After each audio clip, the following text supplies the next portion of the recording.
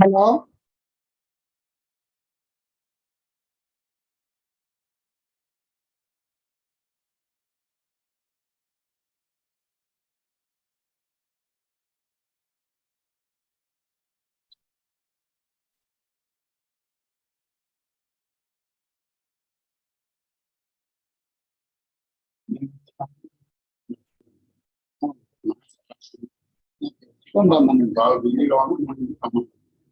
అలాగే సరే మీటింగ్ అయిపోయినాక వాణి గారికి పెట్టి ఉంచమని.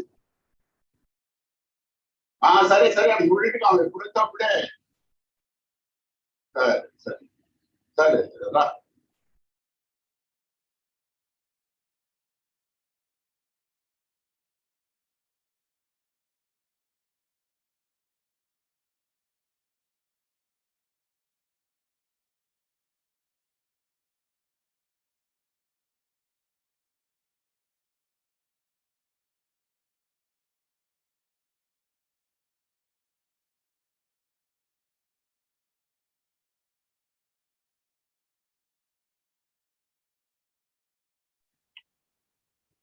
Hello. Am I audible?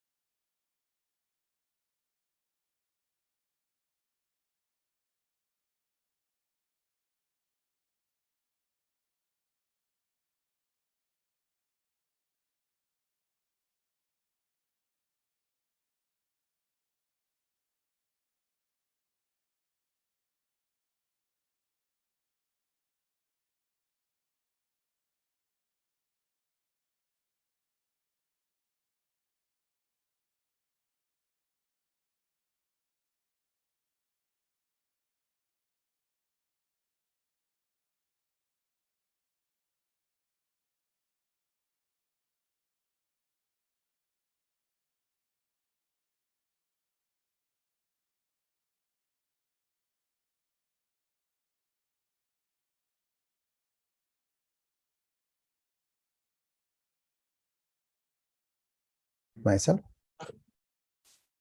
Good morning, one and all. I welcome all the participants and dignitaries for the 5-day FDP program organized by N.College in collaboration with the Commission of Collegiate Education, AP Vijayawada. Due to some technical problem, Professor Leela Mohan Rao garu will come for tomorrow morning 11:30. Meanwhile, we requested Professor M. Suresh Kumar garu, Vice Principal, University Arts College, Acharya Naac University, to look after today's class. Thank you, sir. Thank you for accepting our request. This is the time for my friend M. Visweswarao garu to introduce Dr. M. Suresh Kumar garu. Visweswarao garu, please unmute your device. Good morning to one and all. Welcome to all the participants to the 5-day faculty development program. It is my privilege to introduce such an eminent personality and a distinguished professor of English, Acharya Nagarjuna University, Professor M. Suresh Kumar garu, Vice Principal, University Arts College. Professor Suresh Kumar Garu has been working in Department of English ANU for the past 2.5 decades. In fact, he started his career as a Group 1 officer, Audit Department, selected by APPSC, Government of Andhra Pradesh. Later, he joined VSR NVR College, Tenali, and then promoted to ANU. To his credit, 37 PhDs and 27 MPhils were awarded under the research supervision, which is a remarkable achievement in his career.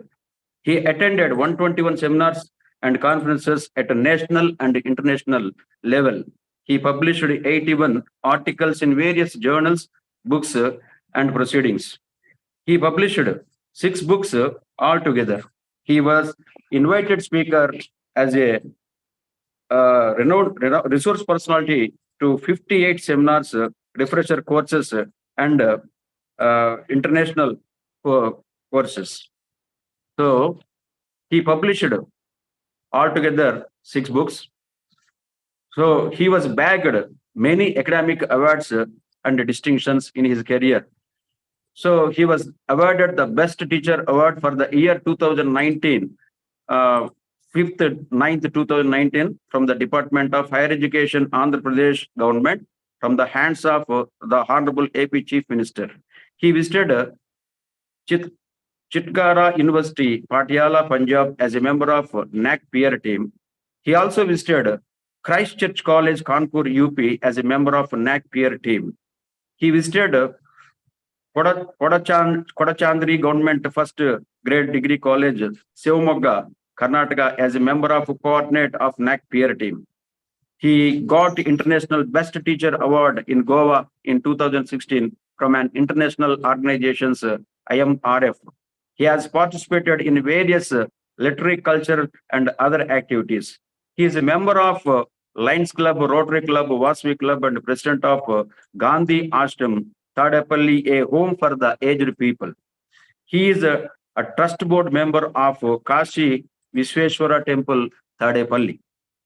So, in fact, it is a milestone in his career that Dr. Suresh Kumar Garu was invited as one of among the 3 academicians from Andhra Pradesh to the Parliament of India to take suggestions and advice to frame a national education policy in May 2016. Dr. Suresh Kumar Garu was a member in the expert committee to frame syllabus in English for APPSC recruitment exam. So it is a wonderful opportunity to give such an eminent professor, Dr. Suresh Kumar Garu. I feel it great honor. Thank you for one and all for giving me this wonderful opportunity. Thank you for the nice words. Am I audible to you?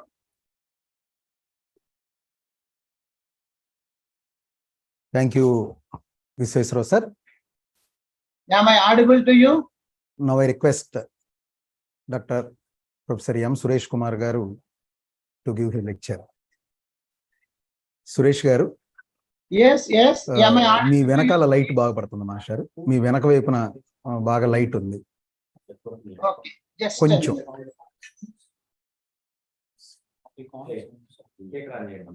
ఒక్కళ్ళు దీంట్లో ఉందిగా పెట్టాను. నేను పెట్టాను, నేను on చేశాను, speaker on చేశాను.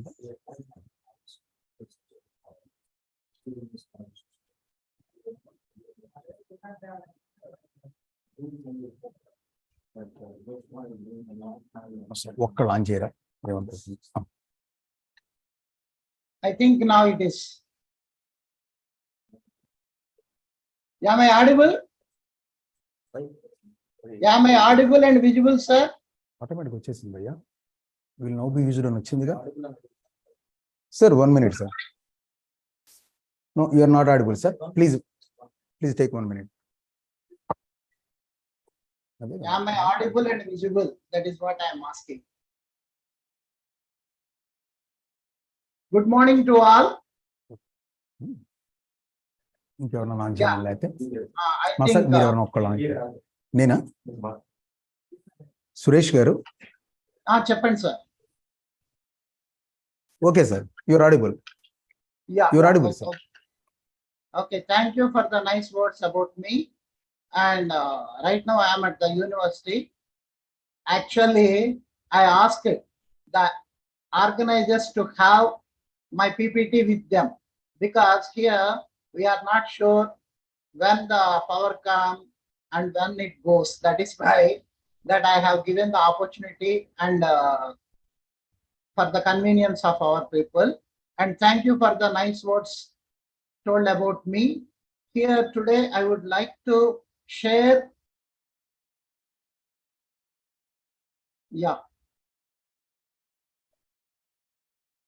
My PPT with you. That is new pattern for Naac assessment and accreditation. As a Naac peer team member, I have visited 4 colleges and 2 universities, and which was explained in my introduction also. I would like to share my experiences and what we expect from the colleges and from the universities as a member coordinator, as a member from the Naac side. Okay. So Naac is compulsory nowadays for all the colleges. And what is the vision of the Naac? Do you have this type of organizations in other countries also? Yes.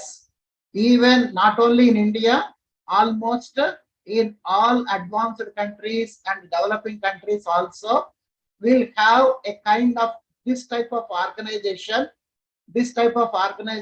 to have control and to give accreditation to their institutions. There may be different names in different countries, and in our India, that Naac is given that duty, which is an independent body, and a part of UGC, And what is the vision of Naac? To make quality in higher education through a combination of self and external quality evaluation and promoting sustenance initiatives. This is the vision of Naac when it was started, and along with the passage of the time, it has changed its different patterns, and the new pattern now. Earlier it was so cumbersome and complicated, and now it is only 7 criteria and criteria wise marks only, and the recent change introduction is a DVV. Today I will explain about, don't go so fast, just I am beginning. Okay, come to 3 core values. Okay, just you are at the 4, no problem. Okay. The main core values of accreditation framework is contributing to the national development, fostering global competence among the students, inculcating a value system among students, and promoting the use of technology and quest for excellence and compete with the global standards. These are the objectives or the values which frame our Naac team. And coming to the criteria for assessment. Okay, criteria for assessment. There are 7 criteria, and whether it is a university or an affiliated college, it is for 1000 marks. And among these also, these 7 aspects are very, very important. First one is curricular aspects. If it is a university, 150 marks, and if it is an affiliated college, 100 marks. Because the reason is university has the autonomous, and it is the one which creates the framework and time for the affiliated colleges. That is why here 150 marks are given for a university and 100 marks are given for affiliated college, as it may not have so much of liberty or freedom to do in curricular aspects. But coming to the second point, that is of very important, that is teaching and learning evaluation. Here at the university level, it is only 200, but whereas for the affiliated colleges, the deciding factor is this one, 350 marks. Okay, 350 marks. And in this, we will go in details. Okay, how it is evaluated and how the teaching learning modules are taken. And each component again has so many subdivisions. For each part that we need to take that. And we will deal it in the next part when we come to the in detail. And third part, research, consultancy and extension. Here only you can ask, sir, being a affiliated college, how we can give, how we can come up and get marks for research, consultancy and extension. If not, in the research, you can gain marks in consultancy. You can gain marks in extension activities. Okay, so there for the affiliated colleges, it is 150 marks, and whereas for the university, it is 250 marks, because universities are meant for research. And for the affiliated colleges also, if they have a PG programs, they can be recognized as research guides, and their contribution is also considered. And you can work as a consultant, for example, roads and building development, okay, buildings, for those organizations, panchayat and different government organizations, you can give your expertise and get funds and show that even if you do not have, you try to approach your municipal corporation or your municipality or something, and we are doing this kind of consultancy service. For example, something like a general college also, we do the Swachh Sarvekshan by our students, and you give an organization a contract like that. How much they pay is not important, but you are participating in the society's development and a part of the society. Those things that you can do. For example, our SSN college, it is in Narasaraopet.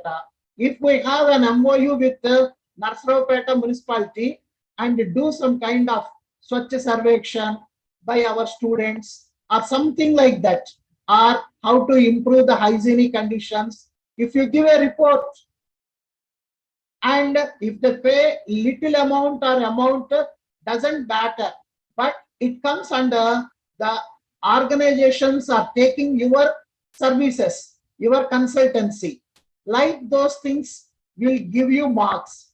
Just I gave you an example, and many people will think this is the only thing, so many marks will come. Infrastructure and learning resources, and okay, for the sake of Naac, construct this building, that building, and not like that. See, we have seen, for example, we have gone to Naac Christ Church College, Kanpur. Do you know it was established in 1818, even before first independence war, and it is about 200 years history. And Jawaharlal Nehru's father, Motilal Nehru, also was a student of that college. And it was located on the heart of the city, and it was only 2.3 acres. But still, they are able to manage to get good marks because the infrastructure within the place, what they have shown, and they have shown their strength of the old students and all that. Even today's Ajit Doval is also a student of that college, and they have highlighted that the present security advisor to the PM is from our college. Like that, they have showed. So those things, infrastructure has only 100 marks. So whatever the buildings you have, whatever those things you have, hostels for the boys or girls, or without that, all those things are the classrooms and all that. But whatever you are showing, be in a good position, in a hygienic condition. Okay, and the supporting also is like plastic free, like that, eco-friendly. Even whatever you are providing and you are putting, okay, don't put any flexi banners or something like that. Okay, because we consider that also. There is no need of flexi banner with our names or whatever it is, all that. Okay, so make your institute more clean and tidy, and some kind of pictures, and the pictures also by your students or even by the artists. Okay, the colorful pictures and the way you present is of very important. How many buildings you have is not important. How you have presented them, how you have shown them, that is of very important. That is what we observe. And then coming to the next one, that is student support and progression. Here actually that student support and progression, in what way the students have been supported, in what way the students are monitored. Generally we think that after the 3 years of study or 4 years of study at degree, we have left the student and we do not bother about the student. But we try to see how you are tracking the record of the students. Okay, in which job he is now, whether he is an employee or entrepreneur, or has he started by his own, even started by his own and is providing employment to the others, is also considered as employment. So try to give the students after they left the college also, try to show the employability chances, the employability that you are provided to the support, employability support. That means in the sense that the coaching you are giving for the students for competitive examinations or any upward exams, for example, PG exam, there is a PG set, that if you conduct some kind of coaching for PG set, that is also considered as a good point. Okay, so you are giving support to the student.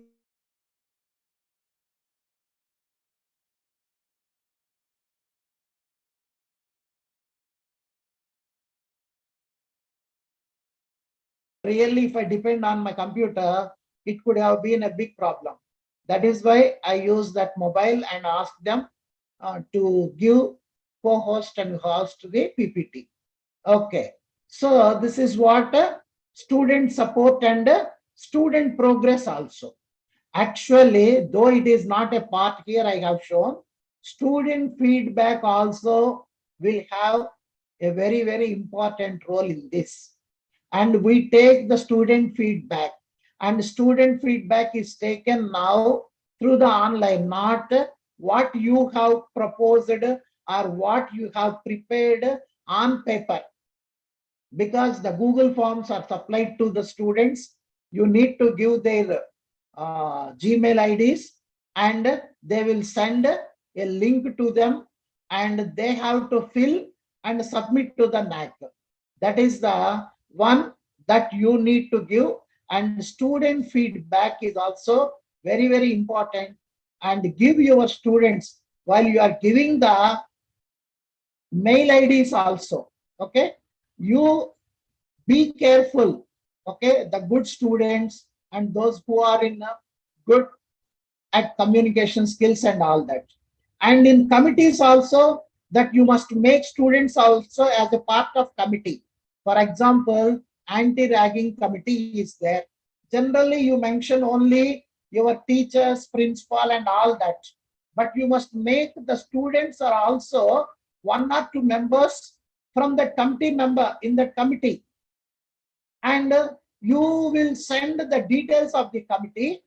The members of the committee, before coming to your university also, they may make a call to the student representatives. Have you attended the meeting? What are the steps they have taken? Like that, we may inquire the students also. It is an order for us to make an interaction with the students. Without your knowledge that we do that, because in the committees that you will give the number as well as mail IDs of the people, and we can contact the students, because ultimately our educational institutions are there for the benefit of the students, for the support of the students. So we want to take the feedback from the students. Even in our 2-day visit or 3-day visit also, depends on the strength of the college, strength of the university. Minimum university is 3 days, and for a college it is 2 days. For a college it is 2 days, and for a university it is 3 days. And the Naac peer team committee members also depends on the SSR you submit, depends on the records you submit. So sometimes it may be 3 members, or sometimes 5 members, sometimes 7 members. Why all the time it is in odd number? Because when we make the sports also, when we have the discussions also, majority should be there. So if it is 2 or 4 or 6, it is very difficult to make the decision. That is why they create either 3, 5 or 7 members like that, the committee people who come there. Okay, so student support and progression is also very, very important. 100 marks either for the university or for the affiliated college.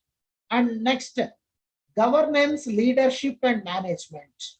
Here the role of your executive body, okay, your governing body.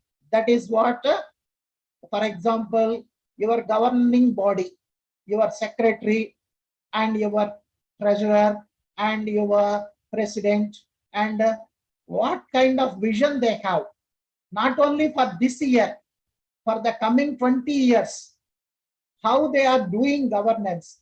And many things, particularly many colleges, they have the infrastructure, but they do not know how to govern it, how to maintain it. That is what we will see that.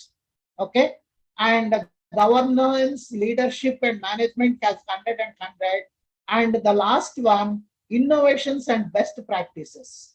Okay, again it has 3 subdivisions. Best practices, don't write so many, and be specific of 2 practices. These 2 are the best practices of our college. How you can give the best practices? For example, I will tell you from our university, Acharya Nagarjuna University. Okay, that we give free boarding and lodging for differently abled people, and also free transport for the differently abled people. It's a practice. It is not a regulation or rule. And also we give merit scholarship for the differently abled people. It's a good practice. And another one, every year we conduct an academic exhibition which tries to give an opportunity for the students to exhibit their academic talent. So these are the 2 best practices we try to mention like that. Okay, so that is what we have to understand. So go for the next slide, sir. And coming to these 1,000 and 1,000 marks, how they are divided. And when we think that everything is in the hands of the peer team committee members. No, now it is not in the hands of the peer team committee members. Out of that 1,000, only 400 marks are in the hands of the Naac peer team visit members. And 60% of weightage is for DVV. What do you mean by DVV? Data verification and validity. Because whatever the point you mention, for each point, you should give a supporting document. For example, your chemistry lecturer, Sudhir, has attended an international seminar. Not writing is not an important. You produce the certificate, and that certificate will be verified really at the time that seminar is conducted or not, and it is there, his name is there included as a member of the participant or not. Like that, we will verify, they will verify and validate. So DVV, whatever you write, we want supporting document. Supporting document should be uploaded. Without uploading the supporting document, you can write. And do you know, our people, Naac peer team people, will have both records. For example, you have mentioned our teaching faculty members have participated in 162 national and international conferences by our faculty. And DVV report is with us. DVV shows it is only 142. We don't ask you, we don't question you. Here 164 you have written, and documentary evidences are there only for 142. But we will see the variation of your DVV data. DVV data also will be with us. And your SSR data is also will be with us. Both will be with us. This is a very important point. Okay? Don't think that it is not with them. As if when you attend for an interview in a job, for a job purpose, how the candidate's total history is with the board of examiners, in the same way, your total verified DVV data will be with us, as well as your SSR copy is with us, both. And the variations also that we can see. As a college member, you cannot see. That only the members of the team that we can be see. So that is DVV is the new aspect, new pattern which has been introduced for the last 3 years. Based on that, do you know, some colleges in Krishna district, an engineering college has been debarred, and whatever the data you have submitted is a falsified, false data. I am not mentioning the name of the engineering college, but it was sent by the Naac, and they will not have a choice to apply for the another 4 years also, since they try to deceive the organization. So DVV is a very, very important. Whatever you are putting also certified by somebody. For example, in the university, our university, 5 faculty members in English department, 6 faculty members are there, and head of the department will sign on the scanned document, and that will be scanned. Okay. For example, it is some other non-teaching, registrar will certify. Likewise, some other one person will certify and signature will be there. And so it is of authoritative. That is of very important. So 60% is weightage is gone to the data verification. So when you are strong at your data verification, when you are strong at uploading, your 60% weightage is gone there. And the Naac peer team committee will have that 40% only. Okay. So not so much of power is in the hand of the Naac peer team. Okay. And generally the component of peer team members, peer visiting team members, 5, 3, 7, 9, according to the SSR submitted by the HEI, Higher Education Institute. Okay, go for the next one. This is a very important modification or change brought by the Naac for the benefit of the institutes, and also to control the false data or to control the false information. Okay.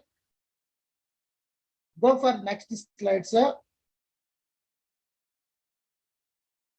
So in curriculum design and development, now I am going to give you these 7 areas, each by each. Okay, that means the sub parts also now you will see. Curriculum design and development for the university 50 marks, affiliated college 20 marks, because generally you follow the pattern given by the university or the state board, like that. Academic flexibility, then you may have a doubt. Affiliated college, you can have your time and all that. Okay, so for that, how you are doing, how you are making. Okay, for the universities it is 50 and for affiliated colleges it is 30. Your internal exams and all that you can take that. And curriculum enrichment. Curriculum enrichment means particularly if any of your college person has written a part of the textbook or a lesson in a textbook which is prescribed for the students is of very important rather than a research article in a journal. So curriculum enrichment, as well as, for example, from your college, if any of your faculty member is a member of the board of studies member in the university or in another college, then it is a fetching point. Likewise, try to improve your faculty members also. Try to be a member of a board of studies in the other colleges. These are all for curriculum enrichment.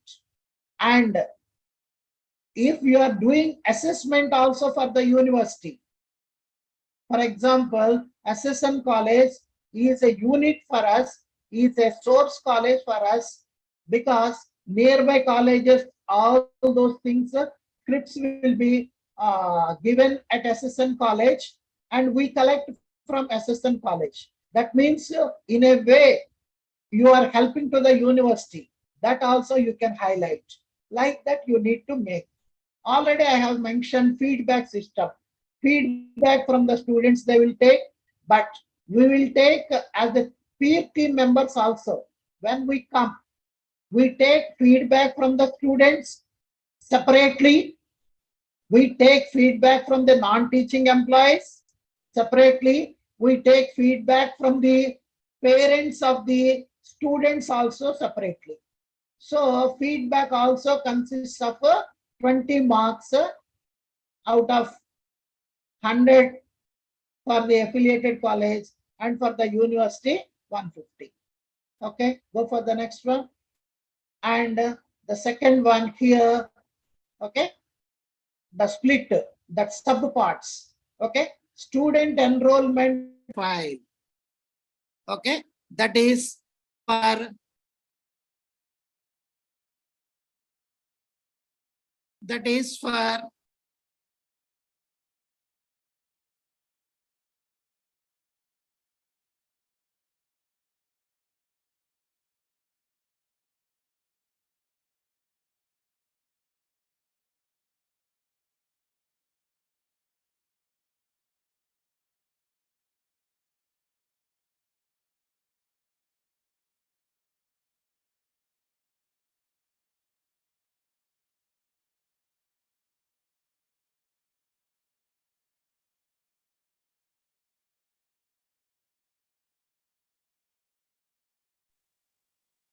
Sir, there is an internet problem in resource person side. Please wait few minutes.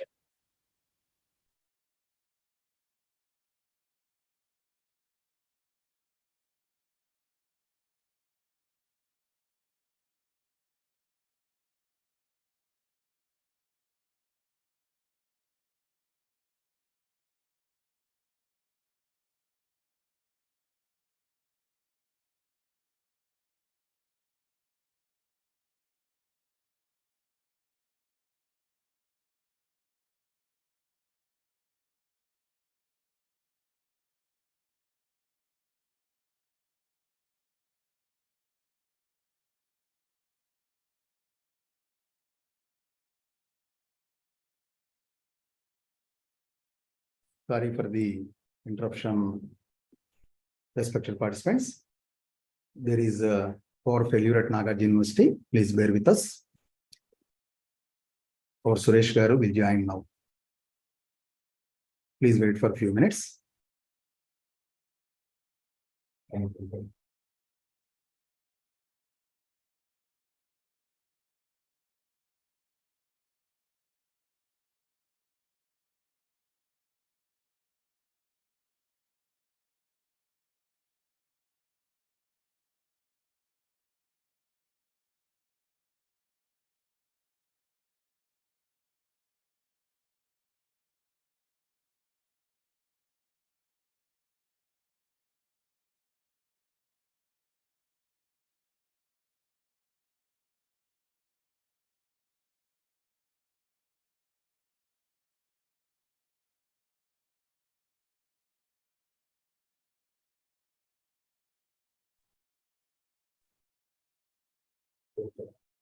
Am I audible?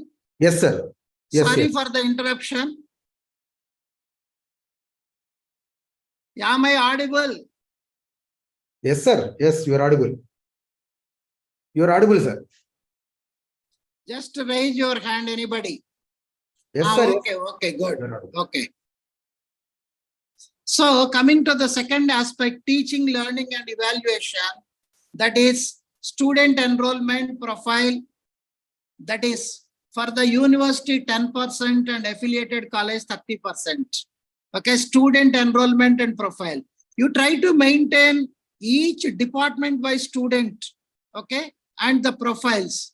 Nowadays, by using the technology, that you can make it very easy. For example, I'll give you one very good example made by Chitkara University, okay, private university.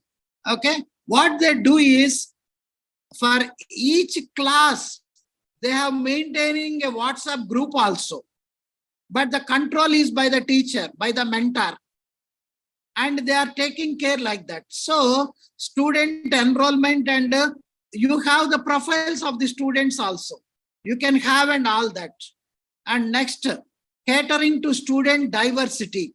That means whether you are following the reservation system or not. Almost all colleges have to follow the roster point, and the diversity of the students will be there. But one thing, in your principal room, okay, you try to make a display board. For example, 800 students are there in your college. How many girl students, how many boy students, how many SC students, how many BC students, how many ST students, how many differently abled students. That's all. Like that, the student diversity, the student, is it okay? Yes, sir. Yes, sir. Somebody put your hand. Okay, continue. Sir, okay, sir, continue. Okay, thank you.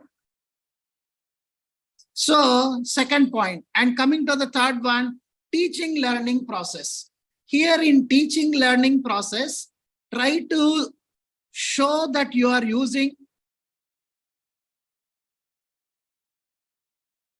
try to give that you are using AV, that means audio visual, that is, okay, audio visual also that you are using. Like that, you try to show that. And then teacher quality. Teacher quality means here your degree certificates. If more number of PhD scholars are there, more weightage is there. And teacher quality, how the quality of a teacher we consider? We consider your first priority, your patents, next your publications. In the publications also quality publications, whether approved, like that, okay? And if there are publications, if they are for the textbook publications, then it is of highest priority. Likewise, the teacher quality also is assessed, and I will advise you, for each teacher, you maintain a file, because in a colleges like affiliated colleges, the number of the teachers may not be more than 80 to 90. You can simply maintain that 80 to 90 files separately for each teacher about his participations and highlights and all that. So it is very easy to the assessors when they have come and see that. They may not see all the teachers, all the 80 files, but the member who is accommodating, the member who is accompanying with this Naac peer team people, be ready with 1 or 2 teachers file whose profile is very highlighted. And let them show, let them see that. You got my point? As okay. So this is of very, very important for us. Teaching quality, teacher quality. And next, evaluation process and reforms. See, here I will ask you, when as a member coordinator we have gone, yes sir, we are following what university has said, we are following internal marks, we are following external and all that. Then I ask them, okay, show the internal examinations conducted and show one paper, one exam paper. And after you have given the awards of the marks, have you shown it to your student? Have you given explanation to, have you explained to the student why he got less marks or why he got good marks? Whether it is displayed on the notice board or not, whether you kept it as a secret or open, all those evaluation process and reforms that we wanted. We wanted everything transparent and student friendly. That is of very important. And student performance and learning outcomes. That means how your students have participated, curricular, extracurricular, and co-curricular activities, and how they have learned. For example, how they have participated in the internal debates, as well as essay questions are at the university level, college level, or state level. All those things that are considered, very important. And here only affiliated college can have more marks, 350 marks, whereas university has 200 marks. And more number of affiliated colleges are there. That is why you need to see that. Okay, go for the next slide, sir. And then here only many colleges people make a complaint. Sir, if it is a university, there is a scope for research. And where is the scope for research for the college teachers? Do we get any incentives, or do we have a choice or chance, anything? But maybe the university will be evaluated for 250 marks, whereas affiliated college for 150 marks. Let us see the promotion of research. For example, the number of teachers, if very good number of teachers have research degree, either MPhil or PhD, that will be counted. And resource mobilization for research.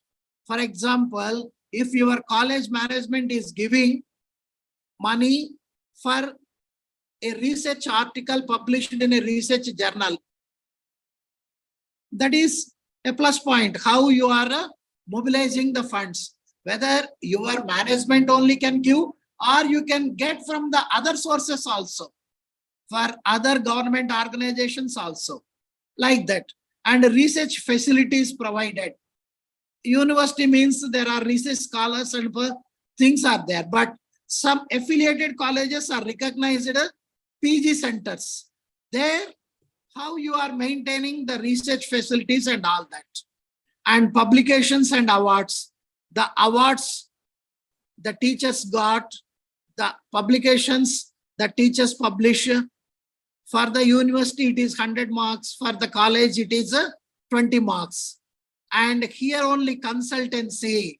Many people forget about this consultancy, but never miss any chance.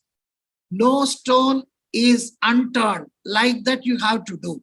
Give consultancy services to the organizations outside, or even the organization started by your students also. You give some kind of consultancy to them, and then the marks will be there. For consultancy, how? They will see the MOU, okay, Memorandum of Understanding. Like that, you need to take that. Extension activities means, as I told you, every university or colleges will have some kind of NSS, NCC, Scouts and Guides, all those green clubs, okay, like those things, those you can say the extension activities. And the best one is community service. Go for the nearby village or a slum, and you have given some kind of training to them or some kind of awareness to them. Like that, for this, colleges have 60% of marks, and collaborations again 2020. So this 150 marks that you try to get a maximum marks, actually there is a lacuna from the colleges in this third point only. In this third point only. Wherever we go for the universities and colleges, and at colleges are getting low score in this third aspect, but with proper planning, you too can get good score in this 150 points or marks. Okay, go for the next one, fourth one. As I told you, infrastructure and learning resources. Many people will think that infrastructure only will give for all 100 marks. Again, they have been divided into 4 categories. 4.1, 4.2, 4.3, 4.4. That is physical facilities. That means your building component will have only 30%. Out of 100 marks, again, your buildings component is only 30%, and your library is also 30%. When you show a library means nowadays we are asking, okay, how far that library is provided with computers, and because the people are not only reading the book, but also they should have the access through internet and all that. So how many systems are provided for the students, and all the books have been entered into the computer. That means categorization, category. These are all that automation of the library we see. Okay, for that there are some agencies are also there. You can take their services. Okay, so library, see, we don't ask you not only the books which are there in the physical form, even many books are there from IIT Kharagpur and other places as a soft copies. If you provide them access at the library, because every library will be given the open access. Okay, so those things that you try, and you can have better choice. And next, IT infrastructure. IT infrastructure means how you are using the information technology, that Wi-Fi, okay, how the frequency of the Wi-Fi, and whether how it was given choice for the students also to utilize or not. Because our university got Jio. Jio has provided a free Wi-Fi for the students, but it gives only for 1 hour. Like that, you also try, and this is what? And maintenance of the campus facilities. Okay, how you are maintaining the campus facilities. Something like a canteen for the students, hostel for the girls. Likewise, within the campus, what are the facilities we have? You are providing the sports facilities for the students, and all that comes under infrastructure and learning resources. Next one.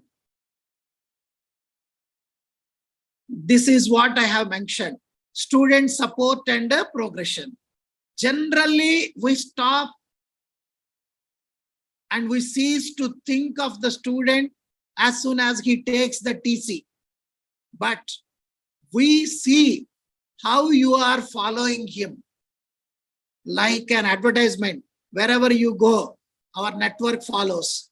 Likewise, wherever the student goes, our college is there for the support of the student. Like that, you need to monitor the student in the campus, even after outside the campus, at least for 2 years, if not all the life like that. And how you are conducting world students meeting.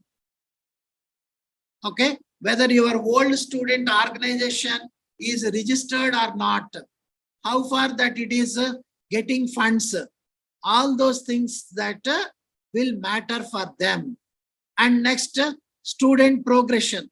As I told you, not only academic, but co-curricular, extracurricular, and extension activities, all those things that we consider. And the participation of the students in various activities. Activities means not only academic, even for the social awareness programs also that we need to consider. Okay, so make the students to do those things also. Okay, regarding university and affiliated college, same percentage of marks, 100 and 100. Okay, go to the next one. And here this is governance, leadership, and management. Because if affiliated colleges, aided colleges, your governing body members are the responsible. And if it is a university, executive council or EC members, EC body is of a thing. And try to have that institutional vision and leadership, 10 marks, and strategy, development and deployment, and faculty empowerment strategies. How you are trying to improve the quality of your faculty. That means now and then you are conducting orientation course, now and then you are conducting like what you are doing, FDP, faculty development program. That is why many people are attending. Actually, when it is not there, and I know when I was a student, academic staff colleges are there, but they have never have full strength. But once they have made it, that orientation and refresher courses are compulsory for their CAS promotion, then you can see those academic staff colleges are flourishing like anything.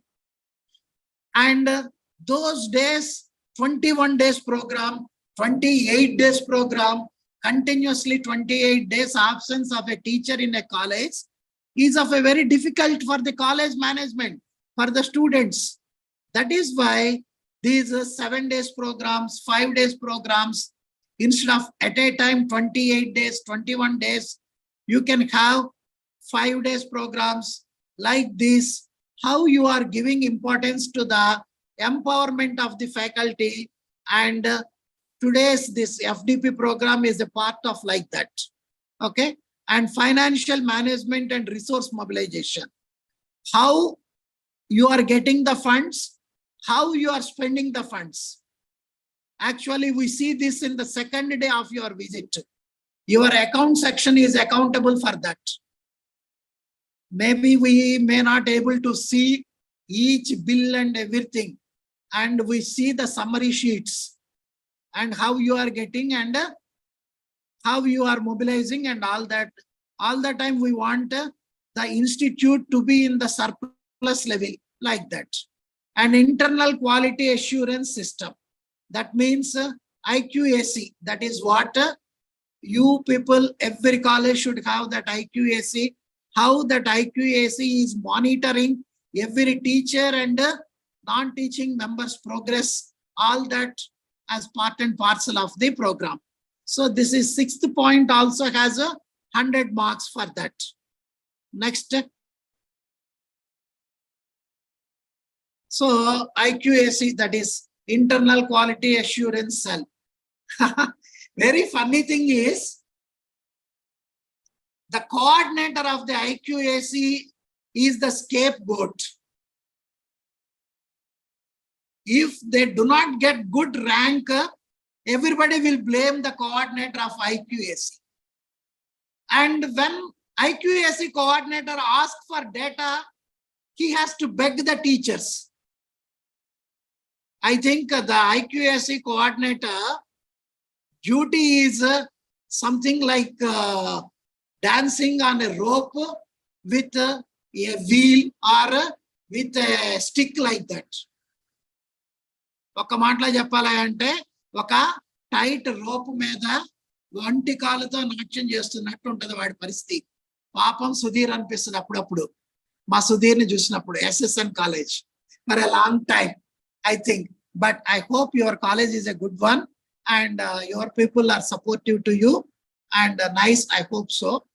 But many colleges and many places when we visit them, even you know, the Naac peer team members also will be in touch with the IQAC coordinator, not with the principal, not with the VC for anything.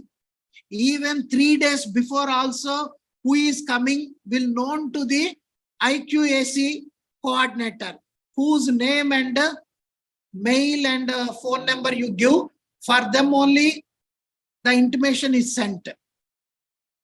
That is who are coming and also will be known to you just 48 hours before to you. Earlier it was even 1 week, 10 days before also it is known. But now it is known to you only around 24 hours before or 48 hours before. Because it is known, because he has to provide the necessary things for the peer team members. We may not be in contact with the principal or the vice chancellor. We may be in contact with the IQAC coordinator. So IQAC plays a very important role in getting the rank to the college or the university. Okay, next. What are the functions of the IQAC? There are so many things, around 30 we have mentioned. Okay, design and implement annual plans for the quality enhancement, develop quality benchmarks, monitor research activities, and analyze feedback on curriculum from that curriculum, teachers, students, administration, act as a nodal agency for coordinating quality related activities, maintain, this is a very important, database of the institute. We may ask any data, you should have the database with you on your fingertips, on your ready-made PPTs like that, or pictures like that, pictorial like that. Next, develop innovative practices, conduct seminars and workshops on quality, prepare focus annual quality assurance report. Next. Next slide, please.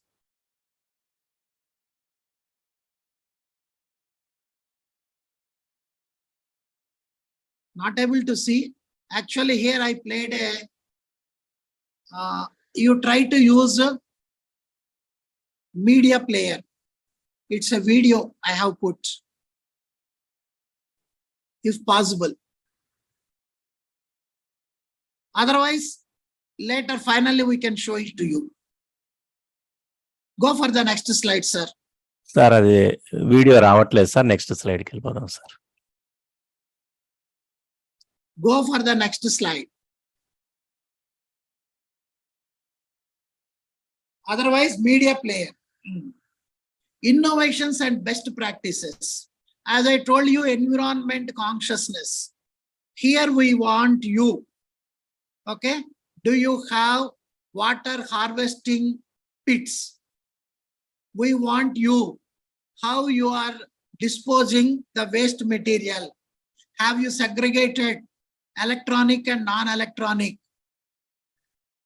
Okay. Have you maintaining any gardening? Are you encouraging the greenery? How conscious that you are about the environment? Okay. Whether your college is plastic free or not. garbage free or not. All those things will have 30 marks either for university or college. And innovations, for that, how you are using any new thing. For example, whereas some big colleges are there, huge colleges, they say you can come up to the main gate on your petrol vehicle or diesel vehicle like that. There you have to park all your vehicles and go by using battery vehicle or cycles, something like that. That we have seen that kind of a thing. No motor zone in Chitkara University. Okay, because how you are utilizing the space, that is also of a very important. Okay, innovatively how you are making your environment friendly and go eco-friendly products and all that, that is off. And best practices need not to be followed what you have prepared for the last time, and don't repeat what it is there in the last time, and try to change whatever you have. Even at the introduction itself that I have mentioned about our university best practices. Okay.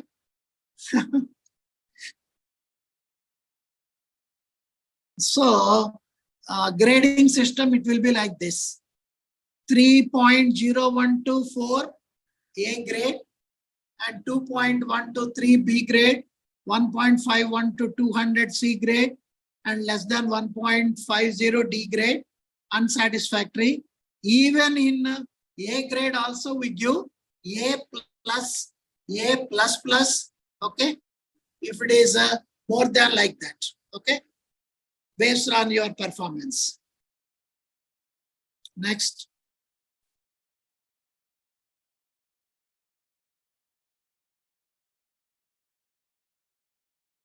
As I have shown you how that CGPA is taken. For example, the weightage according this, okay, everyone will give, we have a score sheet. In that score sheet, whether we are giving 4 marks, 3 marks, 2 marks or 1 mark. Based on that, for example, 3 people have come. All 3 people will give independently. And later it is average. The chairman will make it as an average. Okay. Likewise, that we have to maintain whether we are giving 4 marks, 3 marks, 2 marks or 1 mark. Okay. And particularly if we, for example, if you get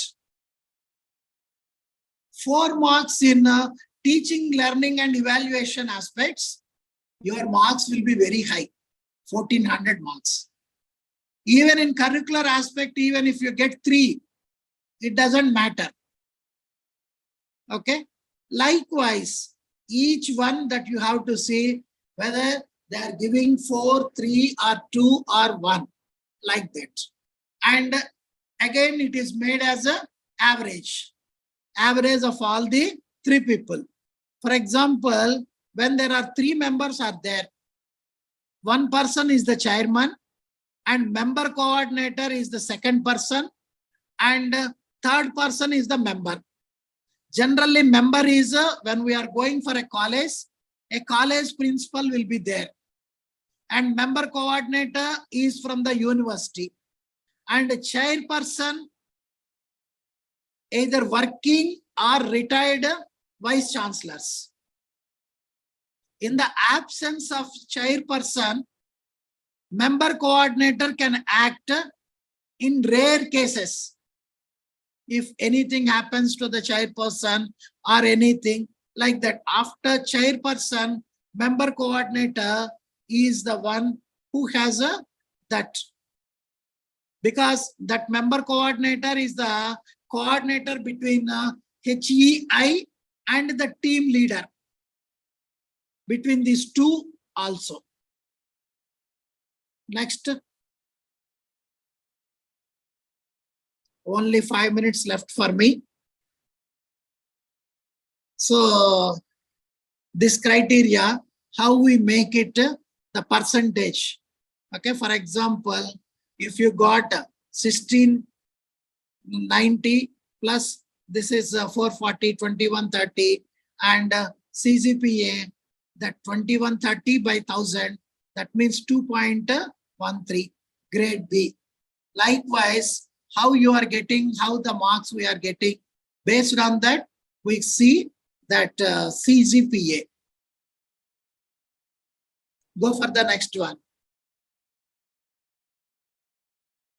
If it is less than 2, it is grade C, like that. Only it is whether you are getting 4 or 3 or 2, that is what. We don't have any half points. We have the choice only to give either 2 or 3 or 4, like that. I'll show you at the end what we do. Go for the next one, sir.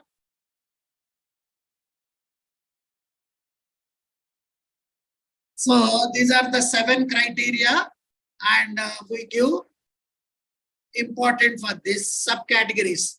13 subcategories are there in these 7 categories. And marks will be there with the subcategory also. Subcategory also. Okay, next. So finally, our suggestions. What are the suggestions we do? First, establish IQAC. Next, have an interaction cell between institute and industry and have a counseling and placement cell. And this is a very important grievance redressal cell. That grievance redressal cell is even for the teachers also. Lady teachers or gents are like that. Next, computerization of finance and administration branches, computerization of examination system, computerization of library, and improvement for the soft skills and communication skills, and environmental consciousness, and feedback on faculty by students, okay, by the students on the faculty. Next.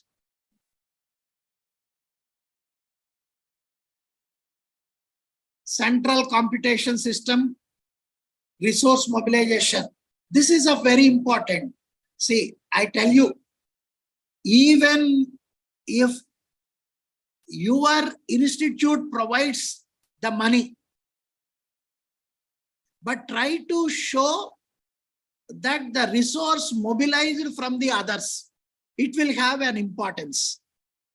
For example, if your management is giving the money also, let them give not directly, indirectly by an organization.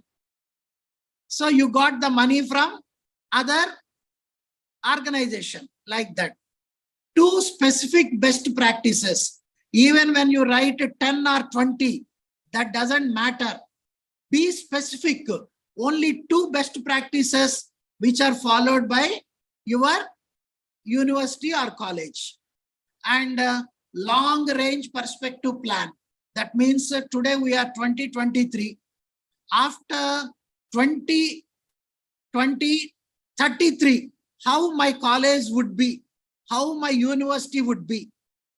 After 10 years, how it would be, what we expected. Like that also you need to give. And 12B status for receiving UGC grants, which is in your hands, not in your hands. It is in the UGC hands for the old colleges. 12B and 2F. Academic calendar, following that strictly. And organization of national seminars, conferences. But don't stop with organizing the seminar or conference. Definitely it should come out as a journal or as a book. Without journal or without book, your conducting of the seminar is incomplete. Remember that. Promotion of research culture, skill upgradation for the teaching and non-teaching. This is of very important. which already I have discussed. These are summary like that. Next. Next slide, please. Establishment of National Center. This is actually it has not come properly. Just I cut and pasted. This is the score sheet like that. Okay, deliberately they have given like that. Okay. We give those 27 points, 27 columns, just marks and submit them. Automatically, it itself calculates the average. And even we also do not know. Even the peer team members also cannot know whether we have given A grade or B grade. Our duty is only to give 4, 3 or 2 or 1 like that based on that. So this is actually we get prepare your score sheet. Okay, that score sheet signature with the date and all that. Next. Next slide. Thank you for giving me this opportunity by college management and IQAC coordinator, who was my classmate in my high school days, Sudhir Kumar. Okay, and my best friend, English department head, Mahesh Babu, and also your college management secretary and president. And now it is the time for you to ask you your doubts. I tried to give you the complete picture of Naac as an insider, And I have given you some tips which you don't share with others. Only I tell all to you. Okay.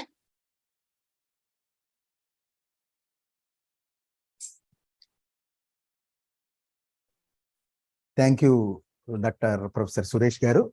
Any doubts? Now it is the time for the participants to respond and ask any queries. Sir is ready to clarify your doubts. Actually, Suresh Garu, we know how to apply and how to go for Naac. And from your session, we knew that the insider. So there your voice is not audible. 1 minute, sir. 1 minute.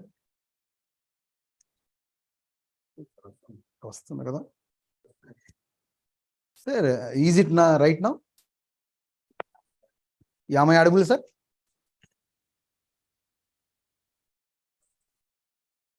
Am I audible? Sir, my voice is clear, sir. Am I audible, sir?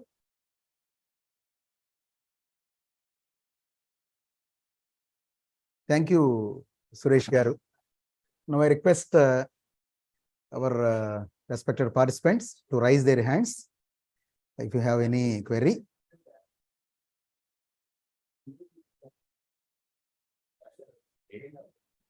Sir, oka query on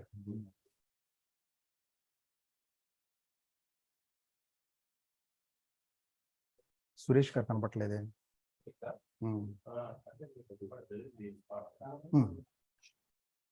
Okay. Hope there was no query from audience side. Thank you, Dr. Suresh Garu. On behalf of our SSN College management, our college president, Sri Kapala Vijayakumar Garu, and our college secretary and correspondent, and ex-municipal chairperson, Sri Narasaraopet Garu, and our college principal, Dr. S. Mallai Garu, and my good friend and IQAC coordinator, Dr. P. Srinivas Sai Garu. On behalf of all our co-conveners and technical team and advisors, we thank you, sir. We thank you very much. And now, an important announcement to the participants. Today we have 4 resource talks in the evening. Please note them, sir. One is first session in the evening is from Professor Kumar Suresh Garu. He is from NIPA, New Delhi. Followed by Dr. Manju Bharadwaj Garu from N.College, University of Delhi, New Delhi. Followed by Dr. I.S. Chakrapani, Dr. I.S. Chakrapani from Department of Zoology, PR and BS, Government Degree College, Vedavallur. And after that, our Honorable JD Sir, Dr. R. David Kumar Swami Garu will join at 4 o'clock. So please bear with us, sir. So evening session start by 1 p.m. sharp. Please oblige us. Evening session starts by 1 o'clock. So I request all the participants to join at 1 p.m. Thank you, sir. Thank you very much. So with this, I announce that this morning session is closed. Thank you, sir. Thank you very much.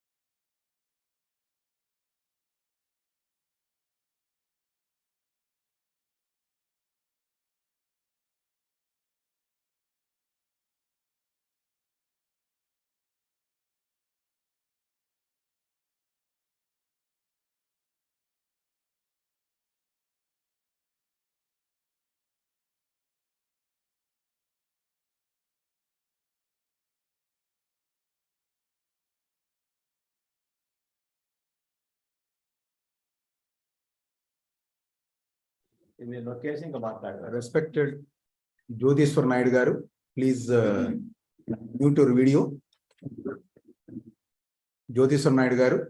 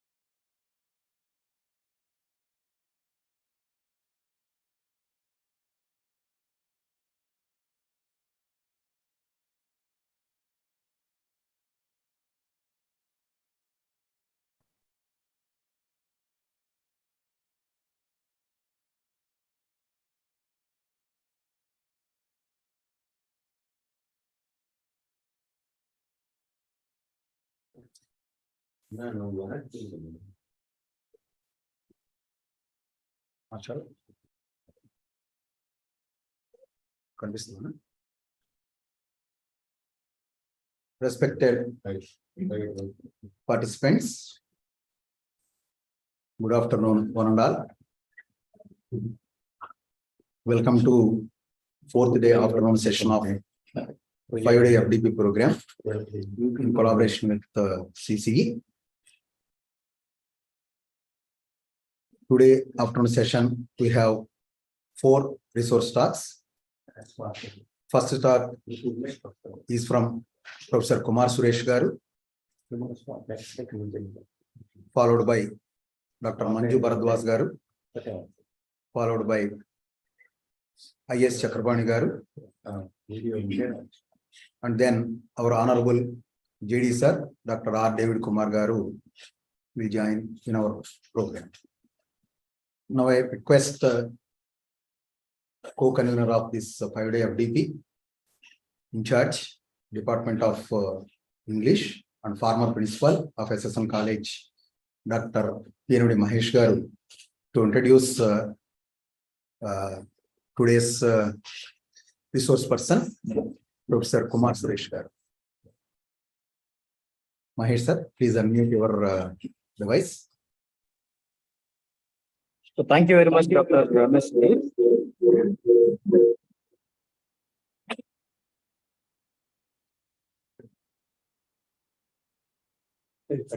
The convener of this 5-day faculty development program, now which is being organized by SSN College in collaboration with the Commissionerate of College Education, Andhra Pradesh.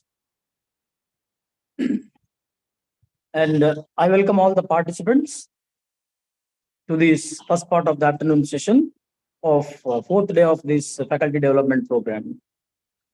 And it is my pleasure indeed to have the chance of introducing such an eminent professor and distinguished personality, Professor Kumar Suresh, Professor and Head Department of Educational Administration at NIPA, New Delhi, National Institute of Educational Planning and Administration, a research-focused university sponsored by MHRD New Delhi, India. Such a great personality is Professor Kumar Suresh Garu.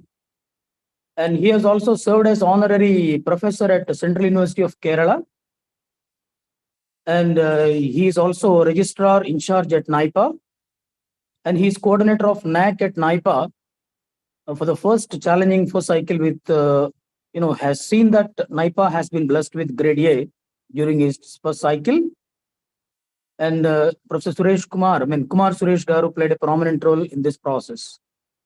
He holds PhD in the area of policy and governance, and he was awarded MPhil in sociology from Jawaharlal Nehru University, New Delhi.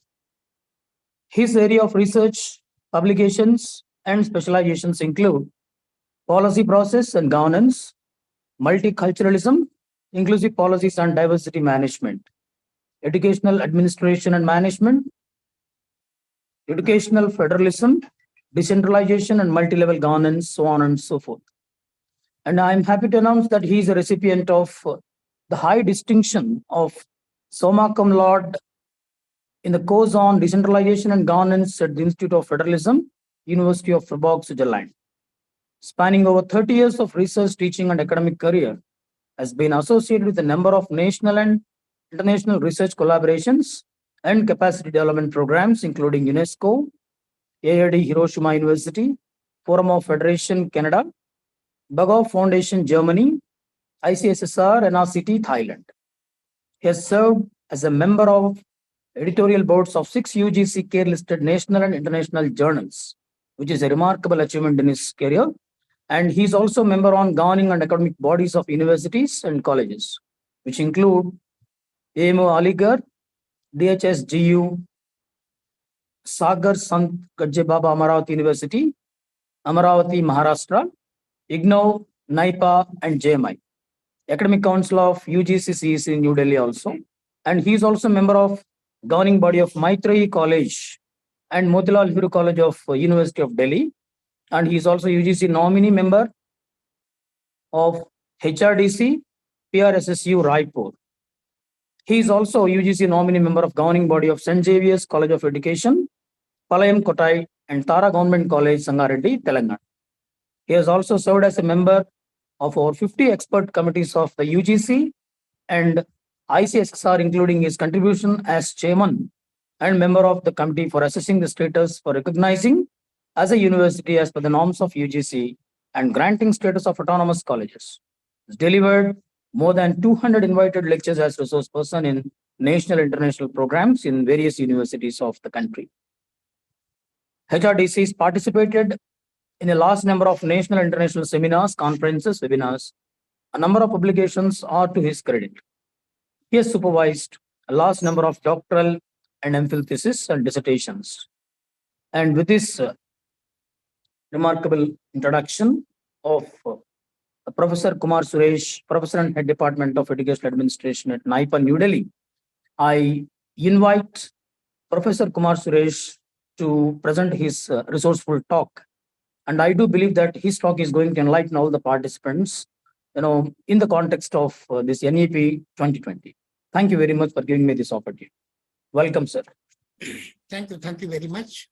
Namaskar to all of you. I would like to express my sincere thanks to the Commissionerate of Collegiate Education and also the college which is organizing this program. 5 sets of program. I was program director at NIPA. Okay. So voice is not clear?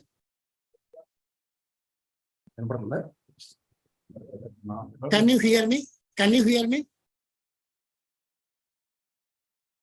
Can you hear me? Sir, Can you audible, sir. hear Audible. me? Okay. So, hello, can you hear me now? Yes, sir. Yes, yes. Thank you very much. So, just I was saying that at the outset, I would like to express my sincere thanks to the Commissionerate of Collegiate Education, Government of Andhra Pradesh, and also the college convener and co-convener of this program. This is really an opportunity for me to reconnect to some of the educational functionaries or educationists in this program. I'm sure that some of you might have also attended our program.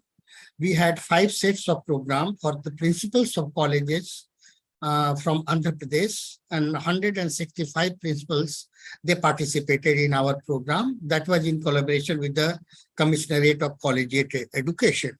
It was in this context that I came to know many of the principals, including Dr. Vijay Babu. And Vijay Babu has also been requesting me to be associated with some of the programs which you organize. So definitely this is an opportunity to connect and reconnect to a wide range or large number of participants in this program. If we come back to my own theme of deliberation, it is important to know, because I understand that all the participants are also instrument for facilitating the process of accreditation, institutional accreditation. And that is really a challenging job for all of us, whether an institution is rated as A graded or A+, or whatever is the grading. But for all of us who belong to the institutions of higher education, this is really a challenging job, because we all of us have to prepare ourselves for accreditation. But can we take the Naac accreditation merely as a ceremonial exercise, or also as an opportunity to improve ourselves? If you ask me, certainly I'll take the second position. That is Naac accreditation or NIRF ranking framework and submitting the report. These are just instruments to improve the institutional functioning. whosoever is involved in the process, it appears to be really, really many times very boring, very challenging, sometimes very tough, collecting data, putting the data in the framework, which may not be exactly matching with the functioning of the institution. All these issues are there. But the final point, which is very important for all us to know, that this provides us opportunity to revisit our own institution, to prepare our institution, and ultimately it also amounts to moving towards institutional excellence. That is the first point I would like to make. So far institutional preparedness is concerned, NEP is now one of the most important entry points. If you are going for accreditation or not, that is not the question. Now NEP is really, really important intervention in the entire area of higher education. I would like to say that NEP in a sense is game changer. It is intending to transform the entire higher educational scenario at the national level or the state level. And this is really, really, if you go by the document of the NEP, and if you have already read the document and you may be also in the process of implementing some of them, the provision of NEP in your own context, all of you, I hope, agree that a lot of promises and possibilities are inbuilt in the National Education Policy document, that is NEP 2020 document. Number of recommendations are there. And all these recommendations may not be realized in a single day or in a coming month or in 1 year. It will take, of course, it will take time. But it is bundle of, or I would say that this is also a kind of treasure of ideas. Treasure of ideas. It is also a document of hopes and aspirations.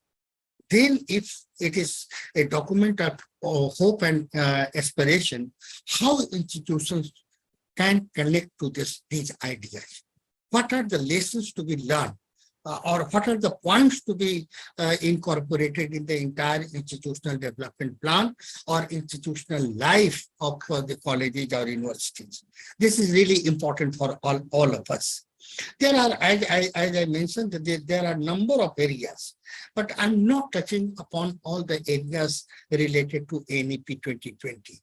Many of you might have also, if you are in the process of, say, institutional accreditation, you might have received a communication from Naac, and 5 or 6 important themes have been suggested, and all the institutions are supposed to inform the Naac as to what extent and as to how the institutions are, preparing themselves with regard to NEP 2020. Some of the, the points which I can remember, one is definitely relating to multidisciplinary and holistic learning. How institution is incorporating the whole idea. First of all, I would like to point out that what are the areas which are important, and then we'll have detailed discussion on each of them. And what could be the possible institutional response to these kind of ideas. So first important idea is towards creating holistic and multidisciplinary learning ecosystem within the institution. That is one. And also transforming the institution of higher education as multidisciplinary institution. What steps the institution has taken in this regard? That is the first question the Naac will be asking to all of you. And you have to submit a kind of write-up on that. And if you are submitting the write-up on that, definitely you have to also reflect that which are the areas in which institution has done some kind of intervention. That is one. Second is also related to, academic bank of credit. The academic bank of credit that has already been in place, and almost all the institutions that I understand that almost all the institutions in higher education, especially I'm talking about universities, all of them are now registered themselves under academic bank of credit. That is really important development, and you will be also asked about whether you have registered your institution under the Academic Bank of Credit. Whatever point I'm discussing with you, I'm aware about some of the compulsions, some of the problems which you will be facing, since many of you are just affiliated colleges or affiliated to the university. You are not degree, say, awarding institutions. So definitely, I understand that there are many contingent factors which may be also constraining. But before coming to some of the discussion point, I would also like to, pinpoint some of the issues which have been highlighted in the say Naac document, and Naac is also say expecting all the institutions to implement the provisions of NEP 2020. So two important points till now I discussed. One is about multidisciplinary and holistic learning. Second is about say Academic Bank of Credit. Third could be also, because the list will be increasing, third could be also in terms of say multiple entry and exit. What steps institution has taken or institution has taken to facilitate multiple entry and exit, and also in terms of also in terms of 4-year undergraduate program. In most of the universities, especially central universities, that is now mandated. All the universities have to implement a 4-year undergraduate program. Many of them have already started. Delhi University is one of them. Delhi University, before the guidelines, issuance of the guidelines by the University Grants Commission, they had already worked on that, and they had already implemented that. Similarly, many institutions which we have come across, they have already implemented this whole idea of 4-year undergraduate say program. Then internationalization of higher education. That is also important, say, reference point for all the institutions. You may ask this question, or maybe also not very clear as to how the institution or a college can aspire to internationalize its own education, how the college can enter into the process of internationalization. There are points of discussion. The idea is not altogether irrelevant. So therefore, this is equally important for colleges. So we have to also take this into consideration. Naac also asked about integration of Indian knowledge system. How the institution has included say Indian knowledge system in its own curriculum or teaching learning process. That is one. It is also asking you that how outcome-based education is an important component of institutional life or a college. So these are some of the points which National Naac asks all the institutions who are submitting their application. This is not a part of your SSR document. But before submitting the document of SSR, all these information have to be collected, and that has to be submitted to the Naac. Now, coming back to the whole idea of, these 4 or 5 components I would like to discuss. All of you are aware that National Education Policy has set a goal. One is, of course, related to enrollment. So it, in one way or the other, when the manual is getting revised, we have also provided our input. This is the document which we have submitted to the Ministry of Education. Now the Naac, NAP, NIRF, 3 different assessing and ranking institutions are to be brought together. And it is not still operational. It may be finalized by the end of this year, and it will be those institutions which have not applied for this, or those who are supposed to apply next year or next to next year. Definitely this framework will be important for this. So I will also like to share some of the important points of the document which has been prepared by the Government of India, that is known as draft document for transforming the entire system of assessment and accreditation, and input we have generated, and based on this input, the document has been submitted to the ministry. A ministry will be taking action accordingly, and they will release the final document. But that is not the point of discussion at the moment. What I'm saying, that national education policy would be reflected at each and every stage of institutional assessment and accreditation and measuring performance of the institute. And therefore, all of us are supposed to connect to the idea of NEP 2020, ideally holistically. But if it is not possible for a college to connect to the whole idea of NEP, say holistically, at least some of the components are really, really very important, and those should be taken into consideration when we are talking about all these issues related to NEP 2020. In this regard, I would also like to mention that NEP 2020 has also set a goal that by year 2000, by year 2035, the institutions should be international. Gross enrollment ratio in higher education would be, increased to the level of 50% gross enrollment ratio, GER.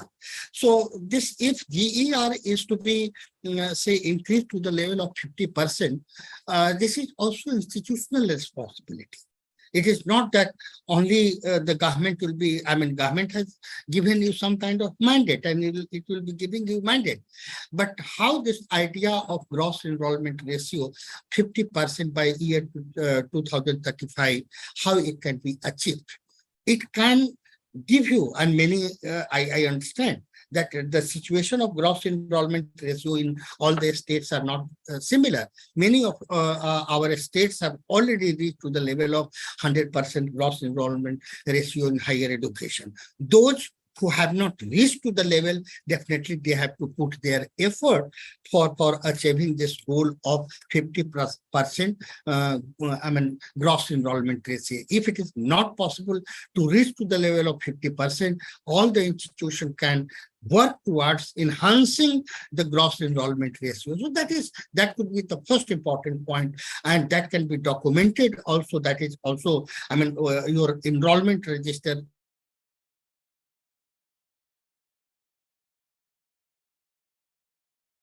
to enhance its gross enrollment ratio. Then you may also ask this question, that we are colleges.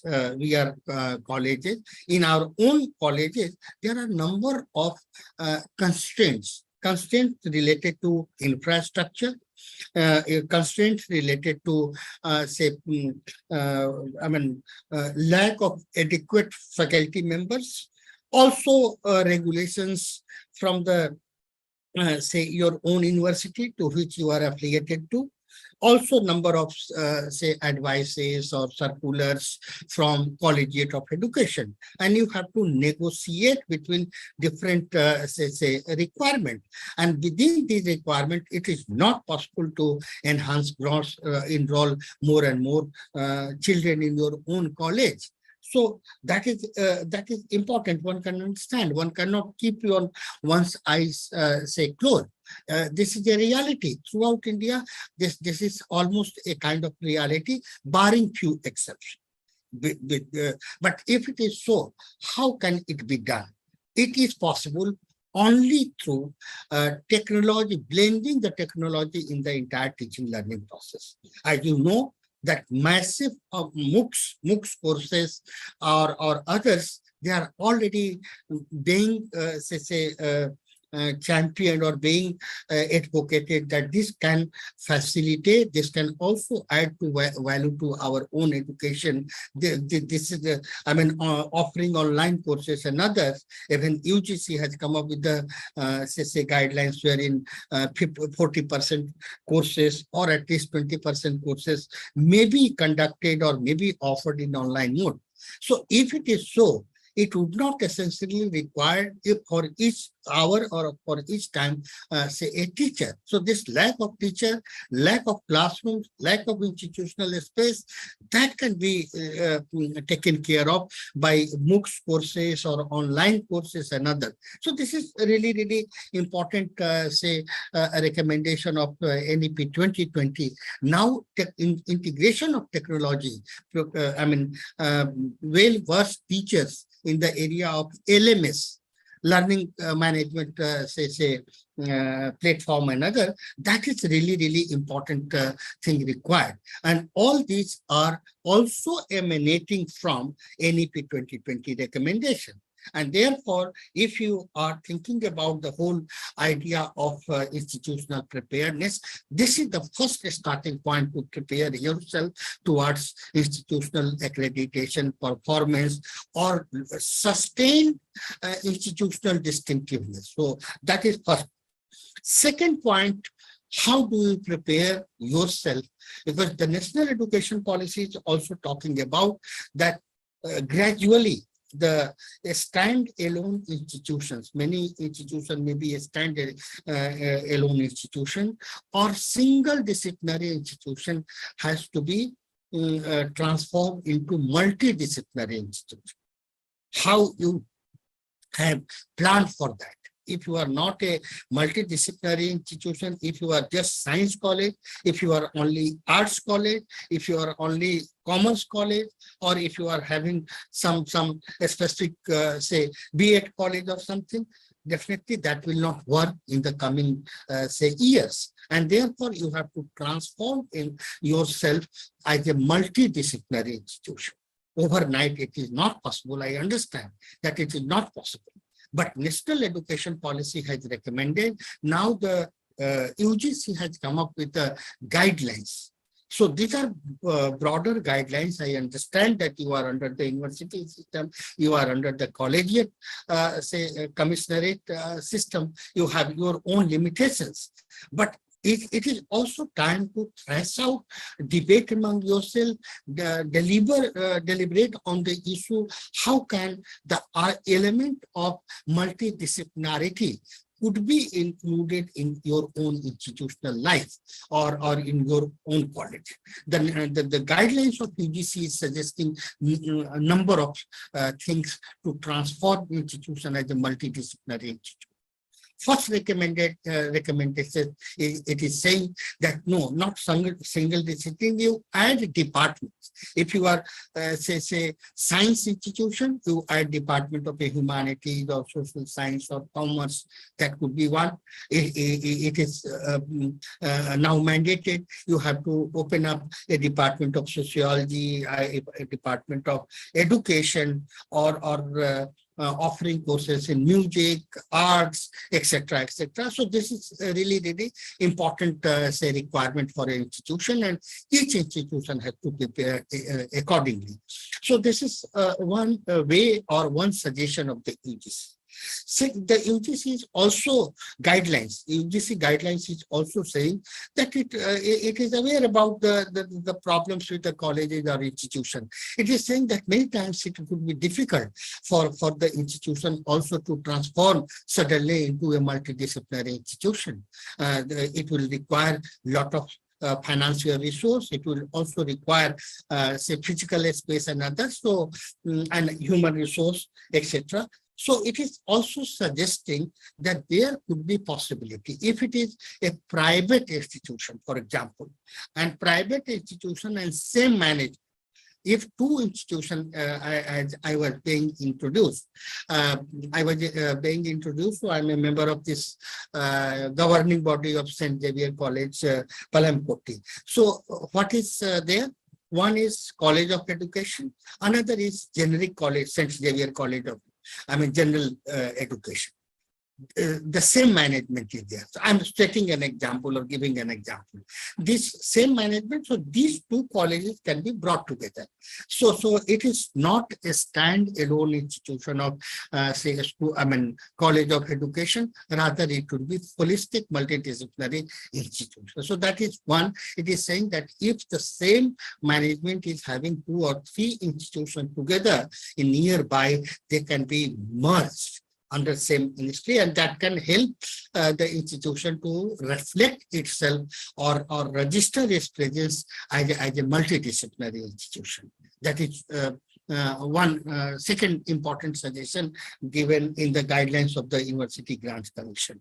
The third important suggestion under the guidelines is that there could be a possibility of clustering of colleges. If 4 or 5 colleges are there, and each of these colleges stand alone institution, not multidisciplinary institution, so this can be brought together. And bringing together means all these institutions can be, form a kind of cluster. This clustering of institution can also help in terms of sharing of resources, sharing of physical resources, as well as maybe lab or human resources, teachers, and also courses, etc. That if this course is not available in your college, the clustered college may be having this another course. So this clustering of colleges can help in terms of reflecting or transforming the single, say, disciplinary institution into multidisciplinary institution. So these are suggestions or multiple options given in the UGC guidelines. You can think about this.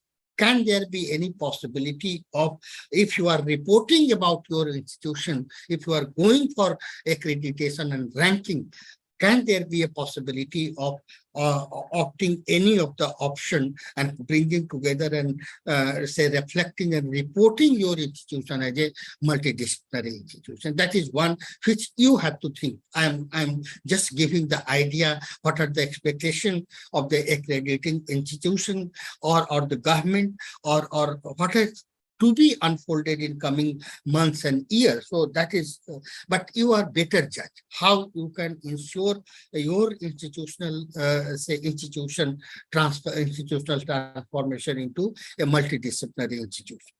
Second important point, the entire thrust of the national education policy is towards flexible learning pathways. So flexibility in terms of teaching learning is one of the most important reference point in the national education policy.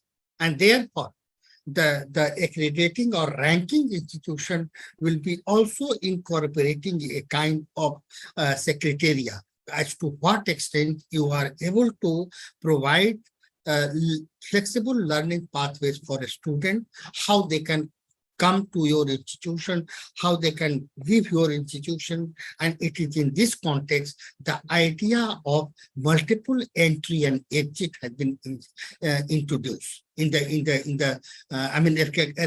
in the document. And now UGC has already come up with the guidelines related to multiple entry and exit.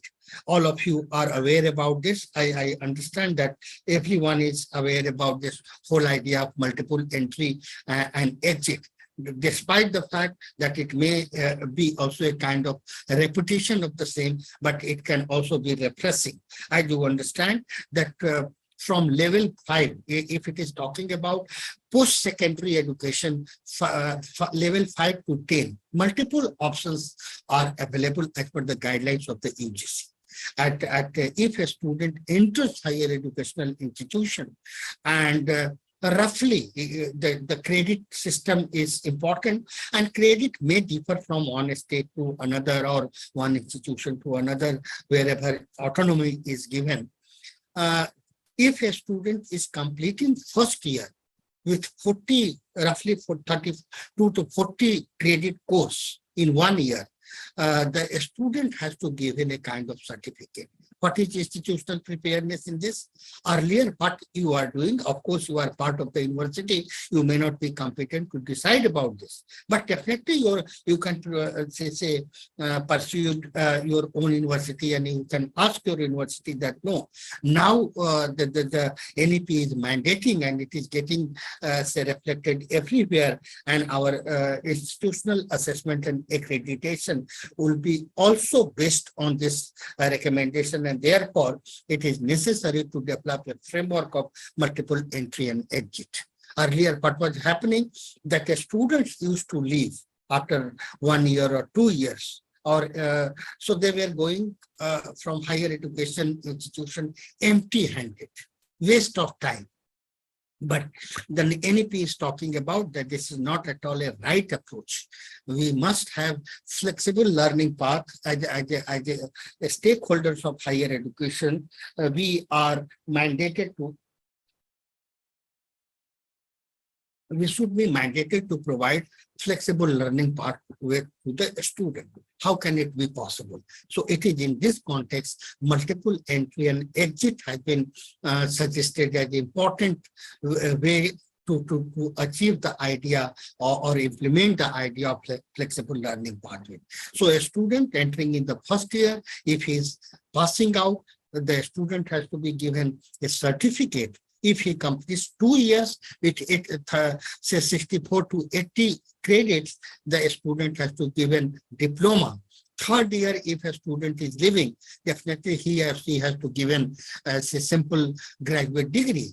And if a student decides to continue in the institution and completes 4 years, with roughly around 160 credit, the student will have option to choose one research stream, another honors stream. If a student is say opting for research stream, definitely the institution they have to be given this option. What is the implication for the institution? And since I'm supposed to speak about institutional preparedness, have you prepared your institution in line with the idea of multiple entry and exit? If not, you start thinking about it, how you can provide opportunity for multiple entry and exit to the student who are coming to your own institution. If a student is, say, continuing your own institution, most of the colleges are teaching intensive. Research is missing. If now the NEP is talking about the research, teaching, research component of also, definitely this has to be taken into account. And if it has to be taken into account, definitely you have to prepare yourself for this research stream. So preparing the student for research, that is institutionally mandated. And if it is the mandate for the institution, you have to also prepare yourself, your own teachers, your own colleagues, that can facilitate or help the students towards transiting to third year to fourth year and opting for research stream. What is the preparation of the institution? Again, you have to think about this. How you'll be thinking about facilitating institutional space for research stream. That is important. Third important point with regard to academic bank of credit. I understand that all the institutions have been asked to register under the academic bank of credit, and many colleges are in the process of registering themselves. Many of them have already registered. Some of the colleges are expressing inability because they are part of the university system, and university system data would be different from college and others. So this is also operational difficulty. But operational difficulty needs to be resolved with mutual understanding, and wherever is required, that can be brought to the notice of the regulating bodies or the bodies which are concerned with removing this kind of problems. So academic bank of credit is really an instrument to realize the idea of flexible learning pathways of the student. So now students can deposit their credit, they can earn credit and deposit in the academic bank of credit. So two components. One is registering yourself, your institution under the academic bank of credit, and also motivating, creating awareness among the student towards the academic bank of credit. So now it is not only important for the institution to register themselves for academic bank of credit, but also for the student. Unless a student register themselves under the academic bank of credit, they may not be able to deposit the credit which they may be earning through pursuing a course, and also it may not be possible to redeem or transfer the credit to earn a degree. And therefore, it is important to create awareness among the student how they can register, and this is really important. What is the implication for the institution? There could be multiple areas of intervention for a college with regard to academic bank of credit and also credit transfer. In this regard, what is important that you can offer your institution can offer some of the courses which may not be full course of graduation and other. It could be 2 credit course, it could be 3 credit course, and you just offer and give opportunity to a student to pursue the course which you are offering. And if it is registered, definitely they will be able to earn at least 2 credit. They will be depositing the credit in their own academic bank, and then they may like to redeem the earned credit while they are finally their credits are being calculated. So therefore, it is also important institutional responsibility to facilitate the entire process of academic, registration of under academic bank of credit, generating awareness among the student, also thinking and working towards credit transfer framework. I understand that it is not just your college thing. It could be also about university. It could be also about a state. I'm sure that say universities and state government commissionerate must be working on this, how the idea of credit transfer can be implemented in the context of colleges. So this is really, really important. And whatever point I'm discussing, these are directly relevant to your application for accreditation or institutional assessment. If you are moving towards this direction, you can already report that yes, you have done substantive progress in this area, and that can help you in getting good grades or also improving your own institutional performance. Then integration of Indian knowledge system. Of course, as I was saying, that many stand-alone institutions could be there. A single disciplinary institution could be there.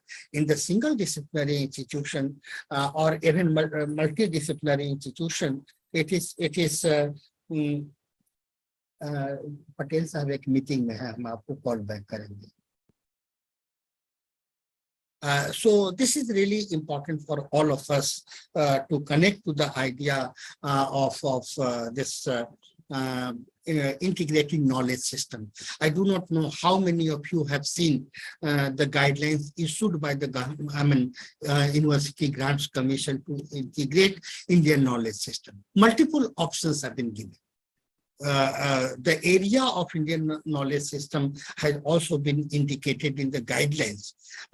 Just to go through the guidelines, you also discuss among yourself as the principals of colleges, as faculty members of colleges, among yourself, how the idea of say Indian knowledge system could be integrated in the entire say curriculum framework. UGC has already come up with this. You are mandated, all the higher educational institutions are mandated to follow this say direction, and they have to integrate themselves with the whole idea of say Indian knowledge system. So this is really, really another important area which need to be taken into account whenever we are thinking about institutional preparedness, both for the implementation of NEP 2020 as well as for institutional assessment and accreditation. The last important point which I would like to share, and then I'll stop and you may have some question or answer or query to ask. Last important point is having a very big say reference point. That is internationalization of higher education. Now the institutions of higher education, especially universities, have been asked to open, say, international office. And if Naac is asking about your institution, you have to also set up an international center. This is mandatory for university. Similarly, in colleges, there could be also possibility, could be work out. Is there any possibility of opening an international, office branch? Who can facilitate? It is not that directly international a student will be coming to your college. If they are coming, really this will be a tremendous achievement for a college, but very unlikely the students from, say, abroad would be coming to the college. Then what is the relevance of the idea of internationalization? You may ask this question to me, I'm sure, and that is a very, very valid question. There could be multiple ways of connecting yourself or your institution or your college to the idea of internationalization. You may be aware that whenever we talk about internationalization of higher education is having at least four important components, four important reference points to define whether internationalization is happening or not. And that could be important learning point for all of us. First important component of internationalization is mobility of students. Mobility of students and teachers. So if you are able to say send your say a student to other institution, international institution under network or collaboration, that could be important one. So mobility of the students and teachers, that would be a very, very important component of the entire idea of say internationalization. Many institutions may have this kind of say arrangement. If it is already in place, you may enhance this. If not, some of the faculty members can take lead in this and explore the possibilities. Can there be a possibility of signing a memorandum of understanding with the permission and approval of your collegiate of the education for a student mobility, a student exchange program, faculty exchange program on some of the courses? That is really, really important. Second important could be also in terms of curriculum. Second important point of internationalization of curriculum. So curriculum is really, really, really important. So if you are adopting a curriculum which is having international relevance, so that may be also taken as important reference point towards internationalization. Curriculum of globally competitive level. And this curriculum may be also transacted if you have developed a curriculum which is being transacted in other institutions. That is also an important way of internationalizing your own higher education. One example will suffice this. Many of you may be aware that Harvard University, Harvard Business School, is considered to be one of the best with regard to management education. It is not that all the students get opportunity to enroll themselves in Harvard University. It is not. But many institutions, what they have done, they have a kind of understanding with the Harvard University.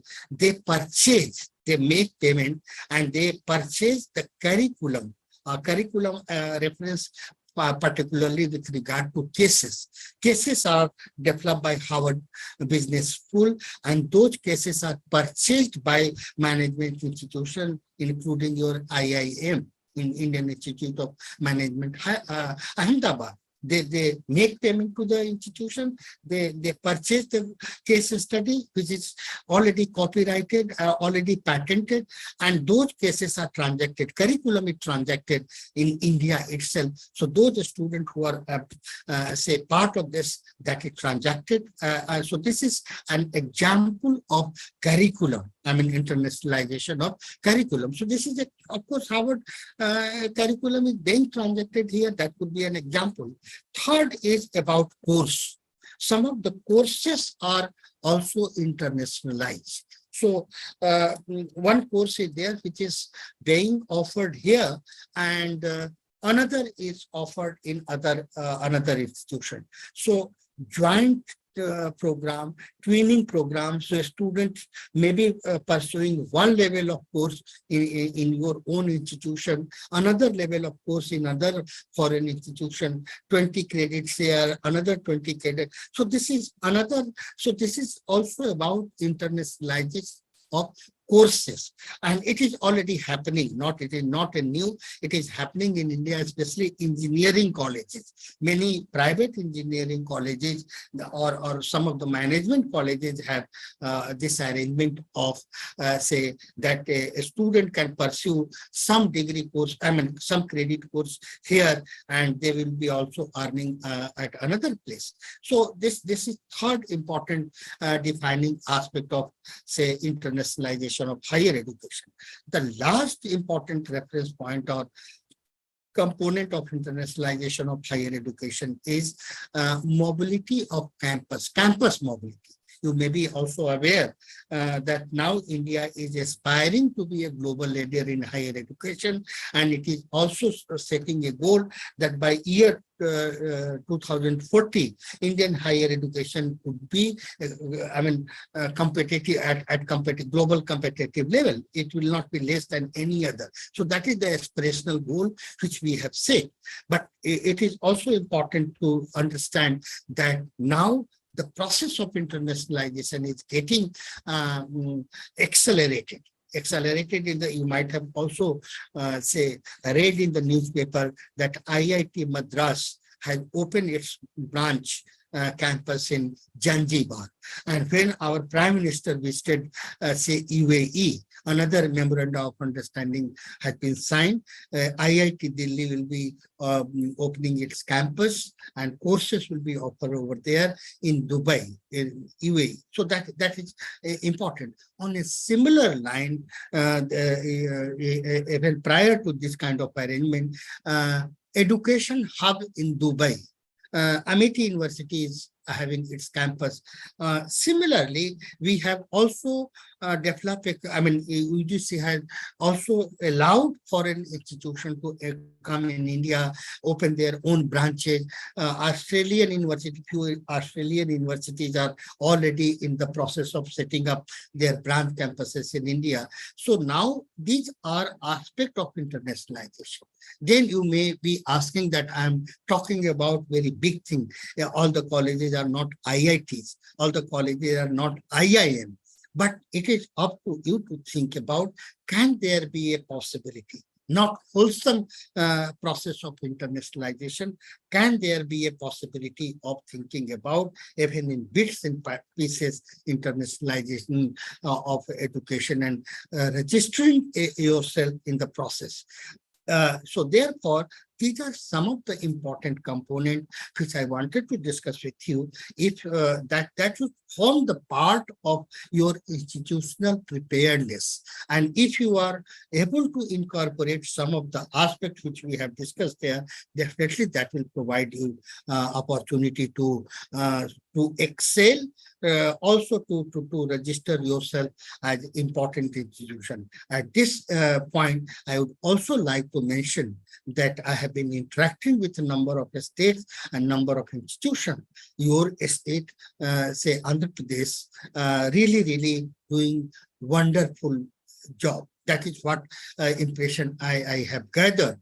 Your, say, Commissionerate of Collegiate Education has taken number of states. The initiative taken by them to train all the principals in NIPA, that is also not a small decision. This is really important step towards ensuring better functioning of the institution. And personally, I would again like to thank Pola Bhaskar Garu for his all initiative related to improving the ecosystem of the collegiate education. With this, I stop here. As per the communication, my time was allocated from 1 to 2. I have taken 3 minutes more than the allocated time, and therefore I would like to stop here and over to the organizers, convener of the program.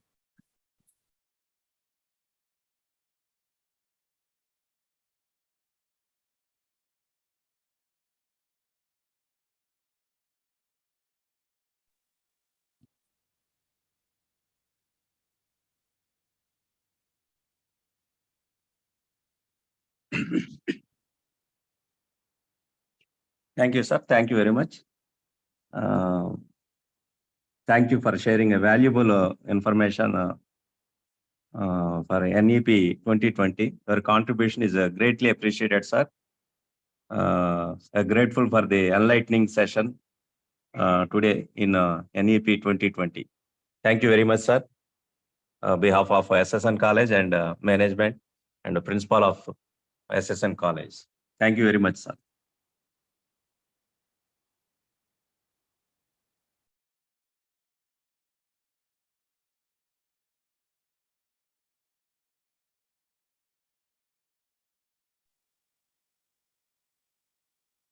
Sir, just 1 minute. Is there any queries from participant side?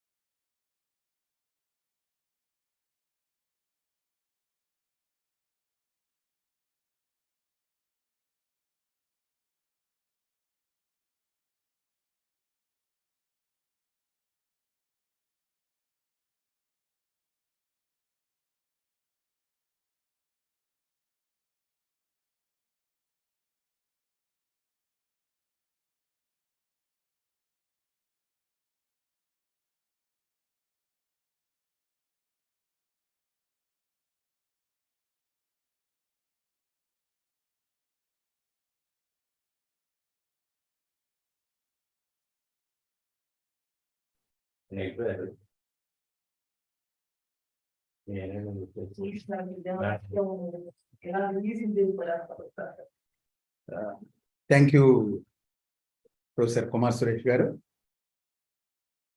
On behalf of SSN College Management, our President Garu, Sri Kapla Vijay Kumar Garu, and our Secretary and Correspondent, and ex-municipal chairperson, Sri Narasaraopet Garu, and our college principal, Dr. S. Mallai Garu, and my friend, IQC coordinator, Dr. P. Srinivas Sai Garu, and from other co-conveners and our other organizing committee members. We are very thankful to you, sir. But thank you very much for giving a wonderful resource talk. And now,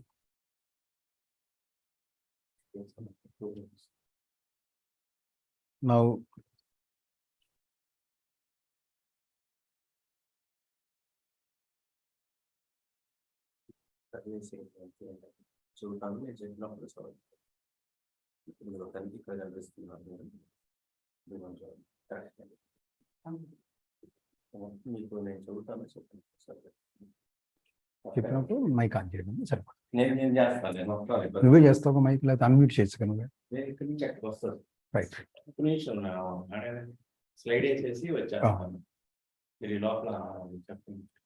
And a small announcement from our side to all the participants. Our Honorable JD sir.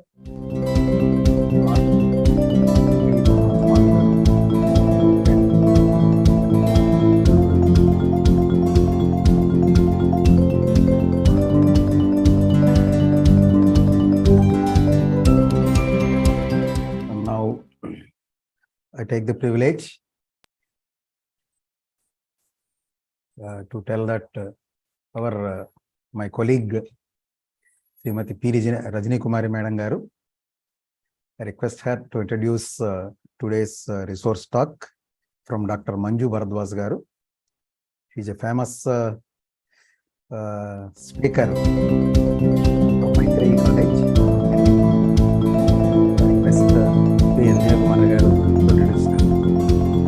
Madam, kindly unmute your device, madam. Introduce her.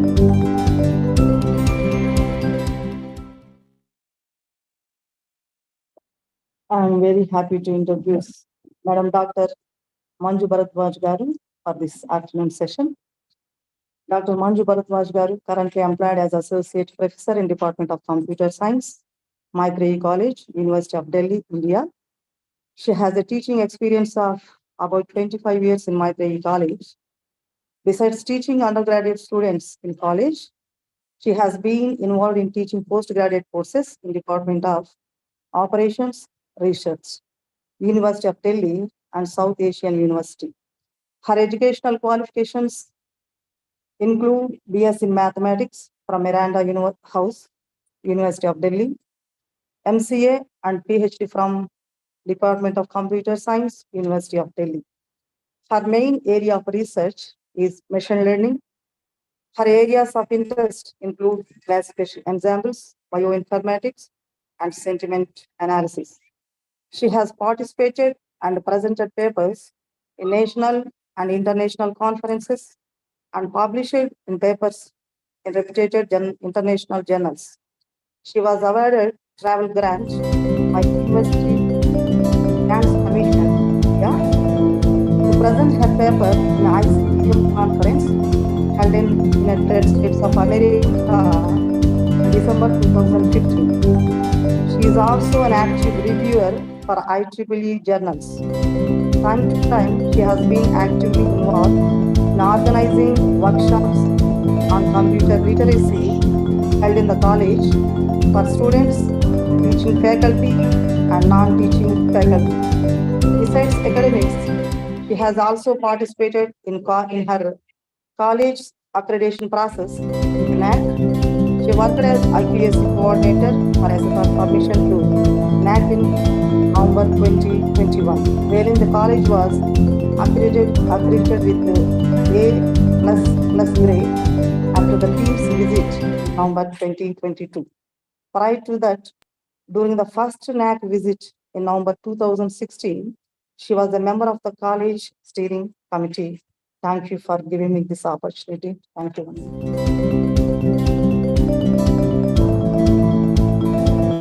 Thank you. Madam, mute chair, madam. Thank you, Rajini Kumari, madam. Now, I request Manju Bharadwaj Garu to deliver her resource talk.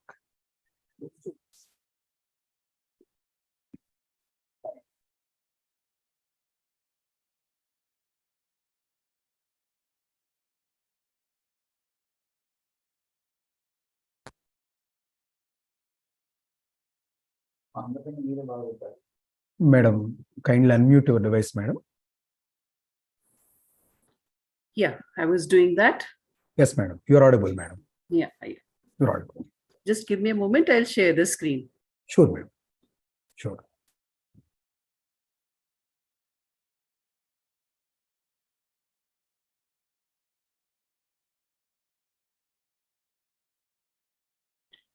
So I can see the screen is visible. Yes, madam. Screen is visible. Right. Okay. Good afternoon, everyone. Good afternoon. Good afternoon to all the participants. And I would like to thank Dr. Sudhir for inviting me for this session. Thank you, ma'am. And just a moment, my voice is echoing. So I would like to thank the organizing committee as well for the organizing committee who's looking into organization of this FTP. The FTP being organized by N.College in collaboration with Commissionerate of College Education. And it was really nice to see Professor Kumar Suresh preceding my talk, talking about NEP. He's also associated with Metri College, and it is nice to see someone who's representing your institute at a session like, at an event like this. So let's deliberate into what this Naac accreditation is all about. So moving on to this, I have chosen the topic for today's talk is about the role of IQAC coordinator. I think the most important person who is going to work for the accreditation work. Now, when we talk about accreditation, I think everything that we do needs to be reported, and it needs to be reported well. But prior to reporting, I think it is a task of the IQAC coordinator to look into it, that everything is reported in a good manner and everything is planned and coordinated well. You know, the entire institute is there, the various stakeholders are there. And all the stakeholders, they have to ensure that they perform their level best, and whatever they have performed, whatever actions they have taken, whatever activities they have performed, and whatever excellent work has been done by them, that needs to be reported well. Because if it is not reported well, all the work goes waste.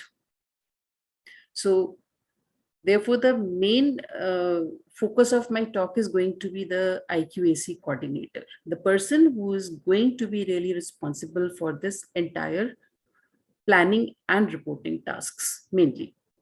Now, we all know that as per Naac guidelines, IQAC needs to be established post accreditation as a quality sustenance measure, because Naac believes that quality is not to be just assessed once. There should be a continuous growth for the institute. And while this FTP is with respect to Naac, with respect to NEP, I think I'd like to say this much, that Naac is all about accreditation, assessment, quality maintenance, and improvement, a continuous improvement. And what does NEP 2020 aim at? NEP 2020 aims at autonomy to universities and colleges. Okay, to run as autonomous colleges, I think Naac is providing support to these institutes or universities, because Naac is providing them a platform for a self-study on their assessment, self-study on their ability to analyze their own performance, and they can use those 7 criteria to assess their performance. And during this assessment, they come to know their weak as well as their strong points. So whatever Naac is aiming at, it is taking us towards what NEP is also aiming at. So Naac is helping us out in this. So the main aim of this IQAC has been to develop a system for conscious, consistent, and catalytic methods to improve the academic and administrative performance of the institution, and also to ensure that there is internalization of quality culture and the best practices are institutionalized. So IQAC is aiming at, the main aim of IQAC, setting up of an IQAC is, there's a continuous monitoring, and that monitoring is certainly going to improve the quality of the activities that is being done in the institute. Normally, we appoint an IQAC coordinator. The IQAC coordinator is going to be an individual who's going to take care of all the activities that are being organized by IQAC. Then all the data that these activities or these tasks or whatever functions have been, whatever activities have been performed, collecting and compiling the data about these activities from the stakeholders. And after all this data has been collected and compiled, then this data has to be uploaded in the AQAR format for your annual performance appraisal. And if it is a period of 5-year visit, 5-year that is ending, then that it is going to be self-study report, which is going to report your 5-year performance that you have compiled through your AQARs.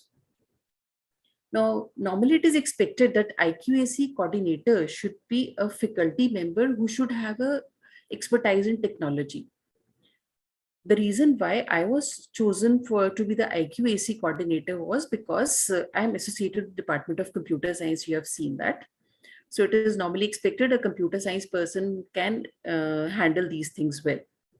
But I won't say other departments nowadays. Everybody is the online learning has made it clear to all of us that we all have to be good in technology to survive in these environments now. So it is normally expected that all of us are at least familiar in the tasks that are required to be done for uploading of SSR, that you need to have some knowledge about technology. And I think everybody is good enough for that nowadays. And besides being good in technology, you also have to be a good coordinator also. Like you have to coordinate with each and every department, each and every cultural committee that is running in the college, each and every society that is running in the college, to ensure that all the activities are following those standard benchmarks. Now, this IQAC coordinator has to be conversant, has to communicate with the IQAC committee that is also set up. We all know that IQAC committee consists of some external members as well as some internal members. So they keep on meeting regularly, take some decisions. So implementation of those decisions comes under the purview of this IQAC coordinator. Then all the activities that are conducted, the coordinator has to keep a track, because we know that under those 7 criteria, there are different heads under which the activities need to be conducted and reported. Now, if the track is kept and it is ensured that the activities are carried out in a well-organized manner and reported well and covering almost all the heads, because if you're lacking in any of the areas, then those kind of activities can be organized and planned. Then the documentation. Every activity needs to be documented well. I hope all of you are aware of this, that for every activity, you need to have geotagged photographs, you need to have a proper write-up, you need to have a documentation indicating who all participated, the attendance sheets of students, the attendance sheets of faculty members, what kind of activity was it? Was it a soft skill or a capacity building program that was going on? Was it meant for teaching staff, non-teaching staff, students? Was it an activity which was an outreach activity? So accordingly, you have to do a proper documentation. And when all the activities have been documented properly, filing the AQAR is not going to be a difficult task. So basically, I've delineated some of the tasks for the IQAC coordinator. The first main aim, as we know, is that this is an academic institute. So we have to facilitate the creation of a learner-centric environment so that quality education is imparted. By quality education, I mean that the syllabi are drafted well, and the assessment and continuous evaluation of students is performed well, so that, and the learning outcomes are also assessed properly, whether the learning outcomes have been achieved or not. Then the IQAC coordinator has to regularly conduct meetings with the IQAC members so that their suggestions are taken up, and then those suggestions are implemented so that there is a continuous improvement in all aspects of the institution. Then planning, coordinating, and planning and coordinating all the activities which are leading to improvement of quality. Then identifying the best practices of the institution every institution is supposed to report 2 best practices in the AQAR in every AQAR. So every year we should evolve some good practices and report them in the AQAR. So whatever the good practices we think of, like it can be eco-friendliness, it can be environmental awareness activities, it can be activities with respect to specially abled. So whatever the institute is doing, those best practices have also to be chalked out and reported in a reported in a manner that is appreciable. And organizing workshops, seminars, demonstrations, symposia, etc., so that it is taken care of, that the stakeholders don't just excel academically, but there is a overall holistic development. And when I talk about stakeholders, it comes to the non-teaching staff also, the office staff also. They need to be some workshops and seminars need to organized for those people also. And last but not the least, infrastructure development. The college infrastructure, the current university infrastructure is never at a point where we say it is good enough. So we have to keep on working. We have to keep on ensuring that the infrastructure is developed well. For example, new building blocks coming up, or new classrooms, or new labs being set up, or new infrastructure. By new infrastructure, I might mean like new like language labs being set up. So accordingly, the equipment is purchased for that, or new computer labs being set up, computers, printers, scanners, whatever being purchased, so that we are not stuck up with the old things, but we keep on advancing in our infrastructure also. So to summarize it all, these are the responsibilities of IQAC coordinator. You have to manage the various IQAC activities, planning, coordinating, and ensuring that the quality assurance is in place. And then support for these activities might also be provided by IQAC, like providing the infrastructure, or at times providing the funding, providing the ways of looking for fundings, how the funding can be generated for an activity. Then developing policies that how the activities are conducted, like how the workshop is going to be conducted, or and if an FDP is to be conducted, like what are the time durations, and how the feedback is going to be collected, whether it is online feedback or it is offline feedback. The workshop is to be conducted in hybrid mode, online mode, offline mode, so that we are achieving the quality that we desire. For example, I can set up a limit, like for every workshop, I think at least 30 participants should be there. If I'm conducting a certificate course, at least 30 hours of certificate course, 30 hours of learning should be involved in that certificate course. So things like this, these policies have to be decided by the IQAC coordinator. And regular communication and coordination with all the stakeholders to make them aware what needs to be done. So whether it is faculty, whether it is students, they have to be, the coordinator should regularly communicate and coordinate with them. And when these activities have been planned, conducted, then they need to be monitored, like in which areas are we lacking? In which areas do we need to conduct more workshops, or do we need to conduct more programs? Or regarding these, we need to get the feedback, so that we, like whenever we organize a workshop, we take a feedback from the students and ask them, like in which areas they would like to have more workshops, or more training programs, or more seminars. So that will help us to reach whatever their desired requirements are, whatever their desires are, whatever they want to achieve. And it will also help the institute to achieve quality. And with all the activities being conducted and assessed, after all the activities being conducted, appropriate documentation also needs to be done, ensuring that the documents are prepared side by side, so that we don't need to procrastinate things, because when we tend to forget the details, or then we tend to miss out on the important documents that we had collected at that point of time. So it should be instant only. Documentation should be instantly done with the activity that has been performed. Now, I'll talk about all the stakeholders that the IQAC coordinator has to deal with.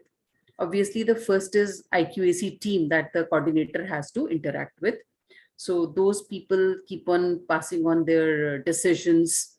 They take up some decisions and the coordinator is going to implement those decisions.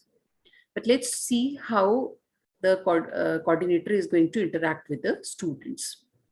What kind of activities need to be performed with the students? So we have to conduct workshop seminars, not only to enhance their academic intelligence, whatever field they are studying in. Obviously, the departments need to conduct workshop seminars for subject specific, for this subject specific topics. But we also have to conduct workshop seminars to impart soft skills like how to manage stress, how to increase emotional intelligence. Then conduct workshop seminars to inculcate moral values, how to treat the society, how to treat the elders, how to treat the children, how to treat the peers. So things like this also are a part of the activities that we report for NAC accreditation. Then whenever students want to perform activities at department level or institute level, they also are meant to be encouraged. For example, for each department in our college, we have a student society, and the student society conducts activities with topics specific to the department and for some general topics also. For example, for computer science, so we have some programming activities, we have some quizzes, IT quizzes, etc., and so on. Then we ensure that the students are involved in doing some project work so that they have an experiential learning. Now, this project work might be a part of the curriculum, but the project work might also be something which is an add-on, that the students take up some summer projects outside the institute, or they do a summer project in the institute also. Then the students also go for internships during their summer vacations or winter vacations. So the IQAC coordinator needs to provide support for these also. Now, all the students are not capable enough to locate for internships for themselves. So there's a placement cell in the college which supports in these internships, in students in getting these internships. Then the students, very important aspect about this SSR or AQAR is that how well an institute tracks the student progression. How many students are going in for higher education? How many students are being placed in industry or whatever jobs they have taken? So that is also a difficult task that now the institutes have to work upon, so that they come to know in which areas are the students progressing on to. This might be a pointer to the current students. They might be given this information that your seniors are excelling in this area. And these alumni are also invited. They might also be invited to conduct talks with the current students, like how they prepared for the exams, how they cleared those exams, what study pattern did they follow, and how they could manage the stress. Even that is very important. So this alumni and the current student interaction can also be organized by the coordinators. And then whatever we are teaching, whatever activities we are performing, the feedback is very important. The feedback should be taken for each and every activity conducted for the students. And then it needs to be analyzed well to understand how the students are appreciating or how the students are learning from whatever has been done for them by the college, by the institute. For the faculty, we all know that NAC promotes the use of ICT tools. But nowadays, with the COVID situation, now we all have seen that everybody has become familiar with the usage of ICT tools. And in fact, this should be encouraged, not only doing online teaching, but preparing online lessons, online assignments, or preparing online modules. This is something which is promoted by the ICT coordinator, and the teachers should be provided, the faculty members should be provided adequate support for doing this kind of thing. The evaluation procedures followed by the teachers, they also need to be assessed whether the evaluation procedures are good enough so that they are able to assess the learning outcomes of the students. For the faculty, the research activities should be promoted, because we know that NEP is all about research. And to promote the research aptitude in students, the faculty members also have to be good enough in research activities. Collaborations with foreign universities, collaborations with other national universities, so that we can learn with them and we can do more research with them. This is also something which is something which should be coordinated and promoted by the ICT, by IQAC coordinator. And then obviously we also have to do capacity building of our teachers. They don't have to remain at the same levels at which they joined the institute. Obviously, they have to improvise themselves. So this is something that is a must for them. Then about the admin staff, as I told you that these are also an important part of our institute, and not only faculty and students, but the coordinator has to do some activities for the admin staff also. Like new policies keep on coming up and new rules keep on coming up. So workshops and seminars should be regularly conducted for these people, this category of staff also. Then as we are moving towards automation, we know that not everything can be done offline. So nowadays, lots of softwares are available, whether it is accounts, whether it is the administration section of the office. So the software requirements should be assessed for day-to-day functioning, and as per the requirements, the softwares also need to be procured from time to time. And most important, whatever funds we get, whatever UGC grants, whatever grants we receive from other bodies or university, they need to be utilized properly, and financial audits need to be conducted regularly by the admin staff. The coordinator has to ensure that all sorts of financial audits are carried out well in time.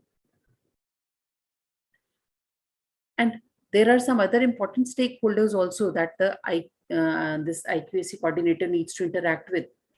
Alumni I've talked about, but the employers who are invited by the placement cell, like how do they find the student intake of the college to be, how do the students perform during the interviews, the parents who visit, if they would like to communicate something about the institute or the college where the student is studying, whatever they are reporting, that should also be considered. Interactions with these stakeholders should also be promoted, so that it brings awareness about what the students think that the institute, what the students think that institute or the university is good at, or it can improvise. And activities like this should be organized for the stakeholders. For example, in our college, we involve students in the research projects, and when the students are making their presentations, we invite the parents also to attend those presentations and take a feedback from the parents then.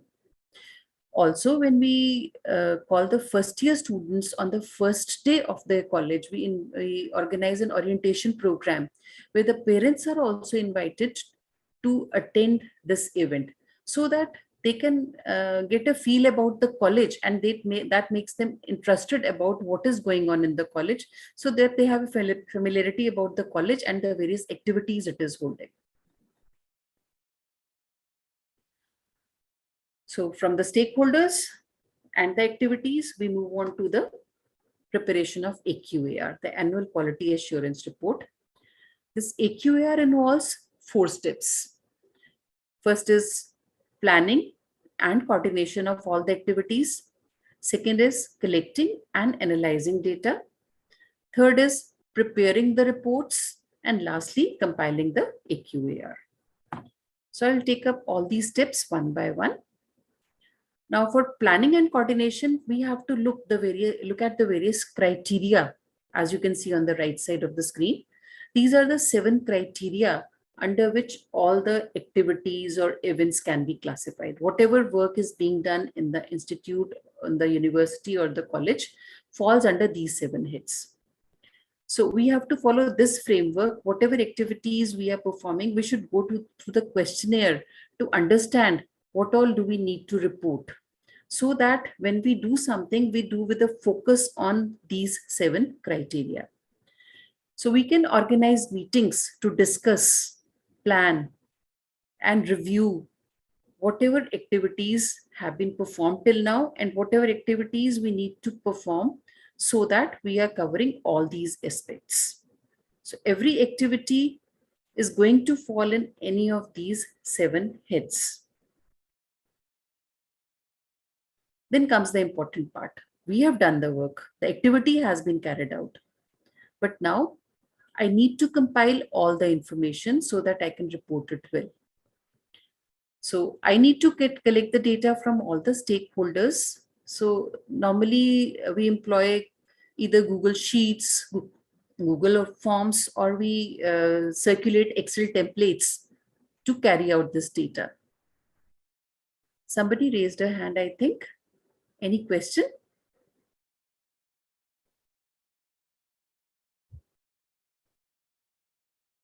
Mr. Sanjeeva Reddy has raised a hand.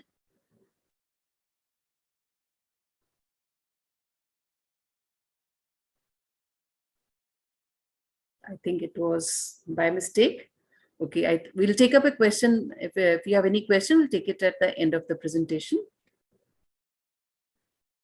So we need to collect data about like who all the participants are, what was the activity all about, a write-up about the activity. Okay, and all these the information about all these activities needs to be gathered. The organizer needs to collect all this information with him or her. And also, if the activity has been performed, some banners might have been put up and some geotag photographs need to be taken. Certificates issued to participants, they also become a good proof of the activity. So all these are going to be collected, compiled into a report form and duly signed by the event coordinator.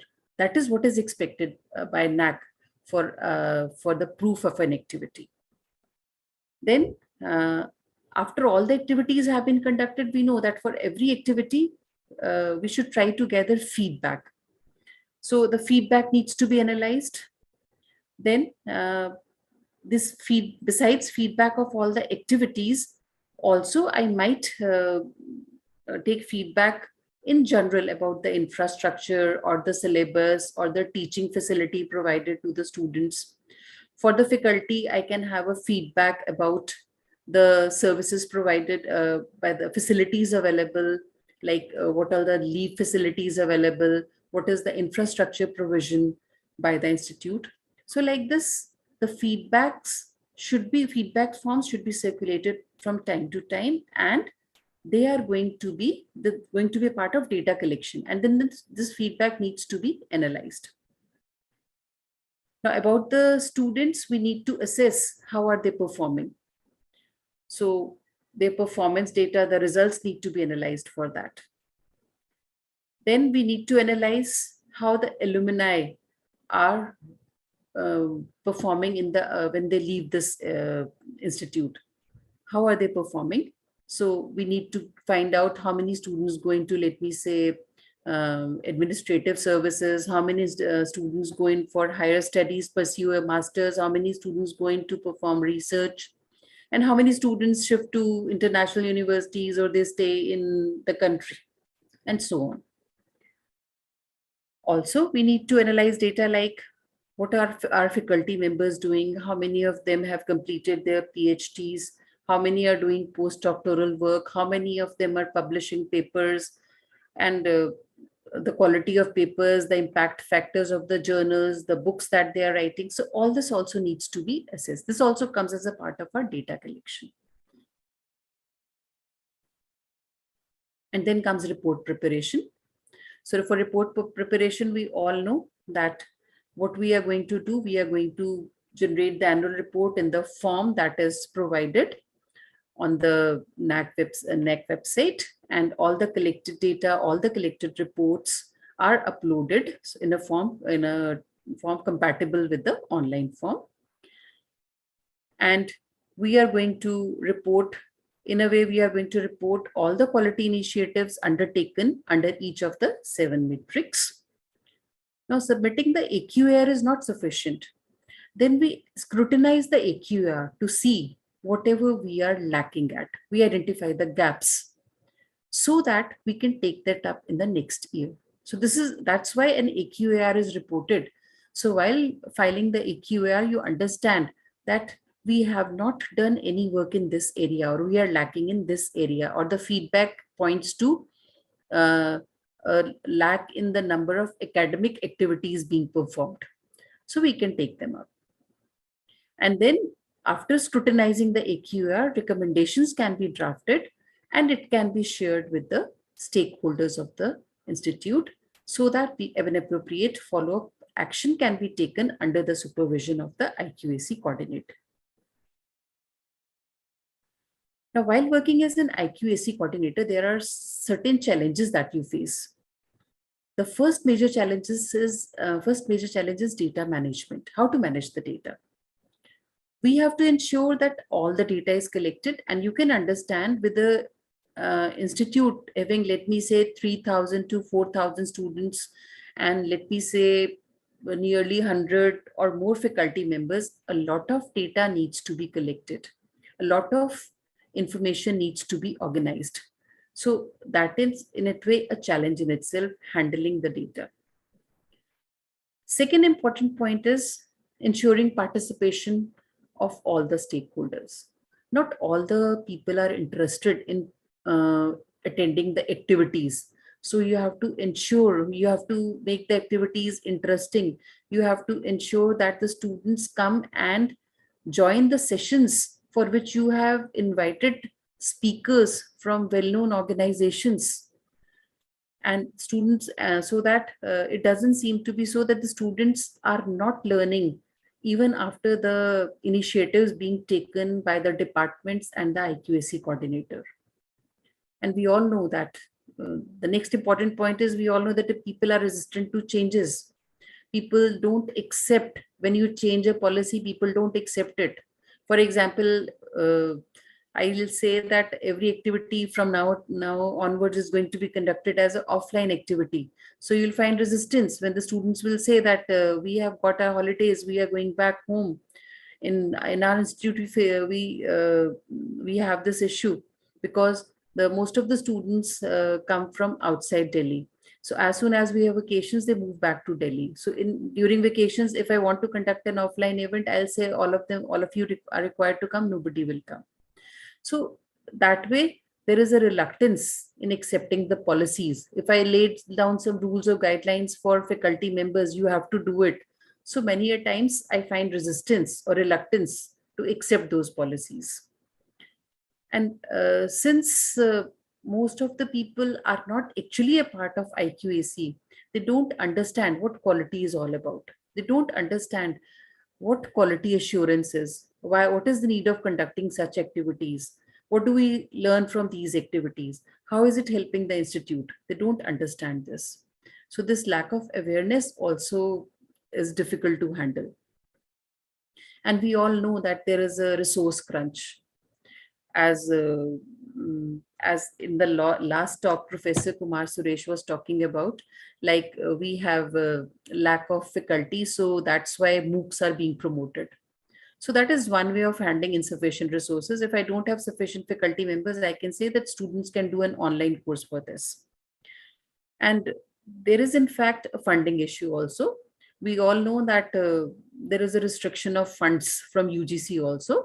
The lavish money that we used to get in the initial grants, we are not getting sufficient funds nowadays also. So whatever we try to do, we have to do on our own. So sometimes we have to generate funds on our own for conducting activities. For example, for one of the workshops that we wanted to conduct, one of the training programs rather we wanted to conduct, a 30-hour certificate course we wanted to run, we couldn't get any funding from the institute. The institute did not have funds for it.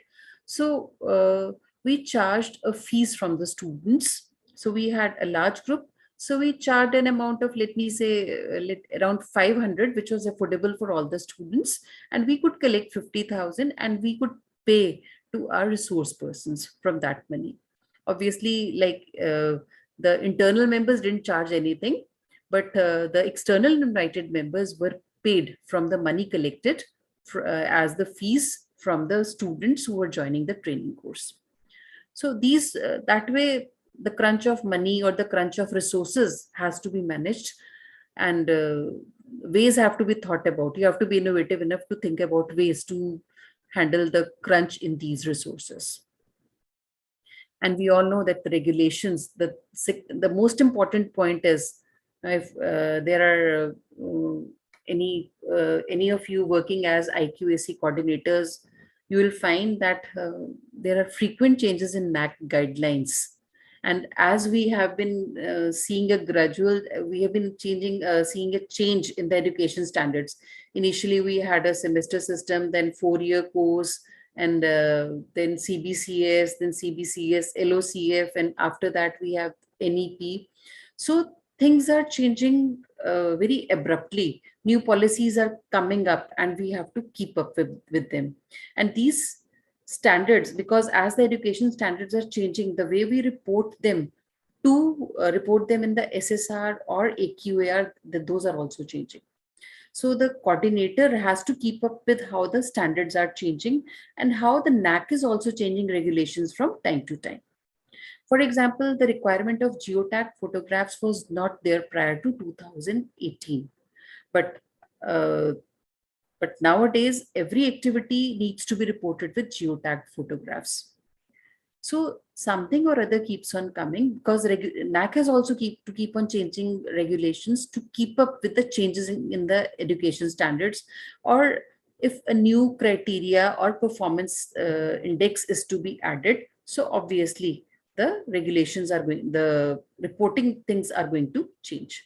So the coordinator has to be ready with these and keep a track of whatever is going on Naac website also. So I talked about the challenges. So the challenges also need to be handled. And how do I handle those challenges? I utilize technology for data management. I should I should keep on meeting the stakeholders regularly so that I effectively communicate with them. Conduct workshops for capacity building of the stakeholders. Also, collaborations and partnerships with other organizations, other institutes need to be done so that we improvise on our quality. We learn from the collaborations and think of innovative ideas for handling insufficient resources, and review our policies as education system is changing and the requirements are changing. So to sum it up all, IQAC coordinators play a critical role in ensuring that the quality is maintained in higher education institutions. And an IQAC coordinator needs to coordinate with its stakeholders and continuously monitor whatever activities are being performed, whether the quality assurance, whether the quality achievement is in place, the quality measures are achieved, and whatever goals have been kept in mind, are they being achieved? And also, the coordinator should be able to accept and adapt to changing policies and ensure that the stakeholders around him or her also accept these changing policies easily, so that whatever goals an institute aims for are achieved in an easier way. Thanks to all of you for the patient listening. That's all from my side. I've left the last 10 minutes for any questions from your side.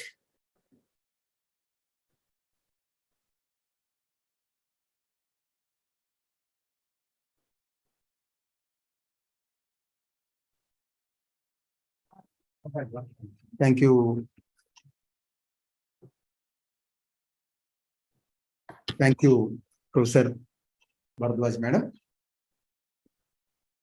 Now this is the time for respected participants to raise your hand to ask any question or any queries. Madam, in chat box, we saw that all are excellent presentation, madam.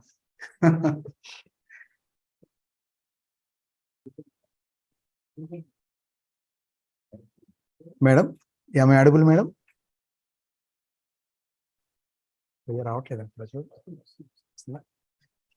Is there any query from participants?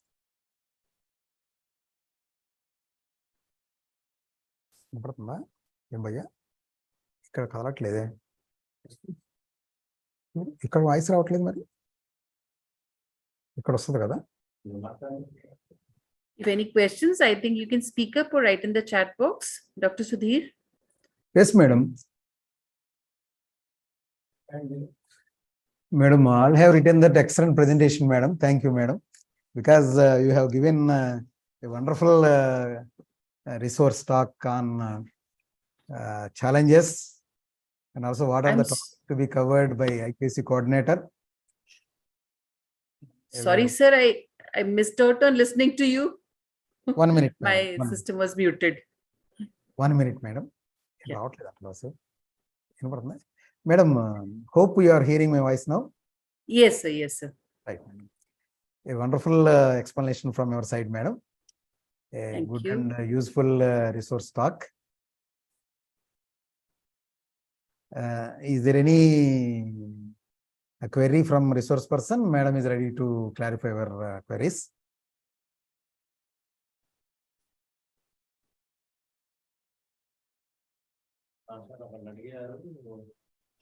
I think that means everything is crystal clear. Yeah, madam. Because, madam, all the coordinators are enlightened with your presentation, madam. Madam, one query from one query, madam. Just please, I am saying.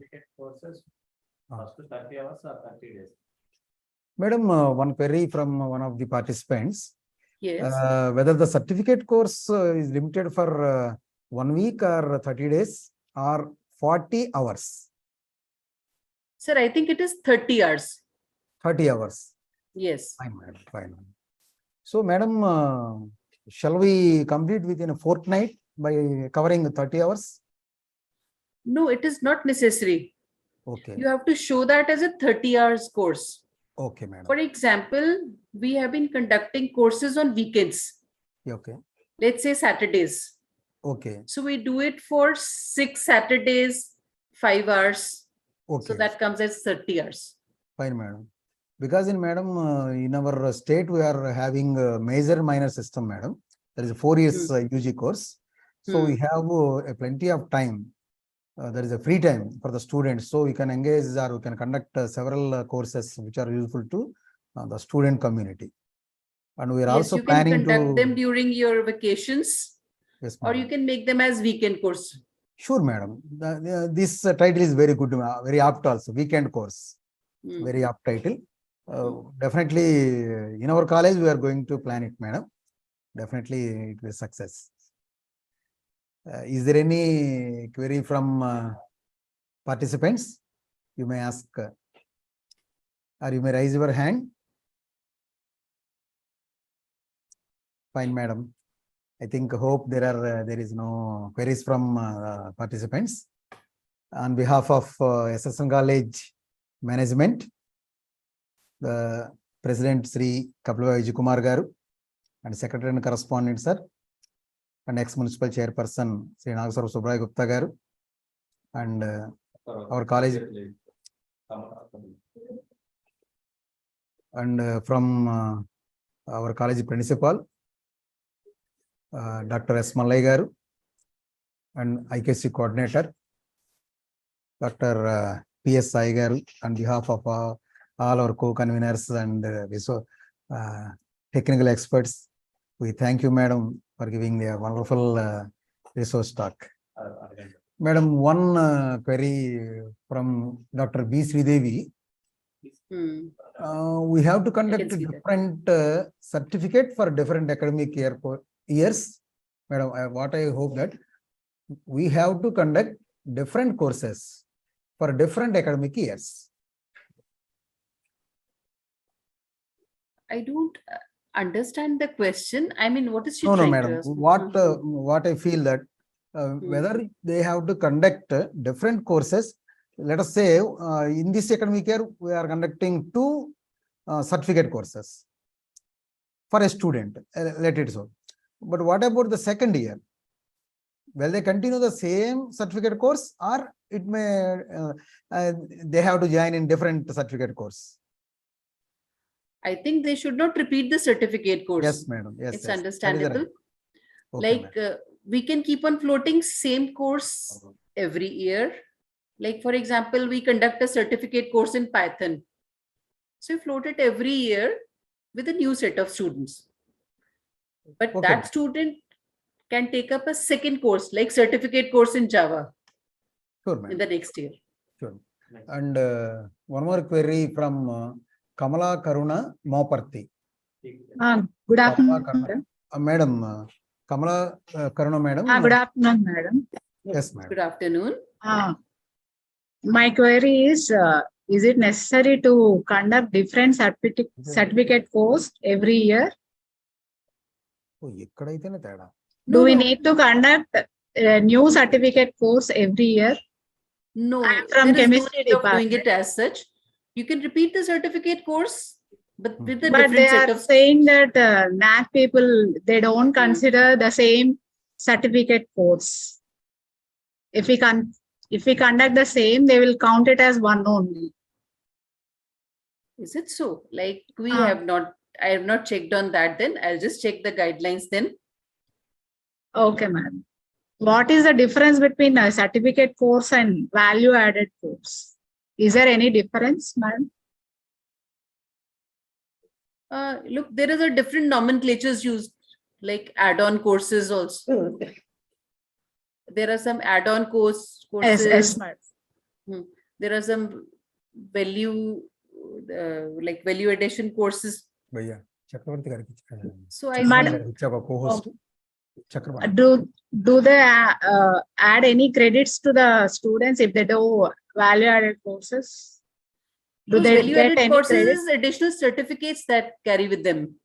That's all. Okay. Thank you. Thank you, madam. One more query from Guru Pratap Reddy garu. Guru Pratap Reddy garu, kindly unmute your device. Raise hand. Yeah, thank you for giving me this opportunity, Dr. Sudhir. Good evening, madam. Thank you for your spectacular presentation. Thank you. Coming to this question of, I think, Karuna madam, regarding difference between value-added courses and certificate courses, that was explained day before yesterday by Dr. K.A. Emmanuel. So hopefully all of us have got that, so no need to explain that. Now, coming to this weekend courses, as rightly pointed out by Dr. Sudhir, the nomenclature sounds good, but does it have the approval of either UGC or NAC, madam? And the second thing is, we have been discussing the point that topic for each certificate course should be different. But my contention is, since we have different set of students appearing for the certificate course every year, is there a need for changing topics every year? Or, for example, if we have 3 certificate courses, one for first year, second year, and third year students, final year students will go out and first year students will join. So the same course that was started 3 years ago for the first year students can be continued for the first year students, no, madam? Yes, sir. Agreed to you. Totally agreed to you. That's what I was saying. We can run the same certificate course, same topic, but with a different set of students. We have reported that. But I think this is news to me. Whatever one of you said just now, I'll recheck with that. And sir, as you asked earlier, this weekend certificate course is not UGC certified. UGC certifies only degrees. Next, Anuradha garu. Thank you, madam. Right. Thank you, madam. And one more query from Dr. Anuradha garu. Anuradha madam, kindly unmute your device and ask your query. Thank you, sir. Good afternoon, ma'am. I'm Dr. Anuradha from afternoon. Women's College, Rajahmundry. Device unlocked. Current view is active speaker. Double tap to hide toolbar. Zoom. Raised hand. Guru brought up ready. Raised hand. Share button 6 of 9. Ma'am, am I Share button audible? 6 of 9. Yes, Reaction madam. Yes, button you are 5. audible, madam. Yes, yes. Double tap to activate. Double tap and hold. I have heard some Reactions button 5 disturbance. of 7. Reactions button 5 of 9. Double tap to activate. Selected. Lower hand. Day Button. before yesterday, one of the professors told us that certificate course, it is a course where students learn additional subjects apart from their main course. That is only comes under certificate or add-on course. Ma'am? Sorry, I missed the first part of your question. There was a sound in the background. Certificate course or add-on course, that is the course where students learn additional subjects apart from their main course. And the minimum is 30 hours. And the value added, they are part of the curriculum designed to provide necessary skills to increase the employability quotient and equipping the students with essential skills to succeed in life. That is a value added course.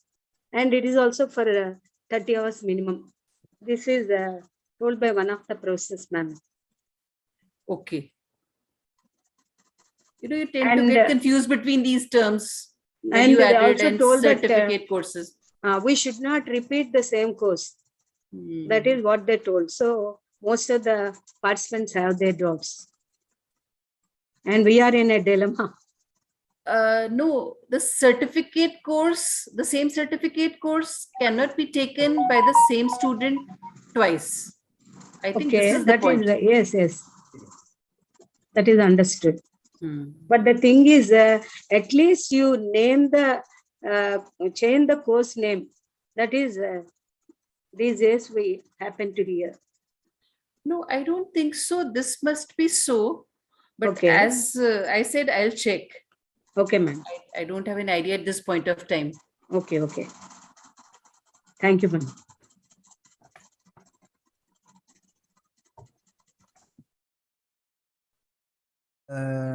Is there any queries from participants?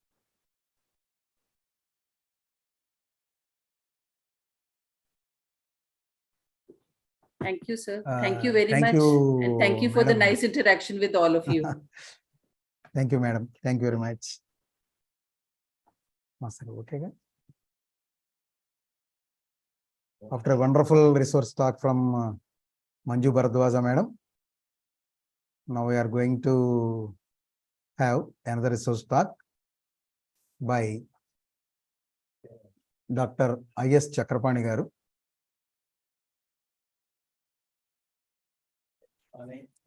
I know. Dr. I.S. Chakrapani garu.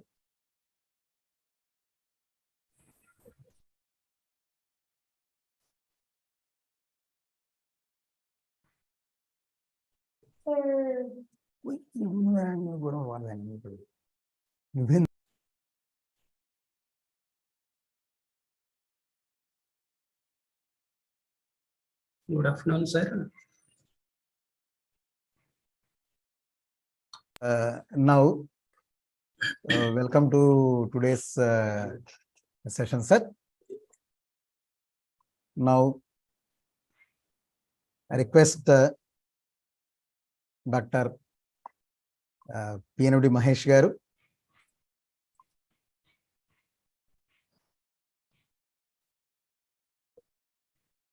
Actually, as by my experience, for 2 months hardly, I am a co-worker of Dr. I.S. Chakrapani garu. He is a nice man, a philosopher, a great man also. And we are having a wonderful resource session from you, sir. And one more announcement to all the participants, with the permission of Chakrabarti sir. Our JD sir, Dr. R. David Kumar Swami Garu, is expecting to join in our FDP program at about 4 p.m. sir. So we request you to continue the talk until he join with us, sir. Definitely he will join with us. Actually, yesterday we have to, sir, we have sir's class, but due to some urgent meeting with Chief Secretary, he couldn't attend our meeting. So today we will have his meeting, sir. Now, may I request Dr. Pinudi Mahesh Garu, former principal of N.College and present in charge Department of English, to introduce our Chakrabarti sir.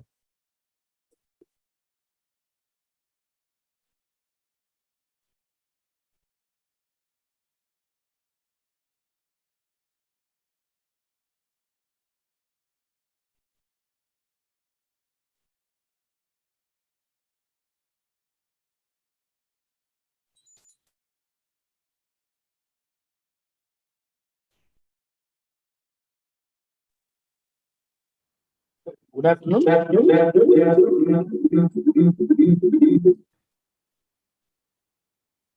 afternoon, all the participants.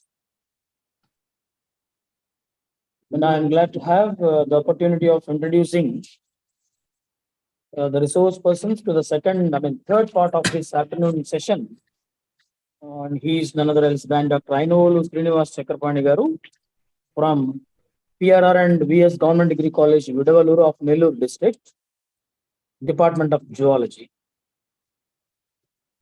Coming to his areas of specialization, he is interested in working on molecular biology, and to his credit, he got qualified national eligibility test conducted by Andhra Pradesh College Service Commission in 1996, and he was awarded his B.Ed from Sri Venkateswara University, Tirupati in 1998.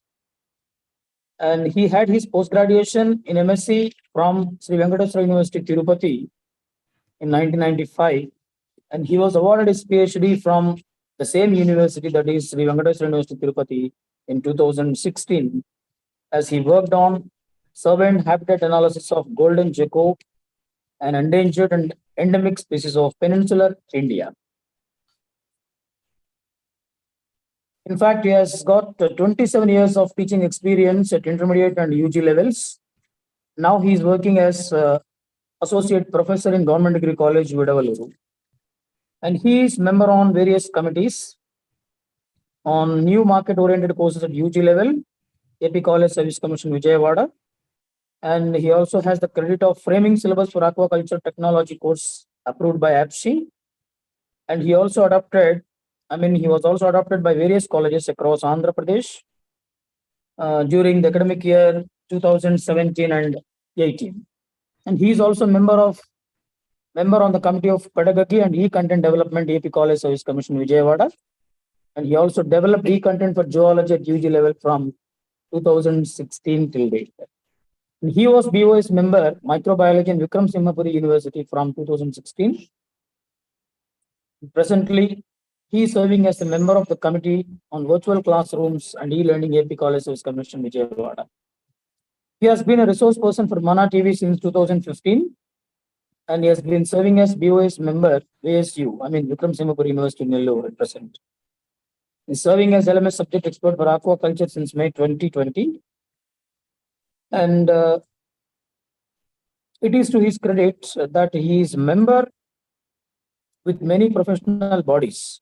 He is life member, Indian Science Congress Association, life member, Indian Society of Human Genetics, life member, Indian Society of Biological Chemists India, life member, Mangrove Society of India.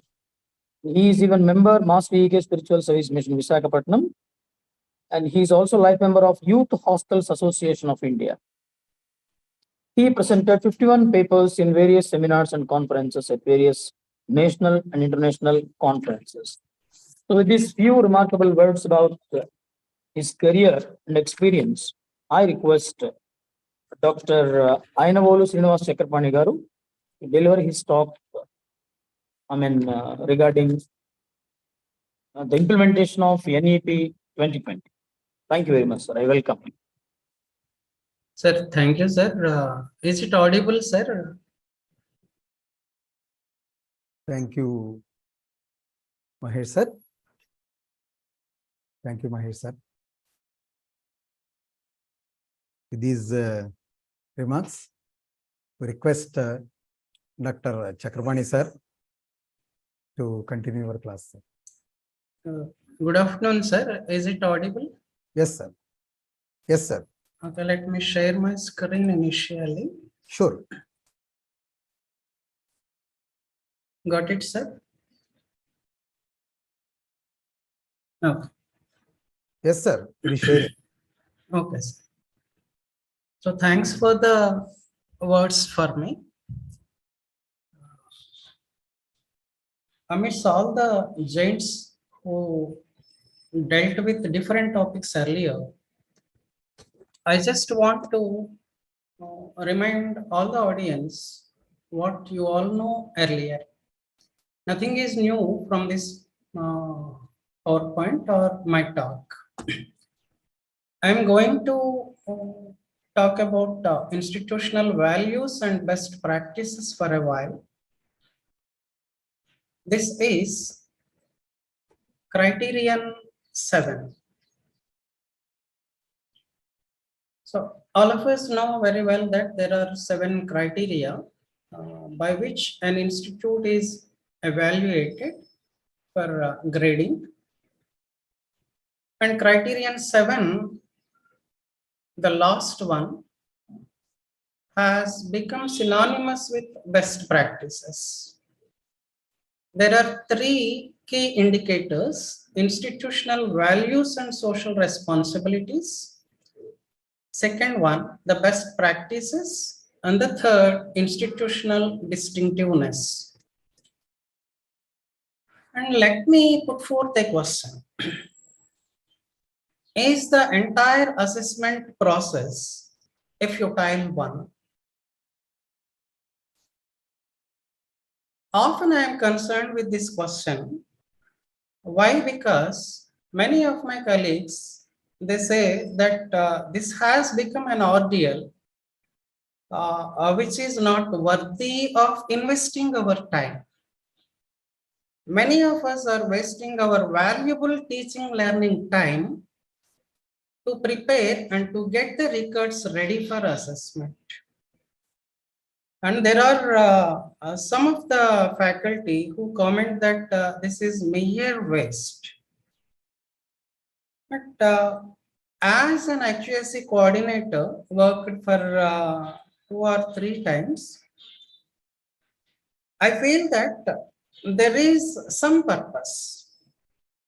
At least an iota of purpose is there in Naac assessment, because Naac has been established after a lot of empirical research into the teaching learning process that went on during the past few decades. And the aims of higher education are taken into consideration.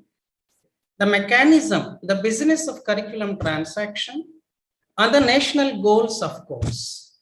All of them, they are taken into consideration before setting up Naac as an assessment and accreditation body. For that simple reason, I strongly feel and advocate the different protocols and procedures established. As part of that, 7th one is criterion 7, dealing with values, responsibilities, and best practices and distinctiveness. And now let me ask another question. As a teacher, I am confined to my students only. All my ideas, all my mental exercise, all my intellectual exercises, they are confined to my students, the subject I deal with, and the results I have to produce or procure. That much enough.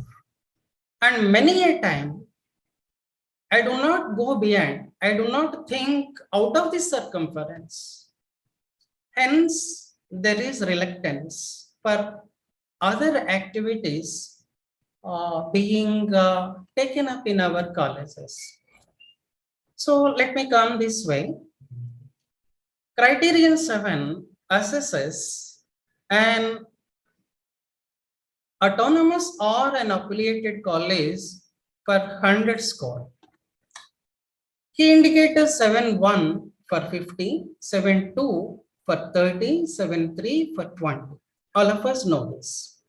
And there are qualitative metrics and quantitative metrics devised. For autonomous college, qualitative metrics are for 29 and quantitative for 21. And for affiliated, this is 20 and 30 respectively. And best practices, it is totally qualitative 30 and institutional distinctiveness totally qualitative 20. 1 minute, please.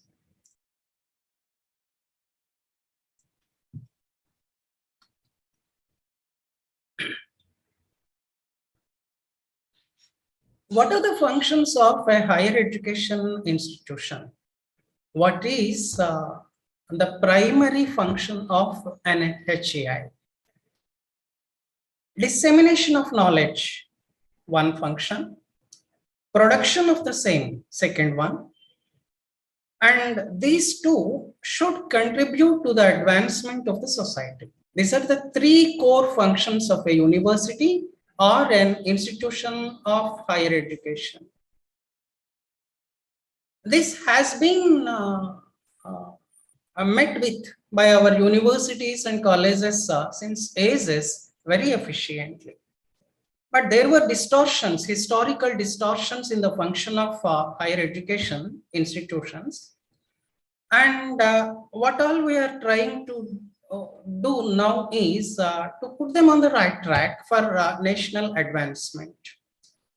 And 1966 Kothari Commission, Kothari's Trinity is nothing but a replica of these three core functions: dissemination of knowledge, production of the same, and advancement of the society, with these three terms: teaching, research, and extension. And all of us know very well that extension carries much score in criterion 3. Now, what must be the social responsibility of a university or a college at higher education level? Social responsibility in the sense, we have to keep in mind the constitutional obligations, the rights, the duties, and other things proclaimed by the Constitution. And remember that we are dealing with a population of population of youth with a lot of enthusiasm, lot of vigor, and lot of compassion.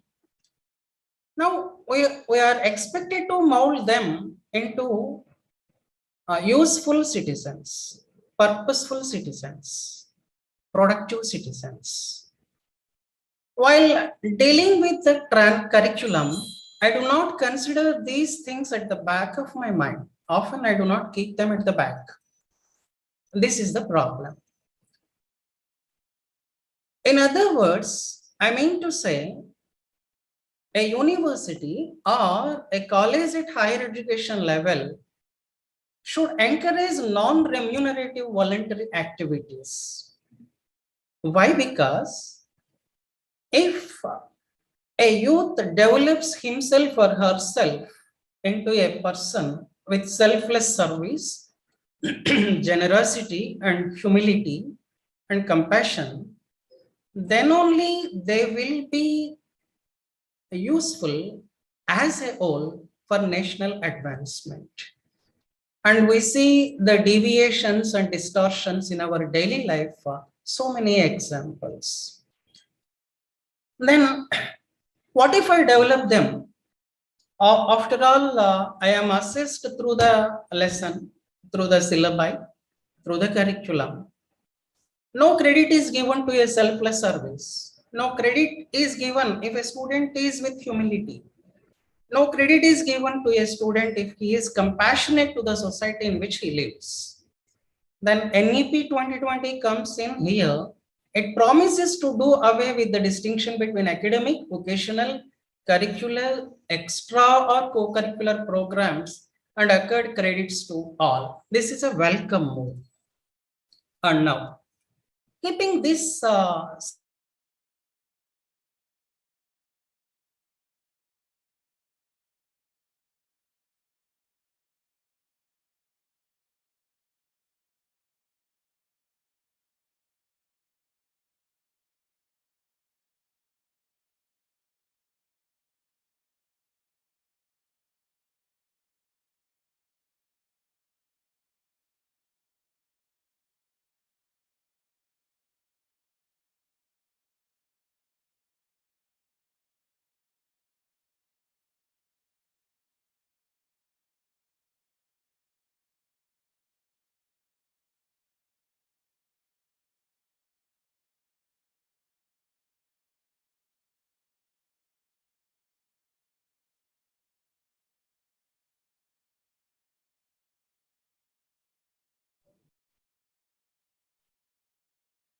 Sir, am I audible now?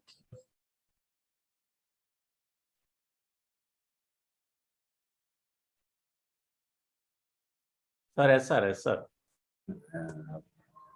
There is power cut now, and I joined with my mobile network to save data.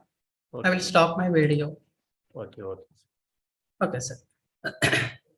So NEP 2020, it promises to accord credits to all these aspects of learning.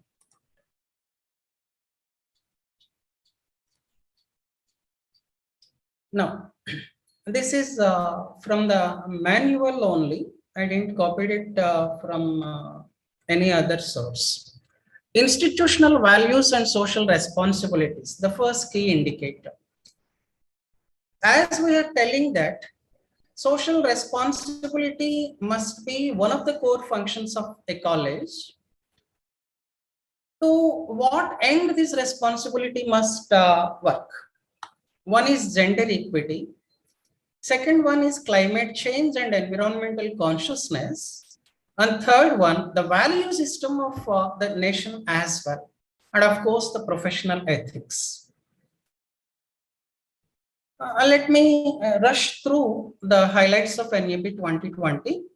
It advocates interdisciplinary education, offers flexible curriculum, gives much scope for research and innovation, and for vocational education, and of course, online education. And then an important concern is here, inclusivity and equity. NEP 2020 advocates much for inclusivity and equity of chances for education, opportunities for education. And then it advocates internationalization and aiming at autonomy and accountability. Spectacular is the growth of Indian education system at higher education level, at the tertiary level. The number of institutions has expanded by more than 400% since 2001. The capacity is growing rapidly. It's a welcome move. It's a thing to relish. This system is to serve India's large youth population and burgeoning college-aged cohort. And we are proud of this youth population now. We are the toppers. We are the richest population in productive age group right now. But the problems. One is access, one is equity. Many of the youth, they are away from the system. Sorry to say, we have to accept.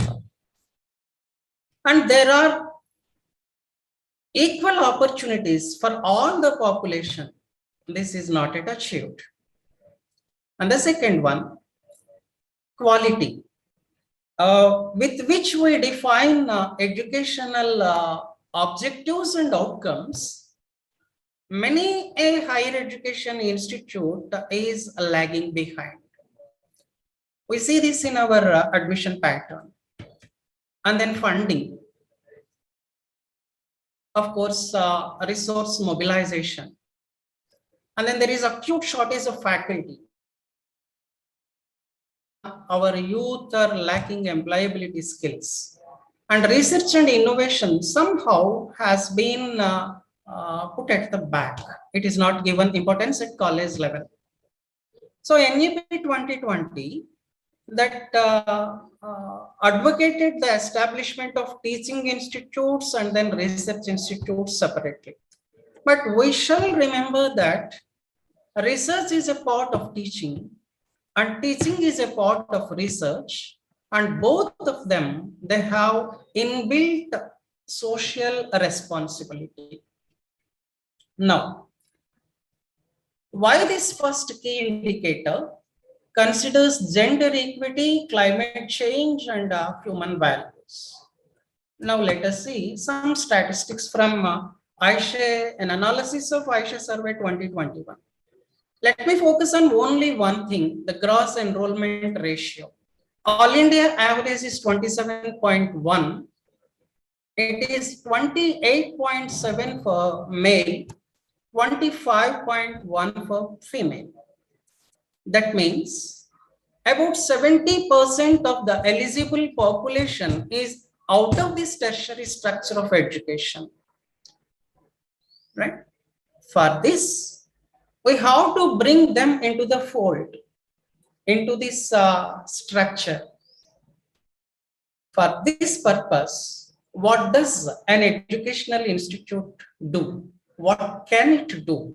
That is the expectation from Naac or the authorities assessing us by this criterion, by this key indicator. So 711 metric that evaluates an institute with measures initiated by the institution for promotion of gender equity during the last 5 years.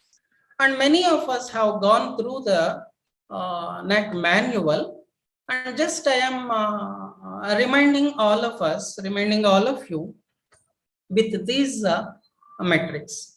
Then what is gender equity? UNESCO's Gender Mainstreaming Implementation Framework defines gender equity as process of being fair to men and women. Many of our institutions are co-ed institutions. There is women population in our colleges and universities. Whether we are giving equal opportunity for them or not, one question. Whether we are giving equal funding for their development or not, second one. Then those within the campus, well and good. What about those out of the campus? What are we doing for them? And this is the crux behind this metric. Why gender equity? Just observe here. In India, these are the figures. 27.3% GR in total. For Andhra Pradesh, it is 37.2. Then for boys and girls, just observe. In India, it is 29.3 for boys, 24.9 for females. The difference is roughly about 5%. But this small 5% comes to a number of millions of girls denied the opportunity of higher education. For that, an institution, a college should take required steps, required initiatives to attract them into the main fold of education. What can a college do? What can an institute do? Naac suggests what are the measures for their safety and security. And there are events and incidents, untoward incidents across different campuses. We have to take care of them. We have to prevent them. I don't need to go into the news right now. And then we have to counsel them. Counseling about different aspects of life. And then we have to provide physical facilities. First one, a common room for women students. And then if the population of a college warrants, we have to establish a daycare center even.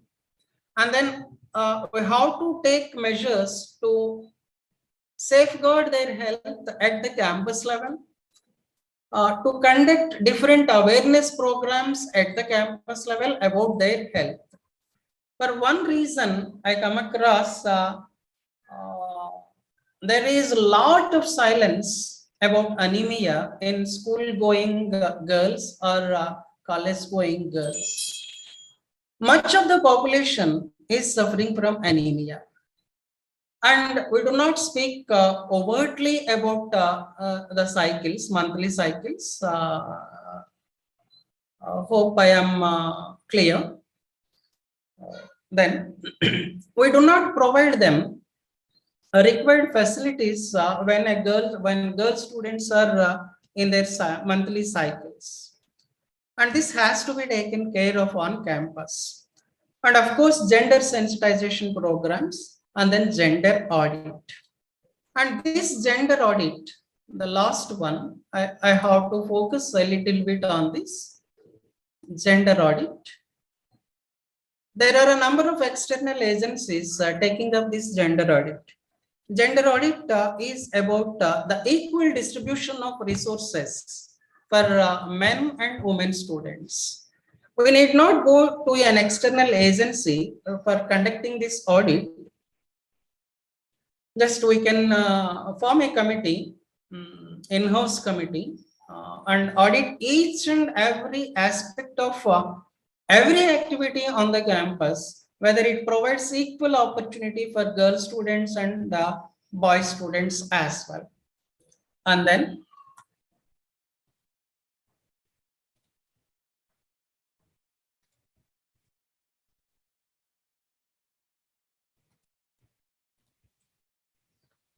metric next 712. This has facilities for alternate sources of energy and energy conservation measures.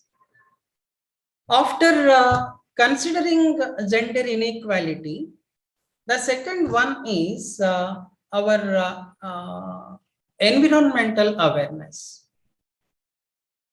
For the rapid strides made in the field of science, we are enjoying a lot of comforts at the cost of nature. And there is rapid depletion of resources. We all know this very well. And for that, we have to search, we have to invent alternate sources. Of course, there are a lot of inventions and discoveries to this end.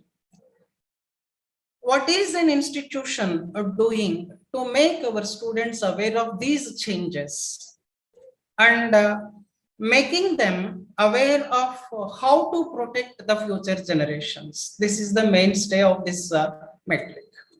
So solar energy panels can be implanted, installed, biogas plants can be installed, and the power generated can be wheeled to the grid, and there is sensor-based energy conservation, a new measure implemented in some of the August institutions.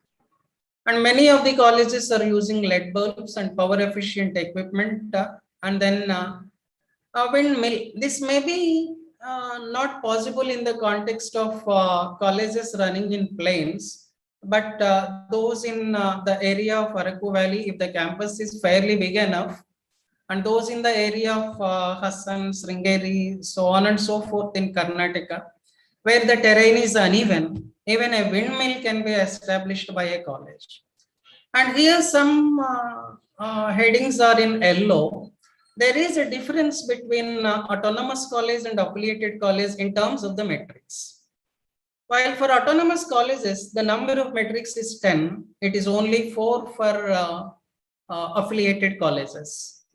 Metric 712 for affiliated colleges deals with alternate sources of energy, waste management, water conservation, green campus initiatives, and disabled friendly and barrier free environment. Anyway, all of them, they will be coming in the next matrix. So 713 describes the facilities for the management of degradable and non-degradable waste. So much of solid waste is generated and we have to manage it efficiently so that the environment is not harmed. And liquid waste, that should be managed properly. And biomedical waste, this is of a rare occurrence in regular degree colleges. Then e-waste management, and then water recycling systems, and hazardous chemicals and radioactive waste management. Whether an institution is taking up steps efficiently to deal with all these sorts of waste material, that is the question. So we have to establish facilities for management of all such waste, and we have to document properly. And then water conservation. This becomes an important question where a college is located in a drought-prone area, like GDC Udayagiri in Andhra Pradesh. The college has to take measures for rainwater harvesting.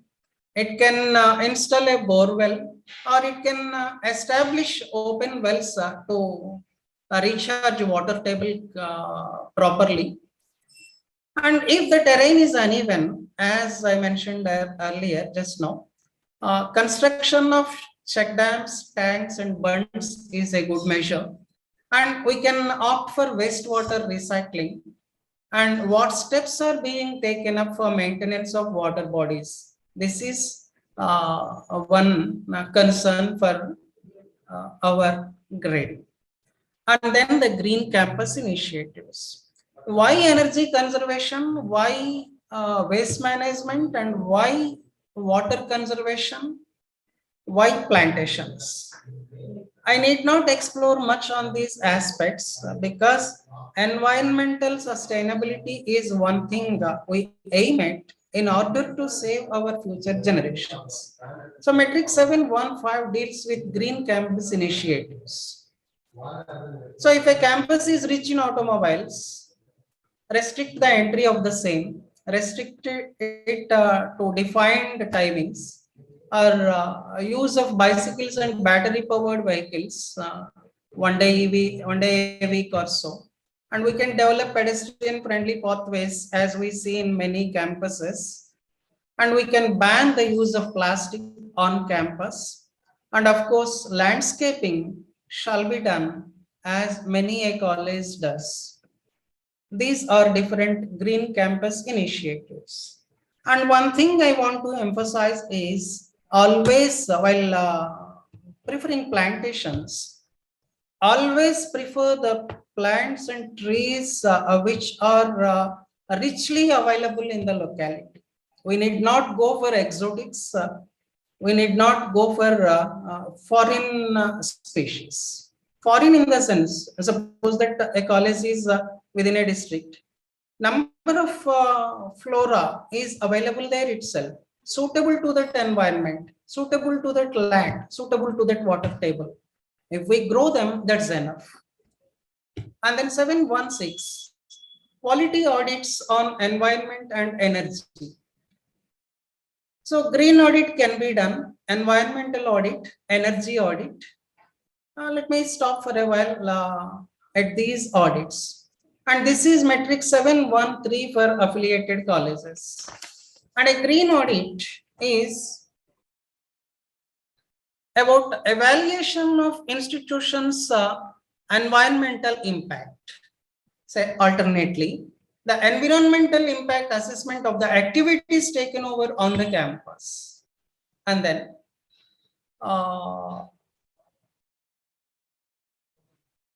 it's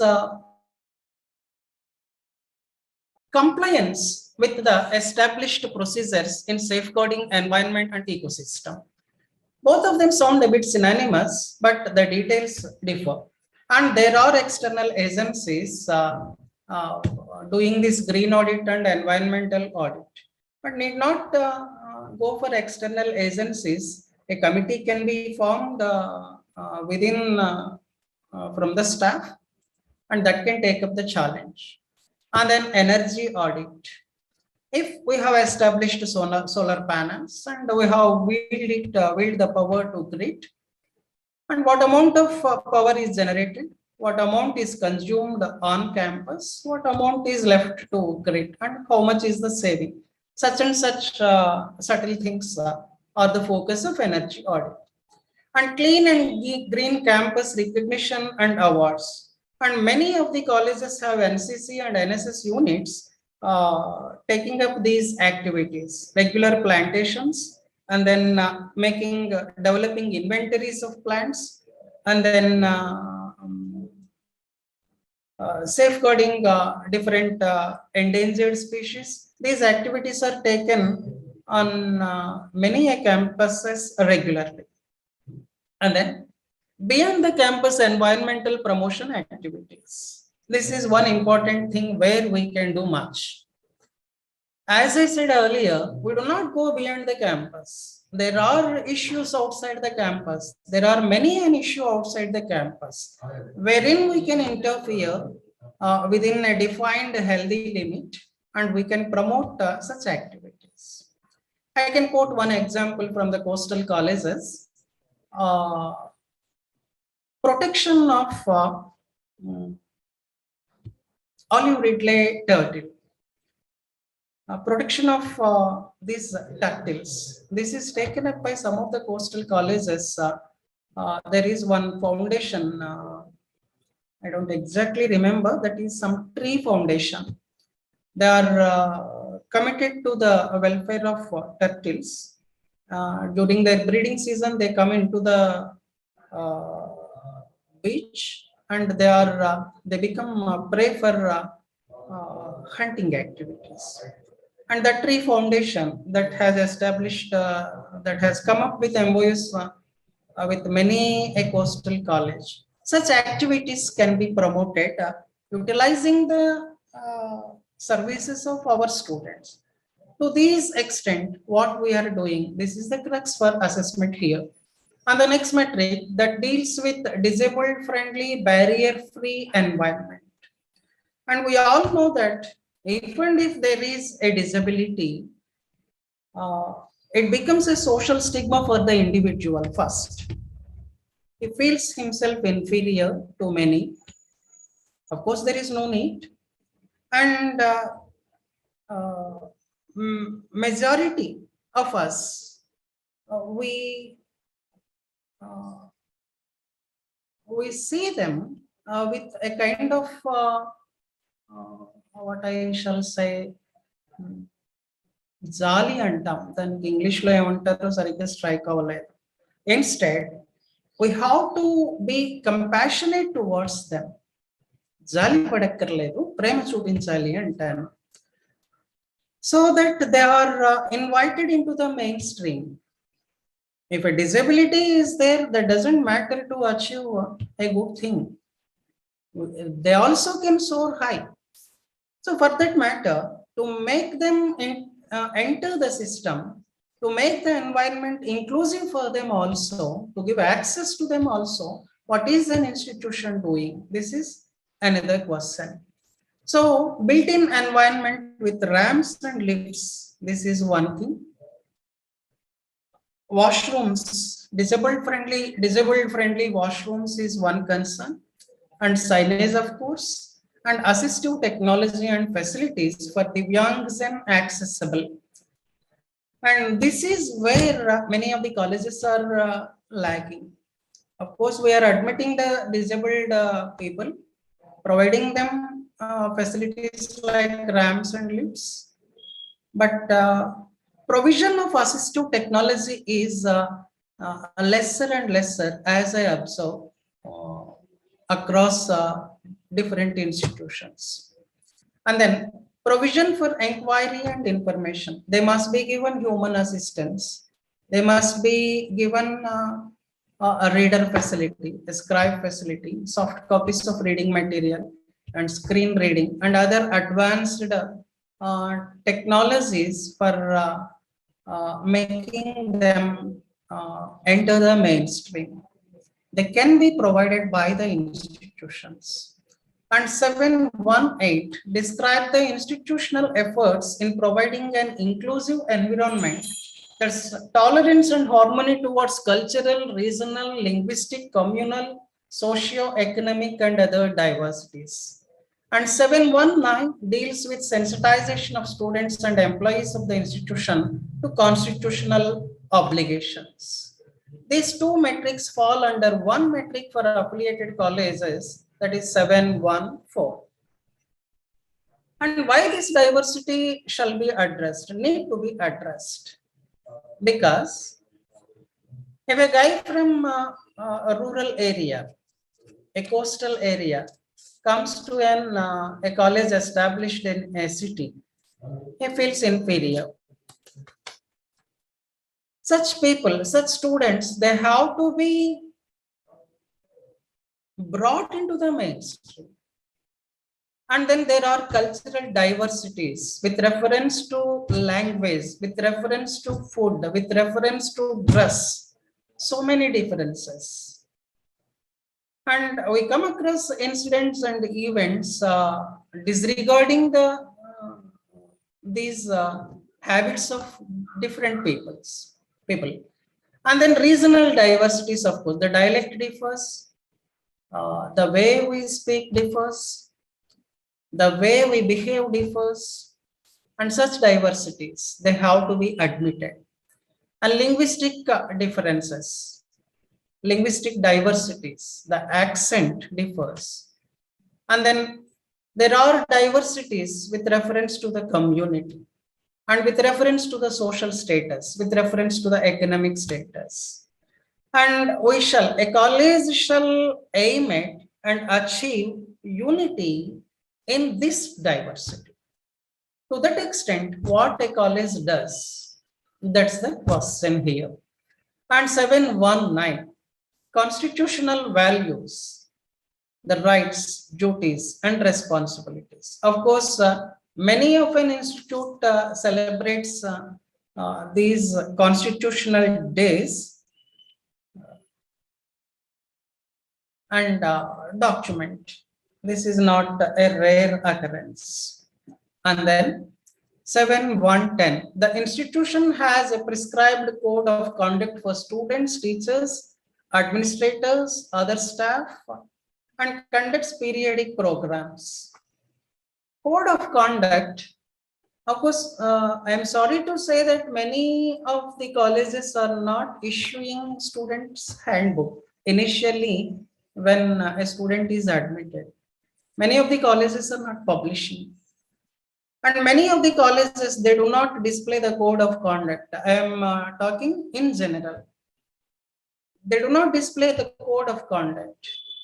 And initially, of course, during recent past, we are conducting induction programs. Earlier, this was not there.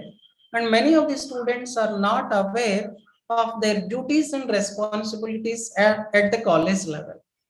So code of conduct must be defined at each level, at the principal level, at the teaching staff level, at the ministerial staff level, at the student level, so on and so forth. That must be displayed properly. And then there will be naturally deviations. That deviations must be tackled efficiently and justifiably. For that, committees are required. And then professional ethics programs. This is one requirement. This is where many of the colleges lag behind. We do not conduct such programs. Of course, we have a HVPE subject in our curriculum. But in fact, we do not try to inculcate, times have changed. We do not try to inculcate the ancient value system among the students. And we do not define ethics of the institute and make the students aware of this. That must be done. And then annual awareness programs on code of conduct. These shall be organized. And this is about the first key indicator, institutional values and social responsibilities. To sum up, every educational institution has some social responsibility. defined by the community where the college exists, defined by the locality where the college exists. In a wider, broader view, every educational institution has social responsibility towards the country. To that end, what we are doing on campus, this is evaluated by all of these 10 metrics in 7 point, the first key indicator in criterion 7. The second one is the best practice. I do not know much about the backdrop of putting this best practice into evaluation protocol. But I think that inclusivity and equity, that is the main idea behind developing best practices. Of course, every institution has a number of best practices put forth on their websites, displayed on their websites. And what is a best practice? One thing is consistency. A best practice must be internally evolved based on the felt needs, based on the needs of the community which is served by the institute. The faculty of that institute must keep mind and evolve it. And once the best practice is perceived, that must be implemented and continued during the assessment period. Forget for a while about the assessment period. That must be consistent, that must be implemented persistently. And these best practices must be relevant within the context and may pertain to either academic or administrative or even organizational aspects of institutional functioning. We can evolve a best practice in academic area, we can evolve the same in an administrative area, or even with reference to the organization.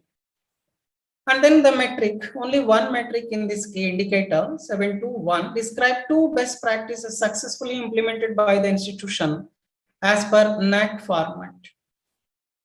The questions that come into my mind, why students should prefer my college?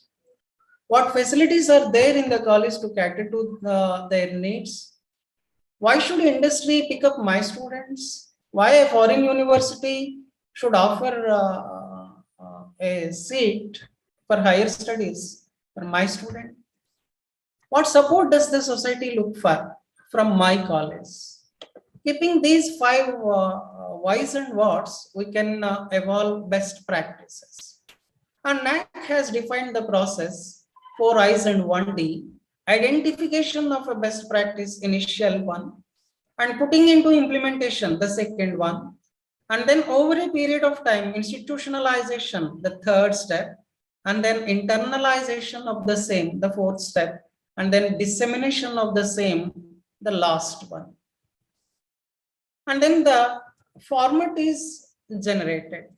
There are a number of best practices when I observe different websites of colleges and visit different colleges. There are a number of best practices. I will put forth some of them.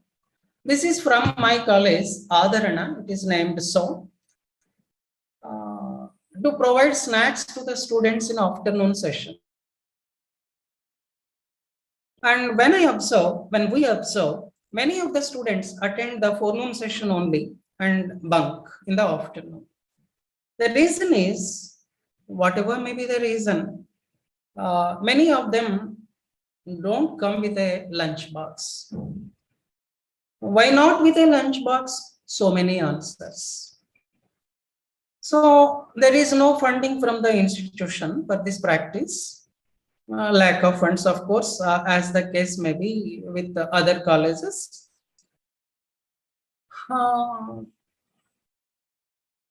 We reminded the students about the kiddie bank practice. An earthen pot, an earthen hundi is established in the department. Students, whenever possible for them, they drop some amount in the hundi Of course, staff do contribute. And in general, at the end of every month, we just break it down.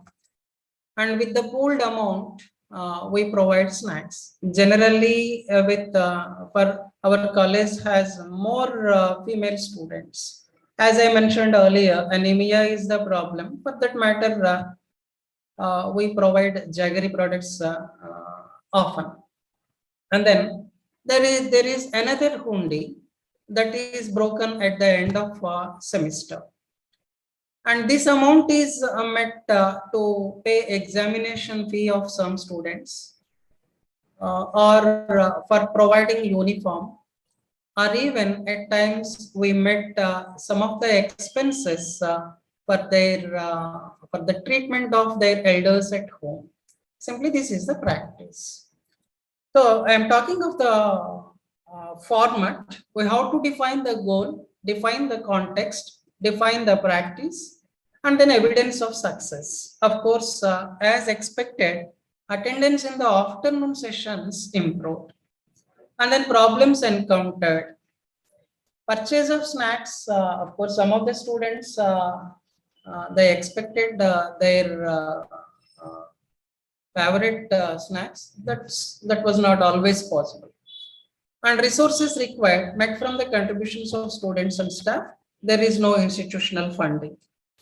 And as I observe these days, many of the colleges are suffering from lack of funds, lack of accumulation fee fund because of various reasons. And institutional heads are simply becoming helpless for providing funding to such and such activity on campus. This must be taken care of, at least in those institutions which are affluent. And a number of best practices, these are listed from different colleges recently accredited with A. One college, this is GDC Nagari, Floral Interiors and Green Campus Initiatives. By Floral Interiors, they started an add-on or certificate program for students to prepare flower bouquets. The bouquet that is used on campus, at times they are sent to the nearest market. They are using the amount for the benefit of the students. And then charity of stakeholders and distribution of books. This is these two are another set of best practices from a college. I don't exactly remember the name. And then ICT enabled teaching learning, and then college dispensary and midday meal. These are the best practices from Andhra Loyola College, Vijayawada. Cultural empowerment as a tool for excellence. This is from SDMS Vijayawada, Durga Malleswara Siddhartha Women's College, Vijayawada. And no book day and then save to serve. These are best practices from GDC Venkatagiri. And endowment prizes, I don't remember exactly the college. And Hope, Holistic Personality Enhancement Program. This is another best practice from Andhra Loyola. And then Scrub Society. This is one interesting best practice I found. I remember it's Madras Christian College, where the college is located in a scrub jungle. As we talked of environmental and ecosystem conservation, they formed a Scrub Society with a few selected students, and the students are in charge of protection, propagation, and conservation of the scrub jungle on the campus. And then Drishti and Spars. These are two best practices from, I remember, St. Albert's, Coimbatore. Drishti is Drive for the Digital. They have taken up a wonderful program of empowering both students and teachers in utilizing the digital equipment for advancement of education. Spurs, of course, this is almost synonymous for charity of stakeholders and midday meal program, of course. And then the next key indicator is institutional distinctiveness. Every institution would like to be recognized for certain of its attributes which make it distinct. This distinction is with reference to the regular function of the college. Amidst mushrooming private educational institutions, government and aided, if the system is surviving in other states, existence has become really a problem, particularly in South Indian states. So to make an institution distinct, the principal and college staff must take up a rigorous and vigorous brainstorm. And the practice must be continued, sustained. Such attributes which are developed, which characterize the institution, they must be reflected in all the activities in focus and practice. This is a qualitative metric. The metric defined is portray the performance of the institution in one area distinctive. So many colleges have defined their distinctiveness differently, and this is purely a local issue. Local issue in the sense putting forth their excellence within the practical limits, within the with reference to the community they serve. This is about best practices, criterion 7. And many of you might have been visiting Naac website now and then. Naac analyzes outcomes of assessment for every state. It analyzes each and every time. As I found the analysis for AP, in the post-COVID-19 situation, website is most easily accessible source of communication as Naac identified. For this matter, we all have to develop our websites with user-friendly interface. This can be checked. And then access is still a big question.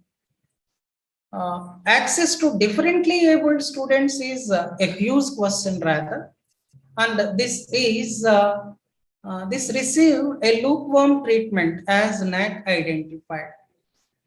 And Naac defined high performing metrics and low performing metrics for Andhra Pradesh with reference to best practices, percentage of annual power requirements met through LED bulbs.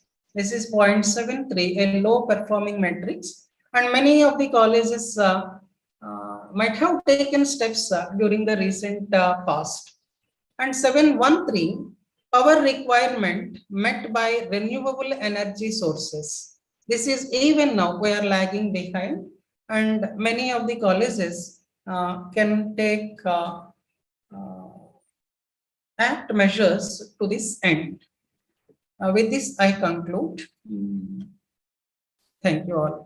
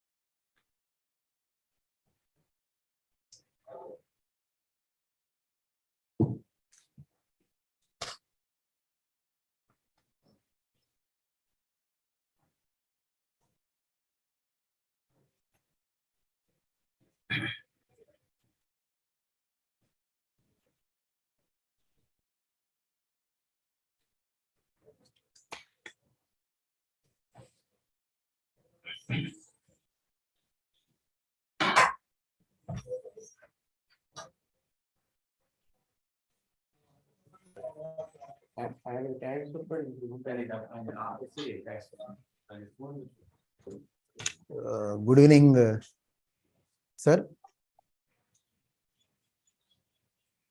Thank you, I.S. Chakrapani Garu, on behalf of SS College Management. And now I request a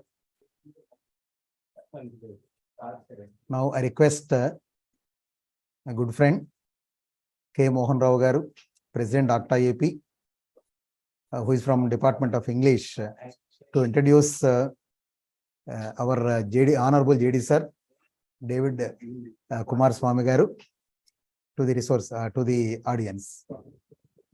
Now this is the time to introduce our JD Sir.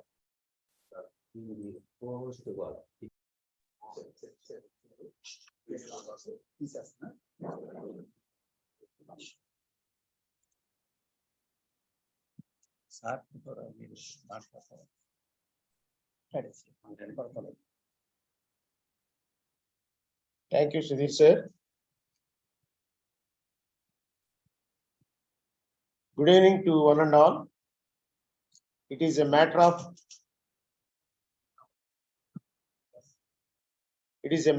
pride and a pleasure to me to have the privilege to introducing a distinguished personality, an able administrator, successful teacher, a committed man with a positive attitude and kind-heartedness to the teaching fraternity, with many remarkable achievements in his career. And he has the unique identification in India that he is the man who made it possible for a government degree college get accredited by Naac with the A++ grade for the first time in our country. And he is none other than Dr. David Kumar Swami Rapaka, Joint Director of College Education, Government of Andhra Pradesh.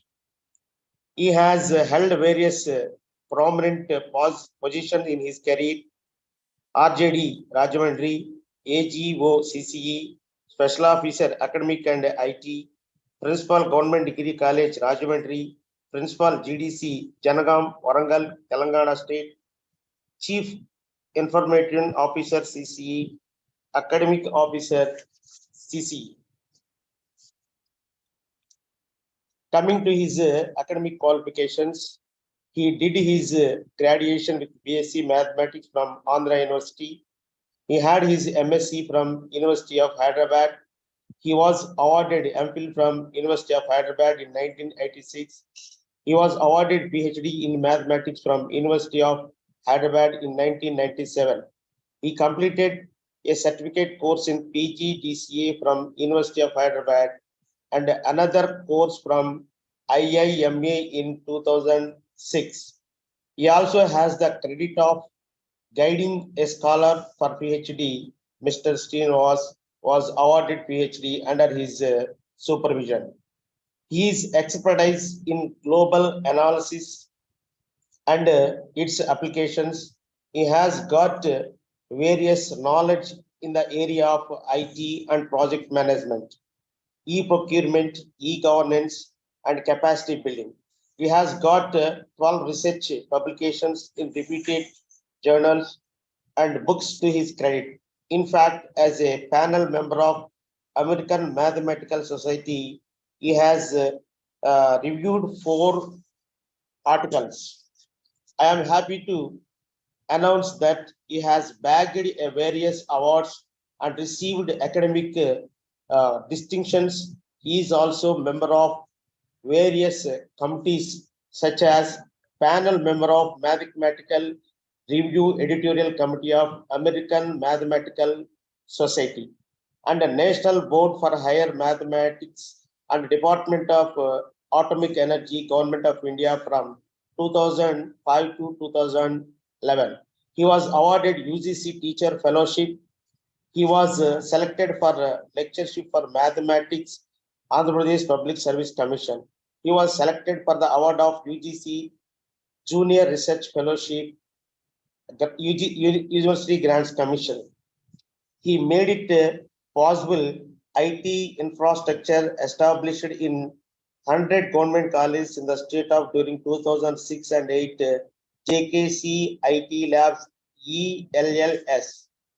And he played a prominent role establishing Johar Knowledge Centers in all government degree colleges in United Andhra Pradesh.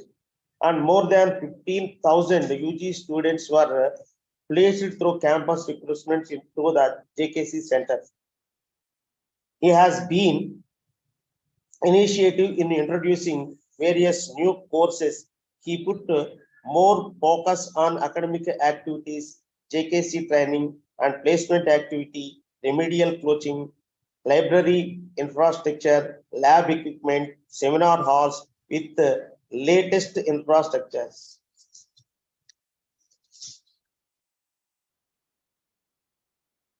As a principal of Government Degree College, Rajahmundry, he put focus on transformation of the college to lead UGC guidelines, Naac guidelines, main focus on the following aspects and provided academic ambience to the students with a slogan, student first. And curriculum aspects, 30 new programs introduced in UG, job market-oriented PG in addition to the existing 31 UG and PG programs. And teaching learning process, new pedagogical strategies, evaluation reforms, research, innovative and extension activities, and infrastructure and learning researches.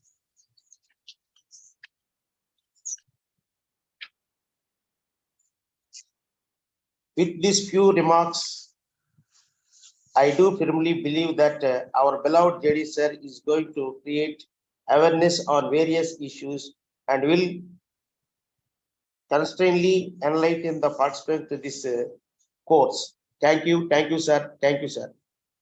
Yeah. Thank you very much, Mohan.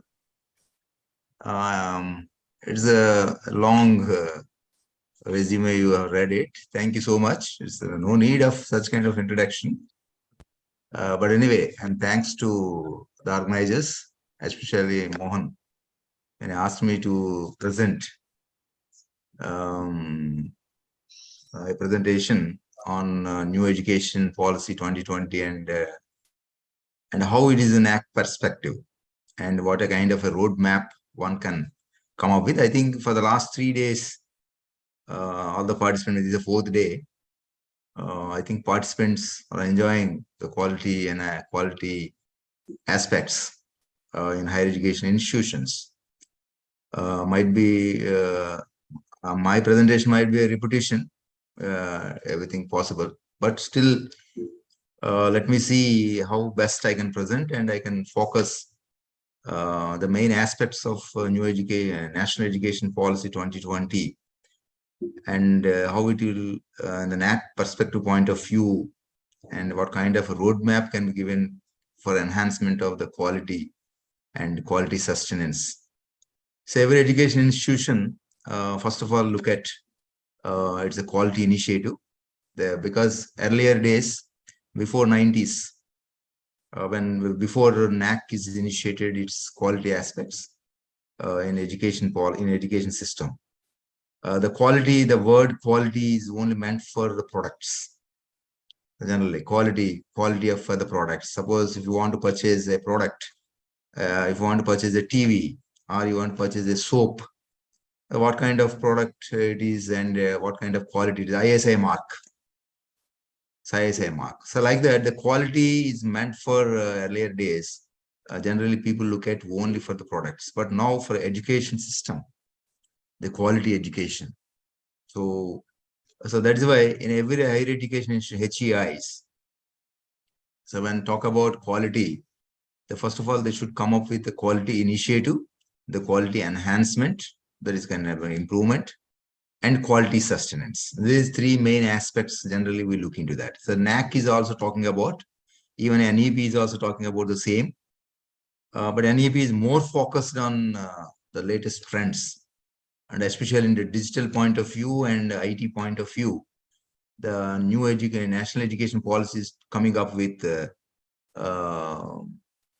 different quality aspects. So that's why let me present very briefly, just a half an hour presentation, and let me go. A lot of slides are there, but I'll go fast.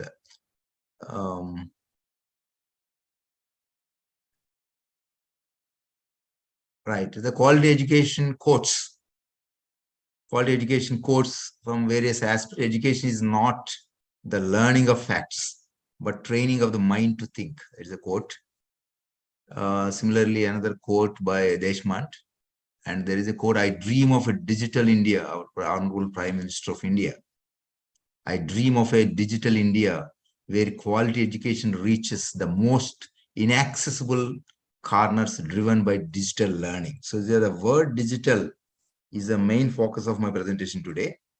The word digital education, digital learning, blended learning, all these kind of things. Okay. So let's going towards the digital, the word digital, digital technology, the ICT, the future education. If you look at the digital technology will not be replaced the conventional system. It will not replace the conventional system, but it will only a complement. So remember, similarly, the information communication technology, it prepares India for a knowledge future. India for a knowledge future. So that's why in the transformation, the focus is being on transformative to realize IT plus IT is IT only, right? The future of education and education of the future. The technology is dominating now with the artificial intelligence, data science, robotics, etc. Right? So technology cannot replace the teacher. So now let us come to the higher education point of view. So technology cannot replace the teacher. The Indian talent plus IT is India tomorrow. So that's why that's why the NEP talks about the e-learning to blended learning, e-learning, E to B is going back, in fact, the blended learning. So the if you look at in 2090s, the NAC initiative, NAC talk about the high quality. In 2000 and 2010 to 2020, if you talk, but everybody is talking about e-learning system. Now the UGC or NAC or NEP talking about the blended learning, P-learning, right? So that's why I emphasize more focus on the digital area. The NAP and NAC speaks about skill development. This is also there. They're going towards digital, the skill development. That is a 3 S's, scale, speed, and skill. So we are already aware of it. There are 56 sector skill councils are there in the government, Ministry of Human Resources, MHRD, Government of India, under National Skill Qualification Framework, NSQF. So there's also more focus and emphasis on the vocationalization of higher education system, vocationalization, right? See, the higher education system evolved in 4 levels: education 1.0 and 2.0, 3.0, 4.0. Now we're in 4.0, the intelligent systems, intelligent education, artificial intelligence, personalized education, education through machines, mission interface, right? Like this. So, but let me explain in the education 1.0, let us remember, we should not forget the conventional system. So because the wheel is reinvented like this only. So we'll come back to the old system naturally sometimes. So education 1.0 is the Gurukul system in the olden days. Education 2.0, books and universities in the 15th century education. Education 3.0, our internet era.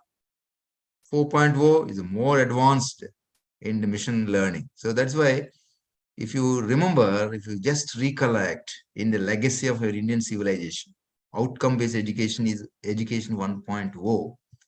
The Panini, a Sanskrit grammarian, gave a comprehensive and scientific theory to phonetics and phonology and morphology in 600 before Christ. Similarly, Charaka is another outcome-based education, introduced in systematic perspective for understanding biological change. So I'm not giving much detail. Everybody is aware of it, and it's the evidence-based approach to medicine, and Shushruta is the pioneer of the surgical system. So in 400 BC, right? Similarly, Kautilya, Aryabhatta, 476 AD, Varaha Mihra, Nagarjuna, Bhaskaracharya. Bhaskaracharya is 1100 AD. So note of the force of the gravity, right? These are all the various stages in the Indian civilization, the legacy, the outcome-based education has evolved in such a way under education 1.0. Education 1.0 is a long stretcher, right? Long years, maybe since before Christ to even 1800 AD, up to that, right? So now education, I'm not explaining 2.0, all these things, but education 4.0, it's a higher education ecosystem. Now we're talking about NAP 2020, Naac, and NBA for technical education, technological universities, and similarly, key stakeholders are nothing but learner, university, college, industry, society, right? And in a higher education ecosystem under 4.0, the mediums of delivery are dynamic technology, experience learning, and participative learning. So these two are very, very important aspects of learning: experience learning and participative learning, internships, participation, experience learning. These are all very much focused on under NEP. Right? Student enrollment, involvement, education as a delivery of quality initiatives, quality mechanisms, right? Assessment, and all these kind of things will come under thing. And even NAP is also talking about the outcome is nothing but value-based system, value-based education system now, value-based education system, right? Value-based is threefolded. Remember, the outcome of the system of value-based education is threefolded. Number one is professionally it will be sound, socially responsible, and spiritually aware. That's why yoga and all these kinds of also incorporated, integrated into education system nowadays. But earlier it is olden system. Also yoga is there. Yoga is there for since long time. The yoga and see, the yoga is now for the last 5 years and more focused in our education system in India. But yoga is adopted in many, many Western countries long back, and they are exercising and then they are implemented, right? So that's why the education system evolvement, how it has happened from 1.0 to 4.0 at present. You please observe the digital technology is taking major role in our new education system now, right? So these are all the digital initiatives, Government of India. We're all NAP, NPTEL, Swayamprabha, National Digital Library, Shodh Sindhu library system, right? Online e-journal system, National Academic Depository, virtual labs. Our education system also should move towards virtual labs, right? There are many in zoology, a lot of experimental experiments are banned because the cutting of these animals is banned now. That's why the virtual labs are coming to the field, coming to the existence, right? So our Indian Institute of Technology, Bombay and other IITs also has come up with many digital initiatives. You can take up and you can browse and then implement in our higher education system, in higher education institutions, right? The major trends of education 4.0, major trends of education 4.0, it is personalized learning and remote learning opportunities, online systems. See, under NEP 2020 is also gave an opportunity to all the education institutions, especially who get Naac A grade and A and above. They can start online programs, online courses, online diplomas, online certificate courses. They can issue, right? So that remote learning opportunities are also incorporated, and data at the fingertips, easy and accurate assessment, and project-based learning. These are the major trends in education 4.0 in the present, at present. Dramatically different learning. That's why it is innovation-based education. 4.0 is innovation-based. Why I have given education 1.4, 2.4, 3.4? See, 1.4 lecture notes, rote learning, and memorization, right?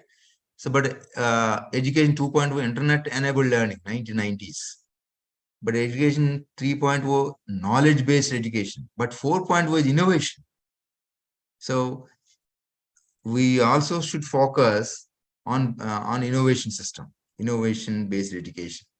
We should introduce the innovation systems in our education institutions. So otherwise, you see, our students are very fast now. It's not like us in see, I learned I'm 80s student. I post graduation in 80s, right? 80s and 90s PhDs, right? But for 30 years, after 30-40 years, now the students are very fast and they have a lot of innovations and they have a lot of ideas. We should grab those ideas and then we should try to implement and make the student to involve in the project-based and participative learning and experiential learning, right? So that's why in the digital technologies wise, in the education 4.0, digital technologies wise, the cloud computing now, cloud computing, machine learning, mission to mission, mobile technologies, 3D printing. 3D printing is also come. Big data analytics, Internet of Things, IoT, RFID. If we can introduce RFID systems in our education institutions. So these all come under, see, the Naac talks about all these areas. In fact, if you start from criteria 1 to criteria 7, if you integrate these ideas, digital technologies, for every criteria, not only for infrastructure, for every criteria you can talk about. See, your database, the students' data in the criteria 1, the students appear. In the criteria, how many number of students, enrollment, and everything you can make database and you can put it in cloud computing, and then the big data analytics and can be done, and all these kind of integrated, and then see that how well. In the library system, RFID can be introduced. In our library, if you have a big library, if you have a library, or even entry level, you can come up with RFID technologies. So like this, the digital technologies also played a major role. Come up with should be introduced in education system, in a higher education system. The apps in a classroom, the teaching learning process. The second criteria talks about the apps. So whether you can come up with any kind of apps already available on the net, and lot many companies are they made ready, and then talk about these all kind of apps, Moodle, quiz computations, and assignment. I gave only few things, right? E-portfolio, blogger, even every department in a college should have a blogs. They should design blogs and then they could put it in their website.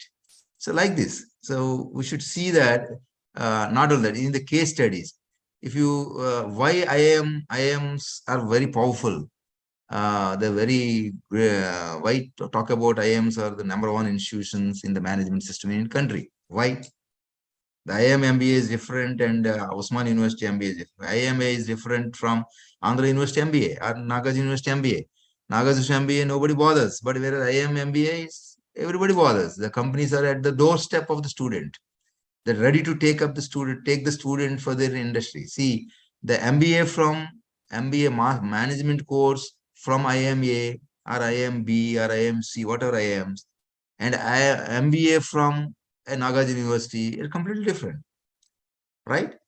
The MBA student of Nagarjuna University is appointed at the level of the supervisor levels, but MBA from IIMs first appointed at the manager level. So that's why the packages are completely a lot of difference. In 2006, when I was at IMA, when I was in a training and I was doing some certificate program there, IMA, Ahmedabad, and we were stayed in a guest house for 3 months, and then doing that certificate course, and then we had an interaction with the students of MBA. The 250 students, they're going out for that batch, but 252 companies are attended for placement. So every student is getting opportunities in 10 companies, more than 10 companies, and it is a student option, student to decide which company should go and join. They're based on the package, or based on the company profile, especially like that. So like this, we also make our education institutions employer ready, right? Employer choice. It should be employer choice. You should not call the companies, please conduct placement drive here. The employer should come to the institution and they should conduct interviews for the student. That means you should focus on teaching learning system, teaching learning process, and it should be more stringent. And the student learning process should take place in the system of case study. That means a teacher is teaching one subject, then is teaching. Tomorrow, something I want to teach in the second chapter and second unit, in that some section I'm going to teach. I should give one notes to the student today itself, 1-page note, and see that the student should go through that textbook or that notes, and then he should come up with his comments. So then the teacher should ask in the next day, what kind of observations you made. So that's why our teaching learning system should be in terms of the case study. Otherwise, student can't learn. That's why now I'm going to give you what kind of education system we are coming up with. The role of a teacher. This is the old system only. I'm not very much interested, right? See, earlier days, we have Gurukul system, now Kulgur system. So that's why now Gurukul, Kulgur, what kind of these systems? Gurukul system, learning by doing there. The Gurukul, learning by doing. But now, rote learning, people by heart, memorization. And in the Gurukul system, disciple relation, master-disciple system, relationship. But now, teacher-student. The master has gone and now the teacher has come and the student is there. Now, master-disciple, earlier days in the Gurukul system, but now teacher-student, Kulgur. Spontaneous life-oriented learning, but now structured teaching of syllabus. We have prescribed syllabus is there, unit 1, 2, 3, 4. You also ask the questions as per unit-wise only. It is completely a structured teaching of syllabus, right? Personality and individual potential in Gurukul. But now, uniform and mass education. Shastra-based Adhyayan. But now, science-based Adhyayapana. And now it's a science-based. Philosophy lineages. Now, technical expertise now. So, this is ethical growth, professional excellence, compassion, driving force, commercial success. So, like this, yoga, calmness, but now competitive stress. The student is giving the competitive Kulgur system. So like this, we should understand, in the present teacher should understand what kind of education system to be implemented, to be introduced to the student, right? The future of education is blended pedagogy. blended pedagogy. So now we look at maximize use of technology in the teaching learning process will come.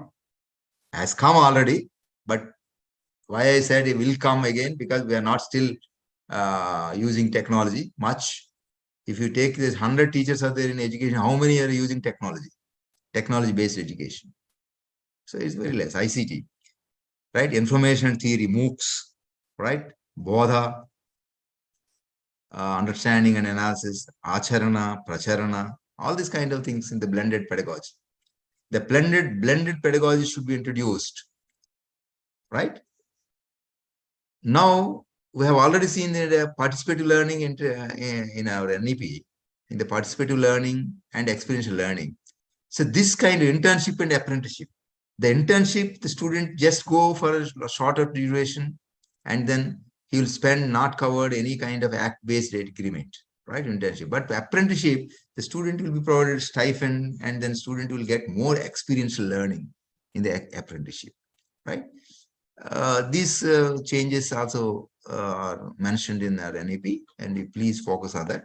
The internships versus apprenticeships, it will success, it will lead to learning, training, instruction, practice, and then success. You will go, right? These are the two quotes I wanted to mention at this point of NEP and Naac focusing on man-making and character building is the basic mode of education. Man-making and character building. Expansion of mind and expansion of heart is the purpose of education. Swami Vivekananda has quoted this. So this NEP and Naac talking about these two quotes. Okay. Naac vision I don't want to talk about. Anyway, Naac vision is quality evaluation, quality, the defining element. So look at the vision when they stated the vision, Naac vision, right? The quality, the defining element. So it's how wonderful it is. Remember, quality, the defining element of Naac or higher education institution is the quality. That's why whatever you talk about, you put quality as a suffix, and then quality evaluation, quality education, quality teaching, quality learning, like this. And at one point of time, we always talk about smart campus, right? Smart, what meant by smart campus? Actually, I want to quality campus. I want to replace that as quality campus. The quality is smart. Smart meant for, it's not smart meant for the physical, right? A smart teacher, a teacher must be smart. We should have ethical values. He should be smart, right? He should teach well. He should attend classes. He should interact with the students. That is the smartness, right? So like that, the smart campus should be defined in a way. Like that, quality campus also should be defined, right? That's why Naac vision is that. So why Naac? Everybody talks about Naac. We're going for Naac. We're getting A+, A grade. Everybody's talking about, right? It identifies the quality. So quality is the defining element in terms of education, research, faculty, infra, as well giving students confidence. The Naac gives the confidence in selecting the institution. See, in 90s, we have 15,000 institutions are there across the country. Now there are 45,000 higher education institutions. Only I'm talking about higher education HEIs. In 90s, 15,000 HEIs are there. In 2010 and 2020s, by 2020, now 45,000 higher education. So there is a lot of confusion is there among the parents. Which education institution I have to choose in the locally which education. So that Naac is a defining element. Naac comes under defining element. Right? So that's why quality initiative, focus of assessment will come up, because in your seminar, in your this FDP, you all always stressed on the assessment also, might be. The quality initiatives, quality sustenance, and quality enhancement. Right? So I'm not interested in these criteria. You might have discussed all these teaching learning process. So now teaching learning process, I want to discuss this slide once. The teaching learning process in the second criteria. if you look at this diagram, there are 4 boxes are there in this circle: participative learning, internship, experiential learning, problem solving method. So, right? So these 4 will come under, I have given again explanation here. Participative learning, talk about community service, awareness campaigns, field trips. This should be focused. Right? LMS, virtual classrooms, digital classrooms, e-classrooms, whatever thing, technology-based classrooms, teaching learning process. Internship will give the students work experience, hands-on expertise. Problem solving methods will give project-based learning, course-based projects. Course-based projects also should be given. You should identify certain kind of acronyms for the students in the learning process. Student-centric, easy resources, Google Classrooms, media, these are something little bit. In the world education system, it is completely teacher-centric. Now it is student-centric. This class, in the teacher-centric process, the classroom will be so silent. Only teacher will speak. In the student-centric process, in the latest technology, latest trends in the teaching learning in a classroom, it is student-centric, means classroom must be louder. There should be a lot of discussion should go on. Group discussion, student will speak. Student will cross-talk. Student also allowed to speak cross-talk in the lesson, in the subject, not on some other nonsense. It should be. So that's why study projects, field trips, learning by doing, all these kind of things, we should be integrated in the teaching learning process, right? Our academic calendar also should be divided into some processes, some division, 75% curricular instruction, co-curricular activities, and 15% should come out extracurricular activities or extension activities, 10% for skill development, and other something like that. So you should divide your academic calendar. Academic calendar, I don't mean that the days, number of days working, not that one. Your instruction, your teaching learning process, your classroom instruction should be divided into curricular aspects and co-curricular and extracurricular and skill development or research activities. Like that, you should come up with your innovation and then you should implement in your HEI. Every HEI should have their own innovative academic calendar. Innovative academic calendar. I'm talking about innovative academic calendar. You should not follow somebody else is talking about giving academic calendar. I am following that. You should come up with innovative things, right? Even in your evaluation process also, you should come up with innovation in your evaluation. Only university, because I'm a non-autonomous college, so I'm go with only university. No, come up with your evaluation, your internal system, internal examination. You have a lot of freedom. Come up with your own innovative, how to evaluate the student in a better manner and then implement. That's what Naac look at. Every institution should come up, right, in your evaluation system. Say one autonomous college, the evaluation process in 10 years, they will be 20 to 20, 80 semester and exam and 20 only contingent. In after 10 years, for 4 years, for 6 years, there is 25%. And after 4 years, again in 2 years, they 40%, they mentioned. Now they are maintaining 50% internal system, 50:50. So like this, you should go in an innovative manner in your evaluation system also, in your examination evaluation system, you should go into that, right? PO attainment, I'm not going with this, will take a lot of time because this itself, slide itself, but in your outcome-based education, you should calculate, you should have direct assessment and indirect assessment. And then CO-PO mappings should be calculated and should be, the methodology should be prepared and then you should apply, right? This is the PO attainment calculations will come in this way. So these slides, I'm not interested, and maybe it is repetitions. Repetitions people will see. Some slides are there in my presentation. Some slides, infrastructure, how we should come up with Nadu Nedu kind of things also you should come up with this. This is and COVID time, how to come up with. These are all the best practices. When you implement best practices, you should come up with it. See, student council. See, elections are banned in the student in our education institutions. So you should see that the student council should be encouraged. Student councils. Okay, so student council is a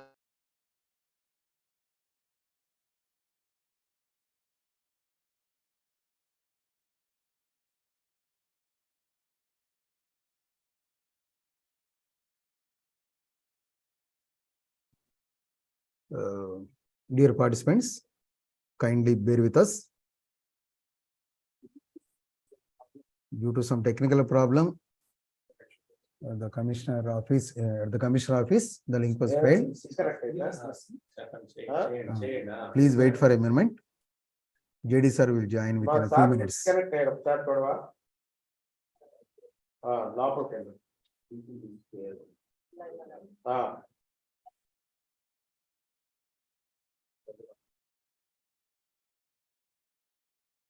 అక్కడే problem ఉంది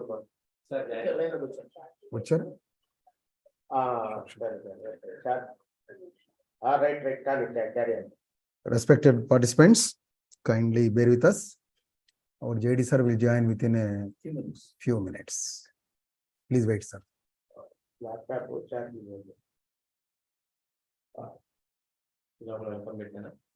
Better.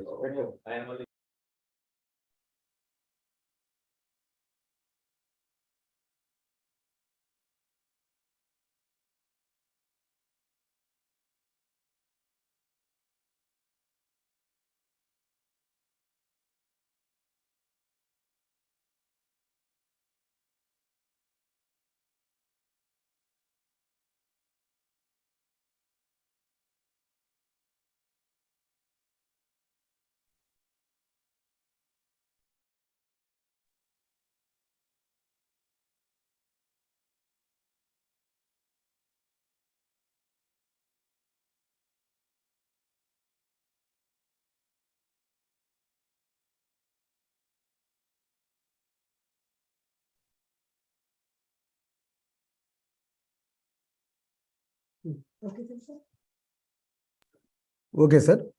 So my presentation is coming to the conclusion, of course, but last slide I would like to show.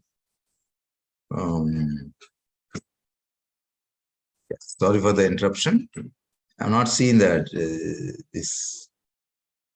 Just a second.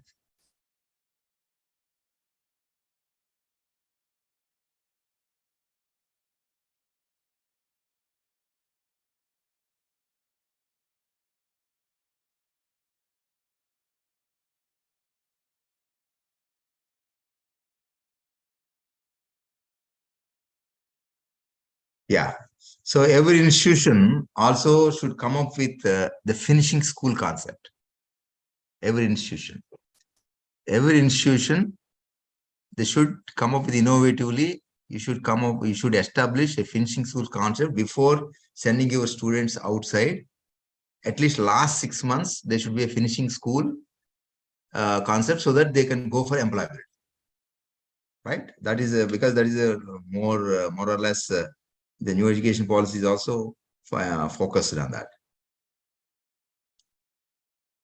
Okay.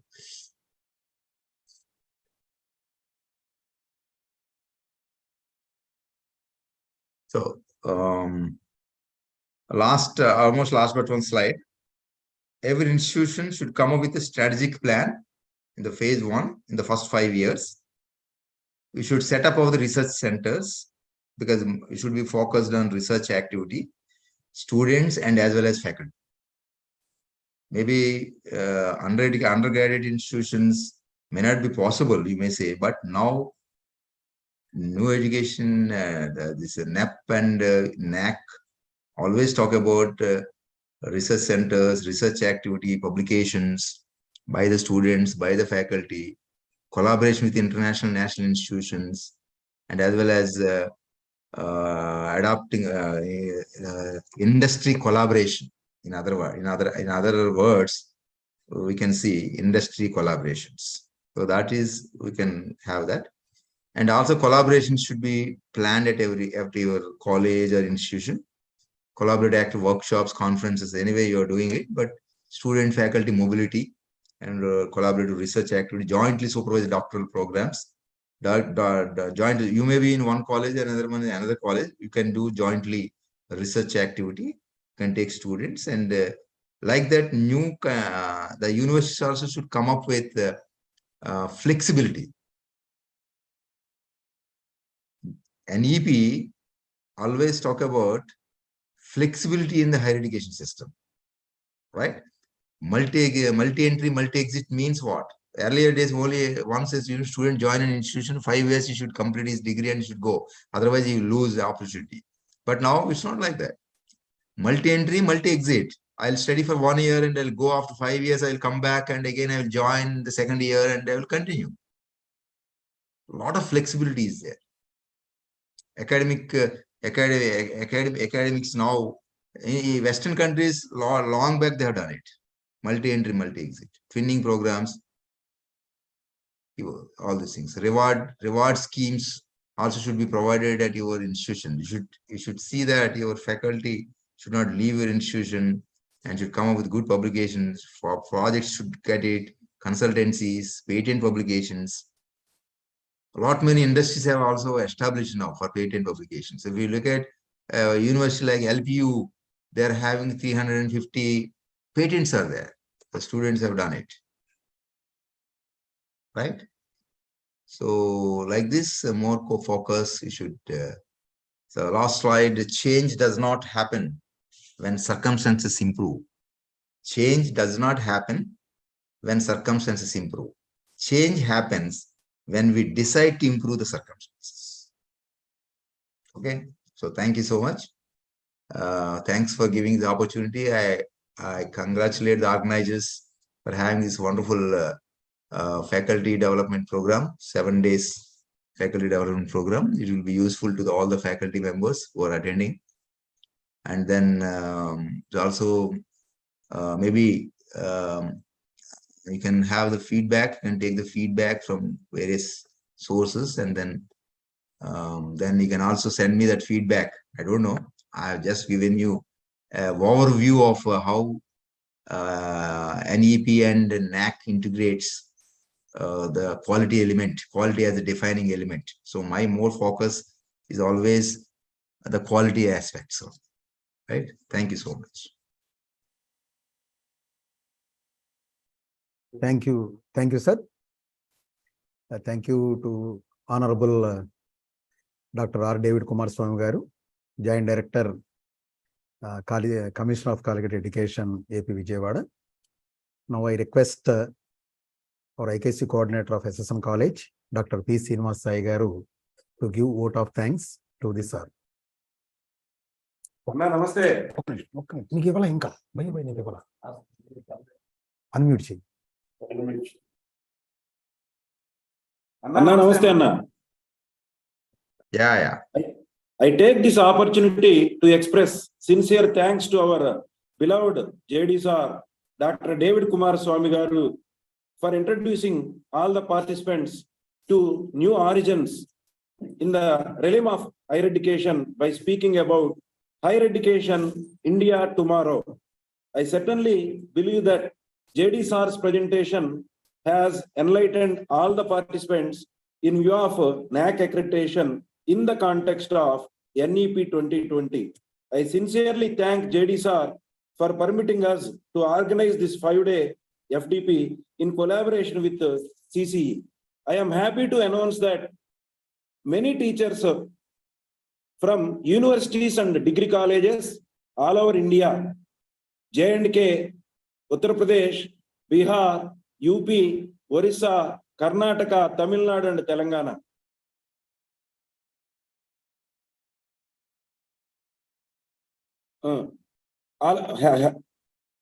Anna, many thanks to you for participating in this hectic schedule also. Thank you. Thank you so much. Anna, thank you, Anna.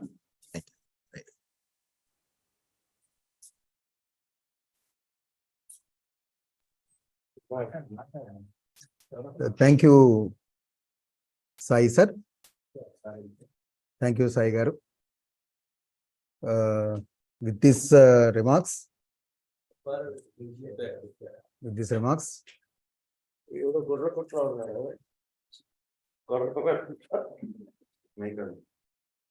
చెప్పచ్చా ఏం boss